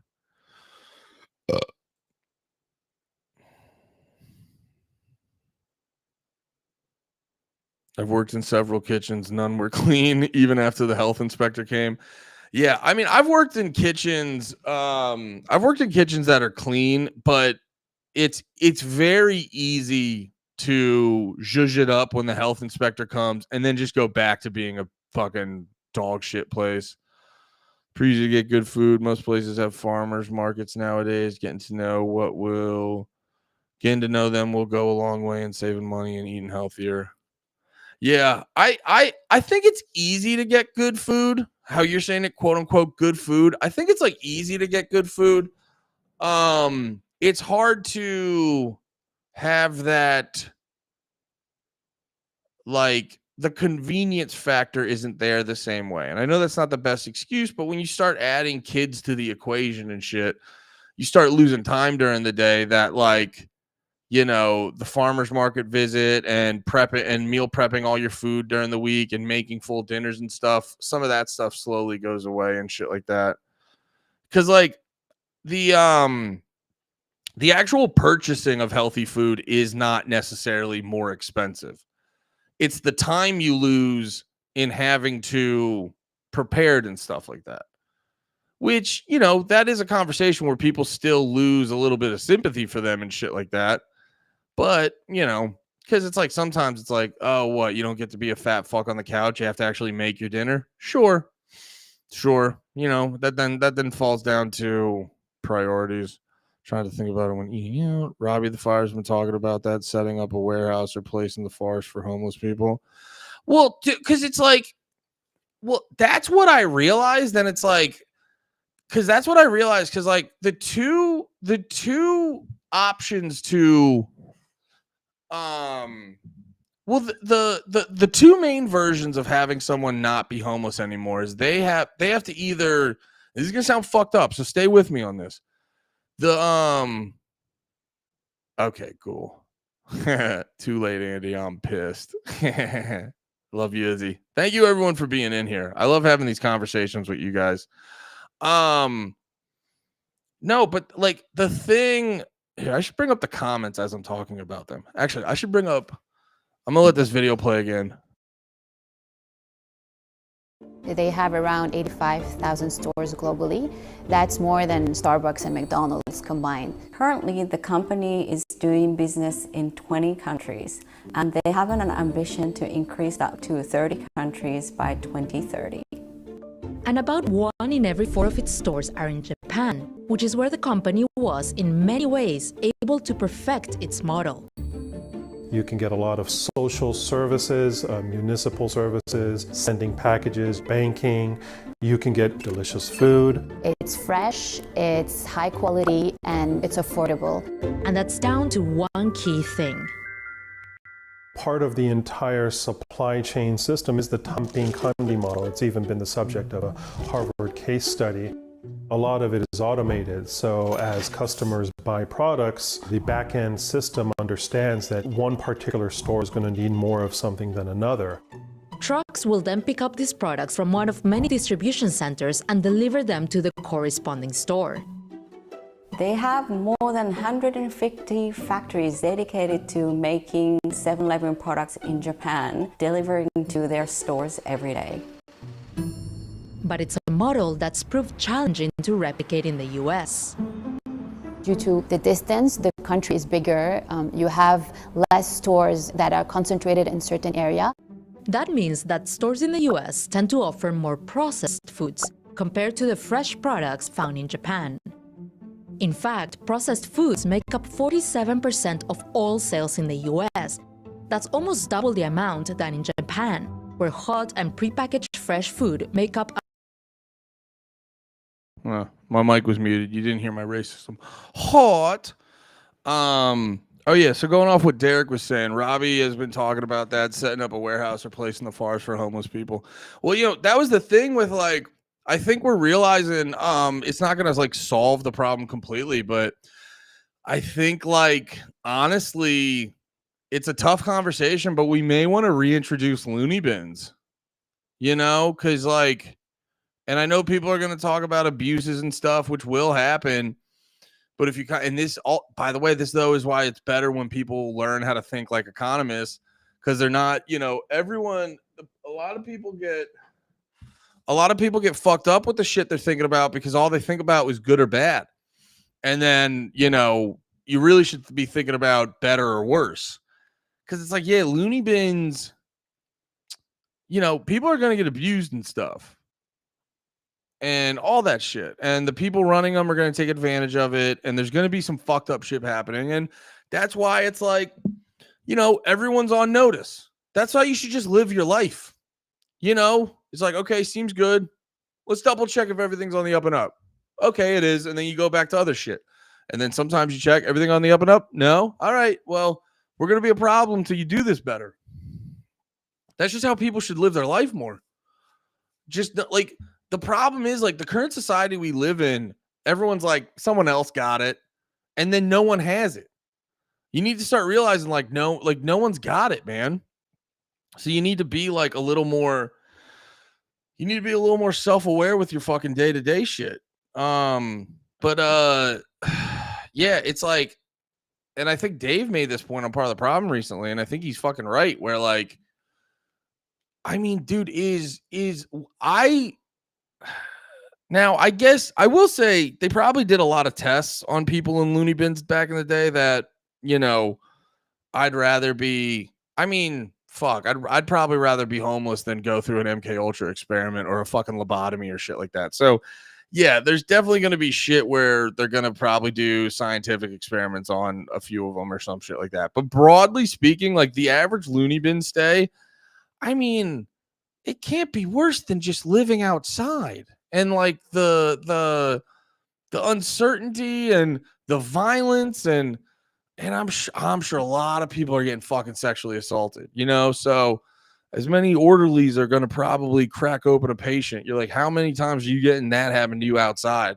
Like, there's a good chance it might be more. You know what I'm saying? So it's like, I maybe I'm not being creative enough on this, but it's like, I think if you're looking at the homeless problem in the right light, you realize a big reason a huge chunk of people are homeless is because they refuse to be a part of regular society, or they're so gone with mental health issues that they can't participate in regular society. And those people need help. And I think you need to like go, for lack of a better word, you're like, which one is it mental health? And here's the lack of a better word. You're like, which one of it is mental health and which one of it is they just have an attitude problem, which is a funny way to put it, but still it's true though. And it's like you separate them, you send one group to mental health institutes, you send another group to just be like, they're just refusing to be a participating member of society, almost like a soft jail. You know what I mean? Where it's like, okay, that's fine. You can't sleep on the road. If you want to go back to society and try to have a job in an apartment, you can go back. If not, you go over here and fucking, I don't know, we sell you to a corporation or something. I don't know. But then the other problem is it's like, so the solutions to not being homeless are like, we should give homeless people resources to assimilate back into regular society. Those should be there. If my tax money is going to be stolen from me, I want it being spent on helping homeless people get back into regular society. I don't want it spent on bombing brown kids. You know what I mean?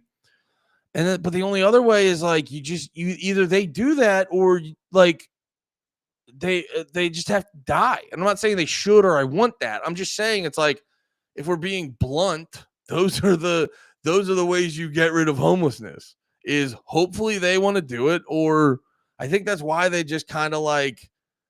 I think that's why they just kind of like let some of that shit happen. Is like they're almost subconsciously hoping they just die off, because that's the only solution if they're not. That's the only solution if they're not gonna fucking figure it out for themselves, which I understand is really fucking hard. But yeah, and it's why I thought it was kind of crazy when it was first brought up. I don't know if like Dave and Robbie were talking about it first, but I heard it somewhere. And I thought it was kind of crazy, but then it's like I've been thinking about it more, and I'm like, I'm not the most well versed in how the loony bins were run and what they were doing and shit like that, and who was going to them. Because that's the other problem too, is like when you have loony bins, when you start having loony bins, then it we start having loony bins, then it becomes like, well, once you have that gray area of who can and can't be in there, then you might get someone who's, not necessarily being a problem like a homeless person, but they're kind of stepping out of line, and then boom, they get thrown in a loony bin. So those are the problems you run into, but hell yeah. Boomers did not resist feminism. Women ruin the world. All right. Yeah.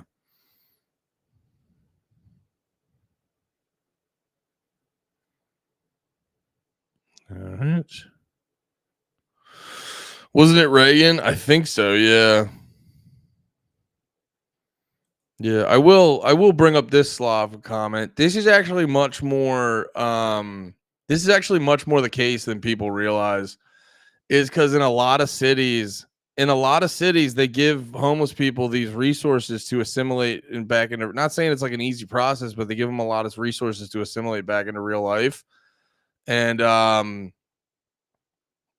there's a lot of homeless people that just go like, no, I'd rather do heroin outside. And it's why, like, I think people have to go, they have to like almost, it's kind of dark. That's why you won't see real big solutions in the homeless situation if people aren't willing to have like a real conversation about it. Cause like, well, there's a certain point where you go, what do you do then? And you're like, what else should you do? When a person's completely given up like that and they've lost the trust of everyone, you've given them the option, they're still just like, no, I'm going to go do heroin outside. Like, what do you do for them at that point? I think they've kind of like lost the compassion. Like they've lost the ability to like deserve compassion. Like I'm not trying to be, I'm not saying that about all homeless people. Because I feel like this part could be clipped up real bad. No, I'm just saying it's like there's certain ones that when they just go down the route of just giving up and taking advantage of everyone and not appreciating help or any of that shit. And they just every time they just, they're just like, no, I just choose to live outside. It's like, what do you do for them at that point? And you just kind of gotta you gotta let them go. And you go, if you ever want to come back, we're here, but you gotta just stop worrying about them, man. Cause they're not showing you any it gets, I'm just saying it gets to a point where it's not your responsibility anymore. It's good to try, but if someone just gets to that point, like the fuck what do you, they don't deserve your fucking help at a certain point. So why would you give it to them? I don't know.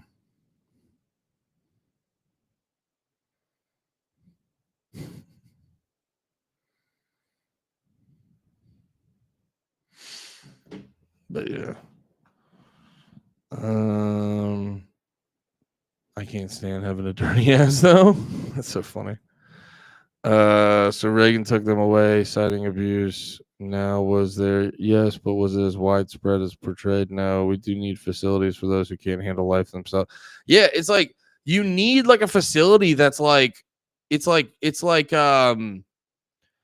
almost like nice jail.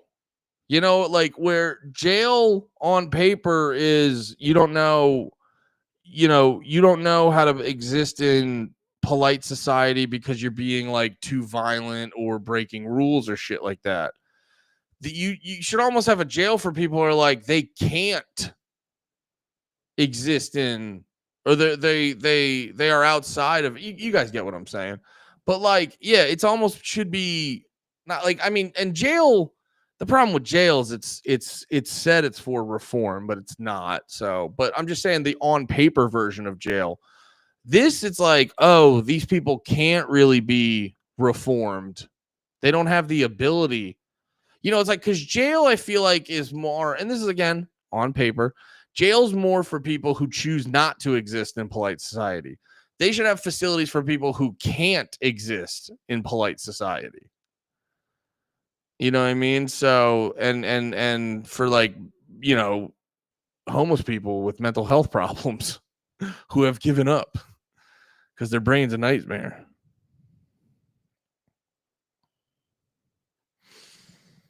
Let's see this hot take. Hot take for the people who you say are just wanting to stay outside and do heroin.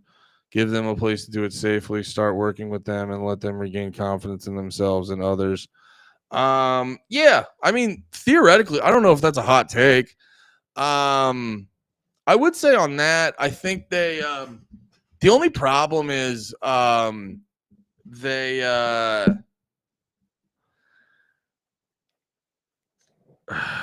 and I'm going off a book an audio book I listened to a while ago. I'm trying to remember though, because from what I remember, I think that like, well, I know, and if you guys want to read the book, it's called San Francisco. Michael Schellenberg talk about the homeless problem. It's really interesting. But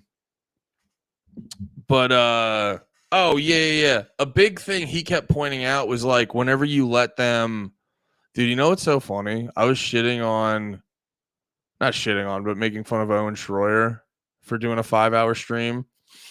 And I'm at 4 hours and 16 minutes. In my defense, though, I didn't talk about one thing for 5 hours. It seemed like he talked about one thing for 5 hours. Oh yeah. Here, wait. Back to your comment. Stay outside, do heroin. Give them a place to do it safely. Yeah, I think what happens is like when you give them an area to do heroin safely, it all just turns into like, it's like the same reason why whenever you have like open air drug markets. Here, wait, I didn't explain what I was just saying. I do that a lot. I jump all over the place. I'm sorry. No, I think they've tried that and then it just turns into, it just creates a very dangerous environment if you give them like one centralized place. Like I could see the argument of giving them clean needles maybe. But I don't even know if that works out. I think from what I've read, if you have a specific place where they can just go and do it, I think it still ends up going off the rails and getting like very violent and stuff like that. You know what I mean? And then also too, you just have more. Like I don't think, like if I was running a city, I don't think you should make it easy for them to do heroin. You know what I mean? I think you should discourage heroin use as much as humanly possible. You know, it's like, okay, fine, and then you're naturally gonna get people who are like more casual about it or not as hardcore. Like you're obviously gonna get people who are gonna do heroin no matter what. But you should like, that's the problem where you get, if you don't give the people the options, or if you don't easily give people these options, they're going to be less likely to go down those routes.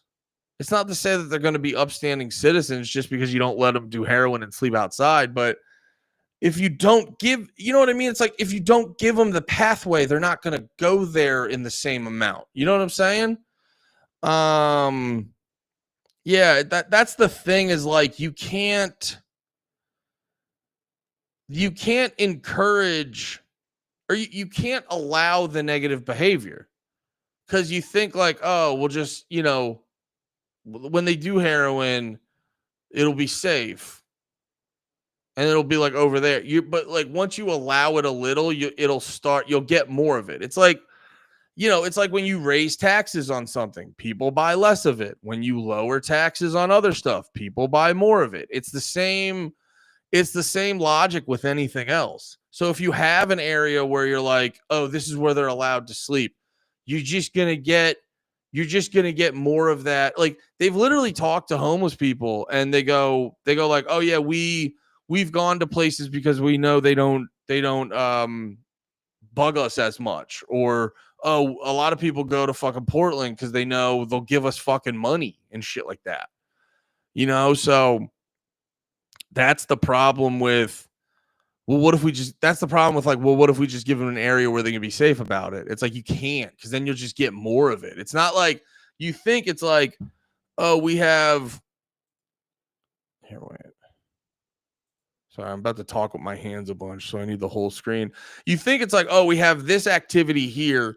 What if we set up a place so this activity can operate safely? And it's like the second you give the green light on, you go, you can do this here, then you're just going to get more people here doing it. And then that's going to flow outside of that and just become a bigger problem. So when it comes, you just have to not let it, you just have to not allow it, or not even not allow it, because you have to live in reality and accept that it's going to happen. But you just have to function in a way where you don't encourage it.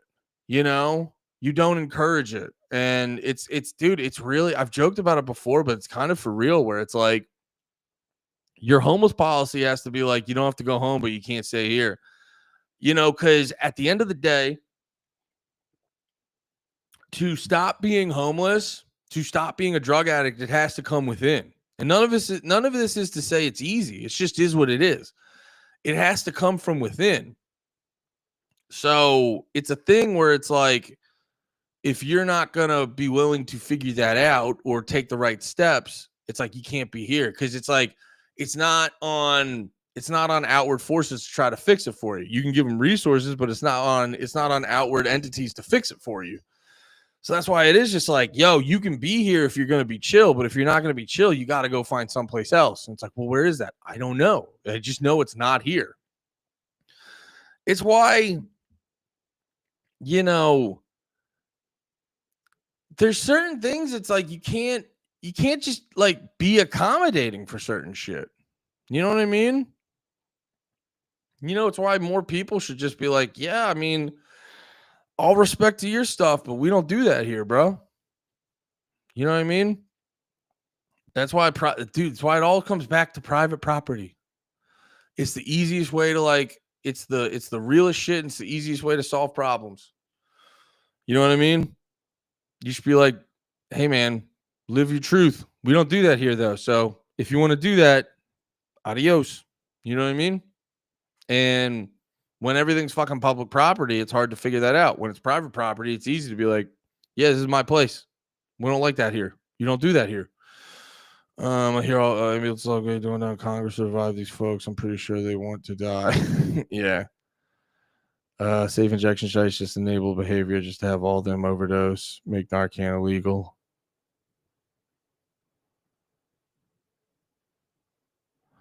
State used to be incentivized to help. This is where capitalism leaves so many behind. I'd have to hear more of an explanation on that. Because honestly, like, I mean, again, it goes back to capitalism. I feel like there'd be a lot of incentive for, there'd be a lot of incentive for companies to like rehab these people and then, you know, get them working or shit like that.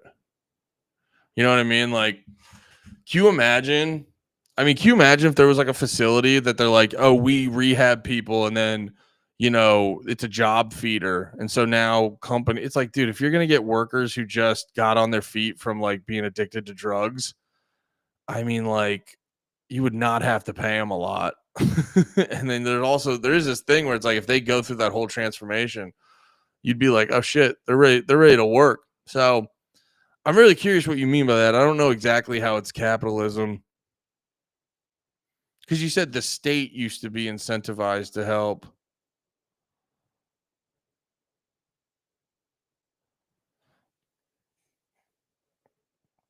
Because capitalism, what's the exact definition of capitalism? I always forget. Capitalism is an economic system characterized by private ownership of the means of production where goods and services are produced for profit in a competitive market. So yeah, just be like, the state doesn't fund that. I go, that's not really capitalism.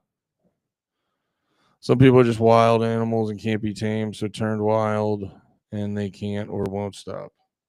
Fair enough. What's Kyle texting me about? Hell yeah, dude. All right. I got a skedaddle. I've been podcasting for way too long. They had state-run mental hospitals and stuff back in the day. Yeah.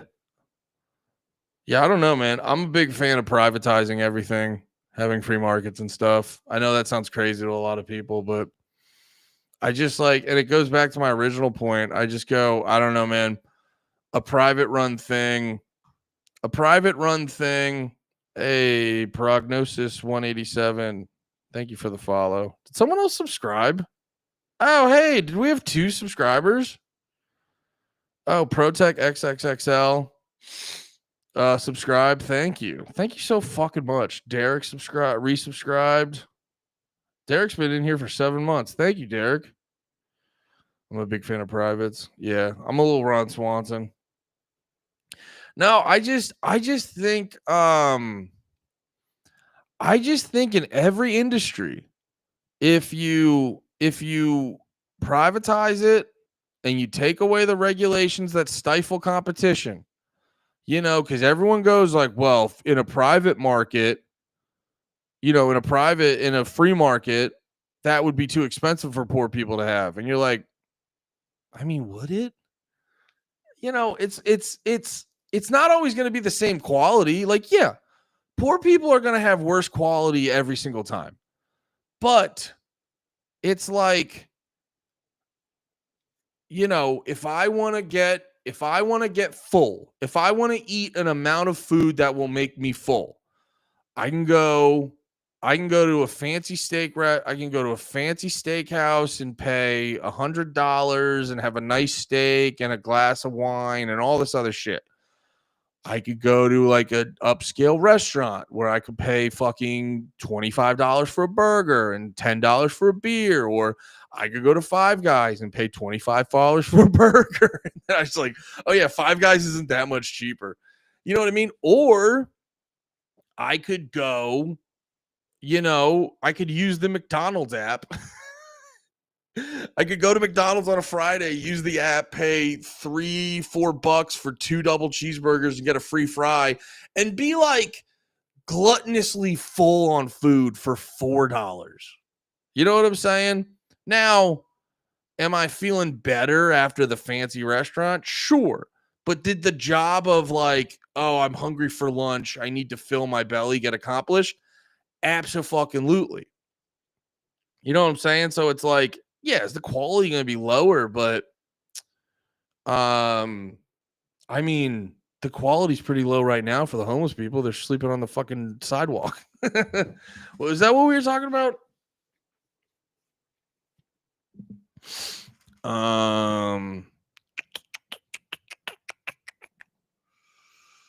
What were we talking about before? Oh yeah, I just think private shit. Did I ever watch Zeitgeist? That's where this shit started, dude. That's literally where this shit started. It was freshman year of college. Freshman year of college, I walked into my buddy's dorm. I saw shit on 9/11 on his TV, and I was like, what the fuck are you watching? Zeitgeist, dude. Oh, man. Who wins in a fight? You or Lamorp? Well, I mean, as a man, I refuse to say anyone could beat me in a fight, even though I say this just broadly. I mean, I'm just going to say me every time because I'm a stupid guy. I'm a meathead retard. Me or Lamorp? Lamorp has the advantage of growing up in poverty in Detroit and just getting into, just being a degenerate fighting people. I just, you know what I mean? Just me being much more level-headed and willing to talk things out. I just, unfortunately, haven't been in a lot of fights. Just being a cunty white guy. I think me and Lemaire would be pretty even. I have height and a little bit of weight. And I have height and a little bit of weight, and I've lifted. I think I'm like technically a little stronger than him. He just has fighting experience. I don't have any fighting experience. I think if I went to a boxing gym, I'd be an absolute problem. I'm kind of afraid to learn to fight, actually, because I know how I am. You know how people just go like, oh, jiu-jitsu calms you down, which I've met plenty of people who know jiu-jitsu. That's not true. That's not a real thing. Like, I know what they mean. I think it makes you like a more confident, level-headed person at times.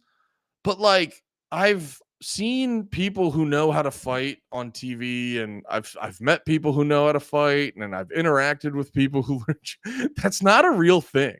No one jiu-jitsu does not necessarily calm people down ever.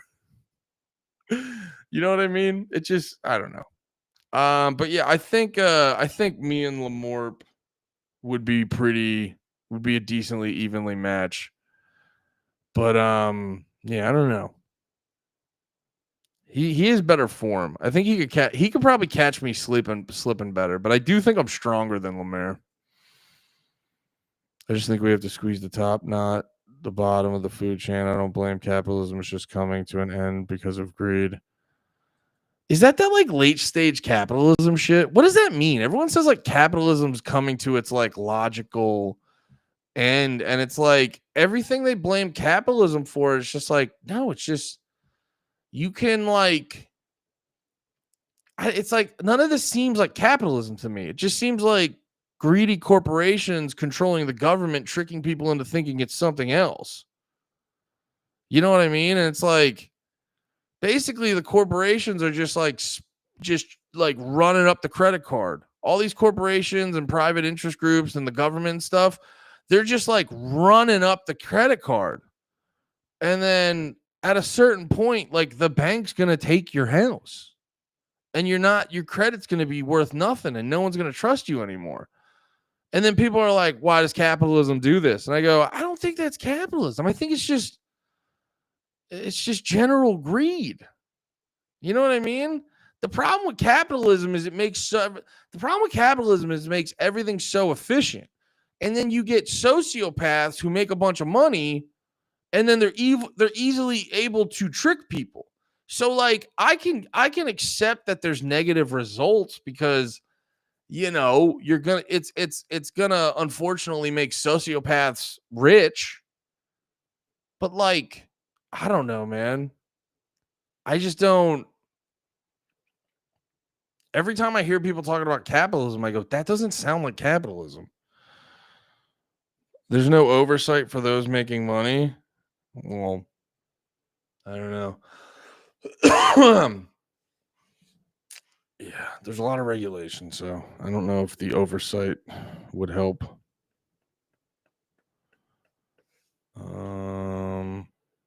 Large triple cheeseburger meal is the price thing at $8. Is there a triple cheeseburger at McDonald's?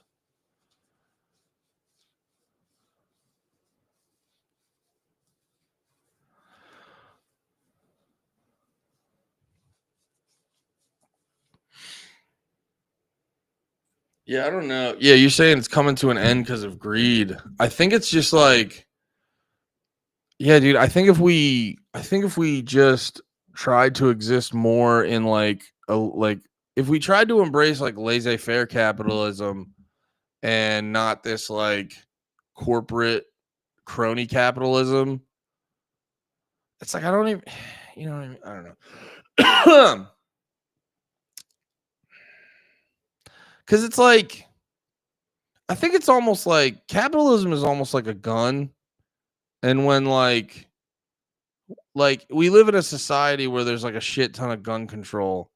So then like people who are using the gun badly, or what am I trying? I don't know. I'm tired. I'm like talked out. I don't know if I have any good analogies anymore, but I just think it's like, I don't know. My brain's fried. I got to be honest. Yeah. Thank you. Yeah. I think it's way more about the monetary system. You know what I mean? Where it's like we're printing up fake money. And it's also, too, it's just like a lot of people don't have a real understanding of how the government works. So the government's filled with a bunch of people going like, we got you. And then it's like, no one has us. But if everyone's functioning like they got us, you can just get swindled the whole time. So it's like, you know what I mean? It's like, It's like if you had a fucking Chipotle, and I think I'm saying this because I'm hungry. But it's like if you had like a fucking Chipotle and you were selling them good burritos. You know, this is before the E. coli. There's no E. coli, nothing. You're just making a shit ton of money. You're just making a shit ton of money selling Chipotle. And yeah, you have all this money from that. And then it's like, you know, you have the guy running the business. He's trying to invest it in good shit. And then you have like the mob come by. This is a very intentional analogy. But it's like you have the mob come by who patrols that block. And they're like, oh, you guys got a lot of money going through here. You know, we actually run this, which they don't. They're just saying that because they're going, we say this and you agree to it, or we'll beat you up and kill your family and put cement shoes on you and, you know, put a horse's head in your bed. You know, so they roll by and they're like, wow, you got plenty of money for us to do this. And basically what we're doing is being like, well, that mobster that comes by every Sunday is looking out for my best interest. If you just looked at the government like the mob, as opposed to like, no, it's just like a guy who wants good things for me. You know, everything would function better. But like, I think what's happening is like the government and these corporations, they're rolling in. The government and these corporations are rolling in like the mob, and they're basically stealing this money from all the hard work, like at the Chipotle in the example I was using, and they're doing bullshit with it, pretending like they're not. And then everyone looks at that and just goes like, this is what's wrong with Chipotle's. And you're like, no, it's the people doing shady shit like that you're pretending are not doing shady shit, you know?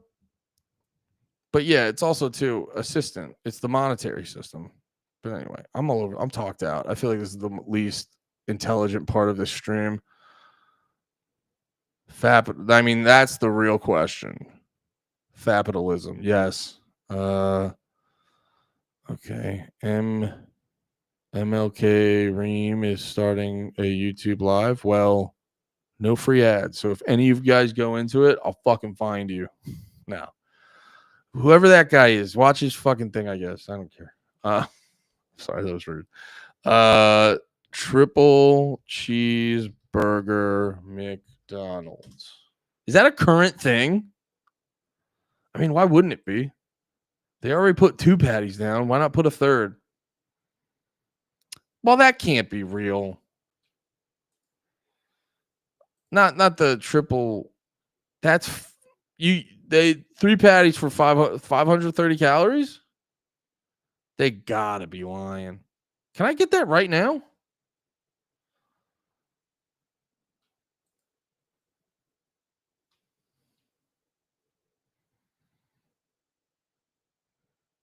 What do they put in there? Because it's like they can't. I mean, I guess they technically can't be like they might be fibbing a little, but I mean it's got to be like 530 calories. And like you look at all the stuff, and you know they claim that these numbers aren't.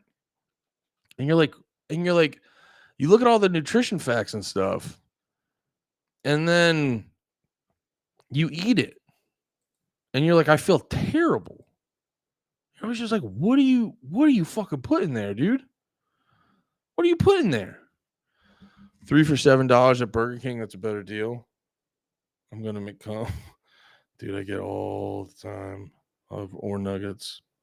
I give props to McDonald's on their nuggets. All right, too much food talk. I gotta go, guys. This was a fun stream. Thank you for hanging out. Just a little reminder: if you're feeling sassy, thank you so much for all the people who subscribed today.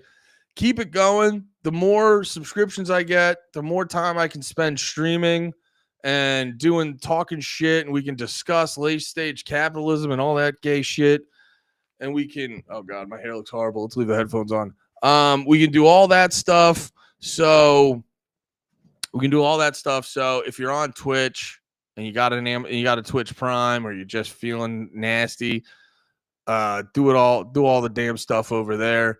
Like I said too, though, if you want to spend a little less, you're already on the Panties Patreon.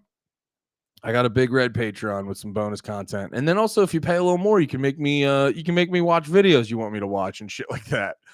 And then yeah, just a reminder, I talk a lot of music shit on the Big Red in the Morning channel. So if you want to hear more music conversations, go over there. And then the TikTok, all the stuff, Drag the Lake, No More Heroes. Oh, Drag the Lake this week. We talked about Jesus Piece breaking up. And then we talked about Reggie and the Full Effects album, Songs Not to Get Married To. And then we watched District 9. That was a really funny one. Adios, Rojo Grande. Thank you. I'm going to timestamp your hell yeah. Thank you, Josh. I appreciate that. Take it easy, Andy. Always fun. Thank you, Izzy. And then, yeah, of course, watch Panties and all that other shit. You guys know what I do. And then again, Venmo is at Andrew-Malfrina. PayPal is Andrew Malfrina. Yeah. All right. Enough of this. I love you guys. Have a good one.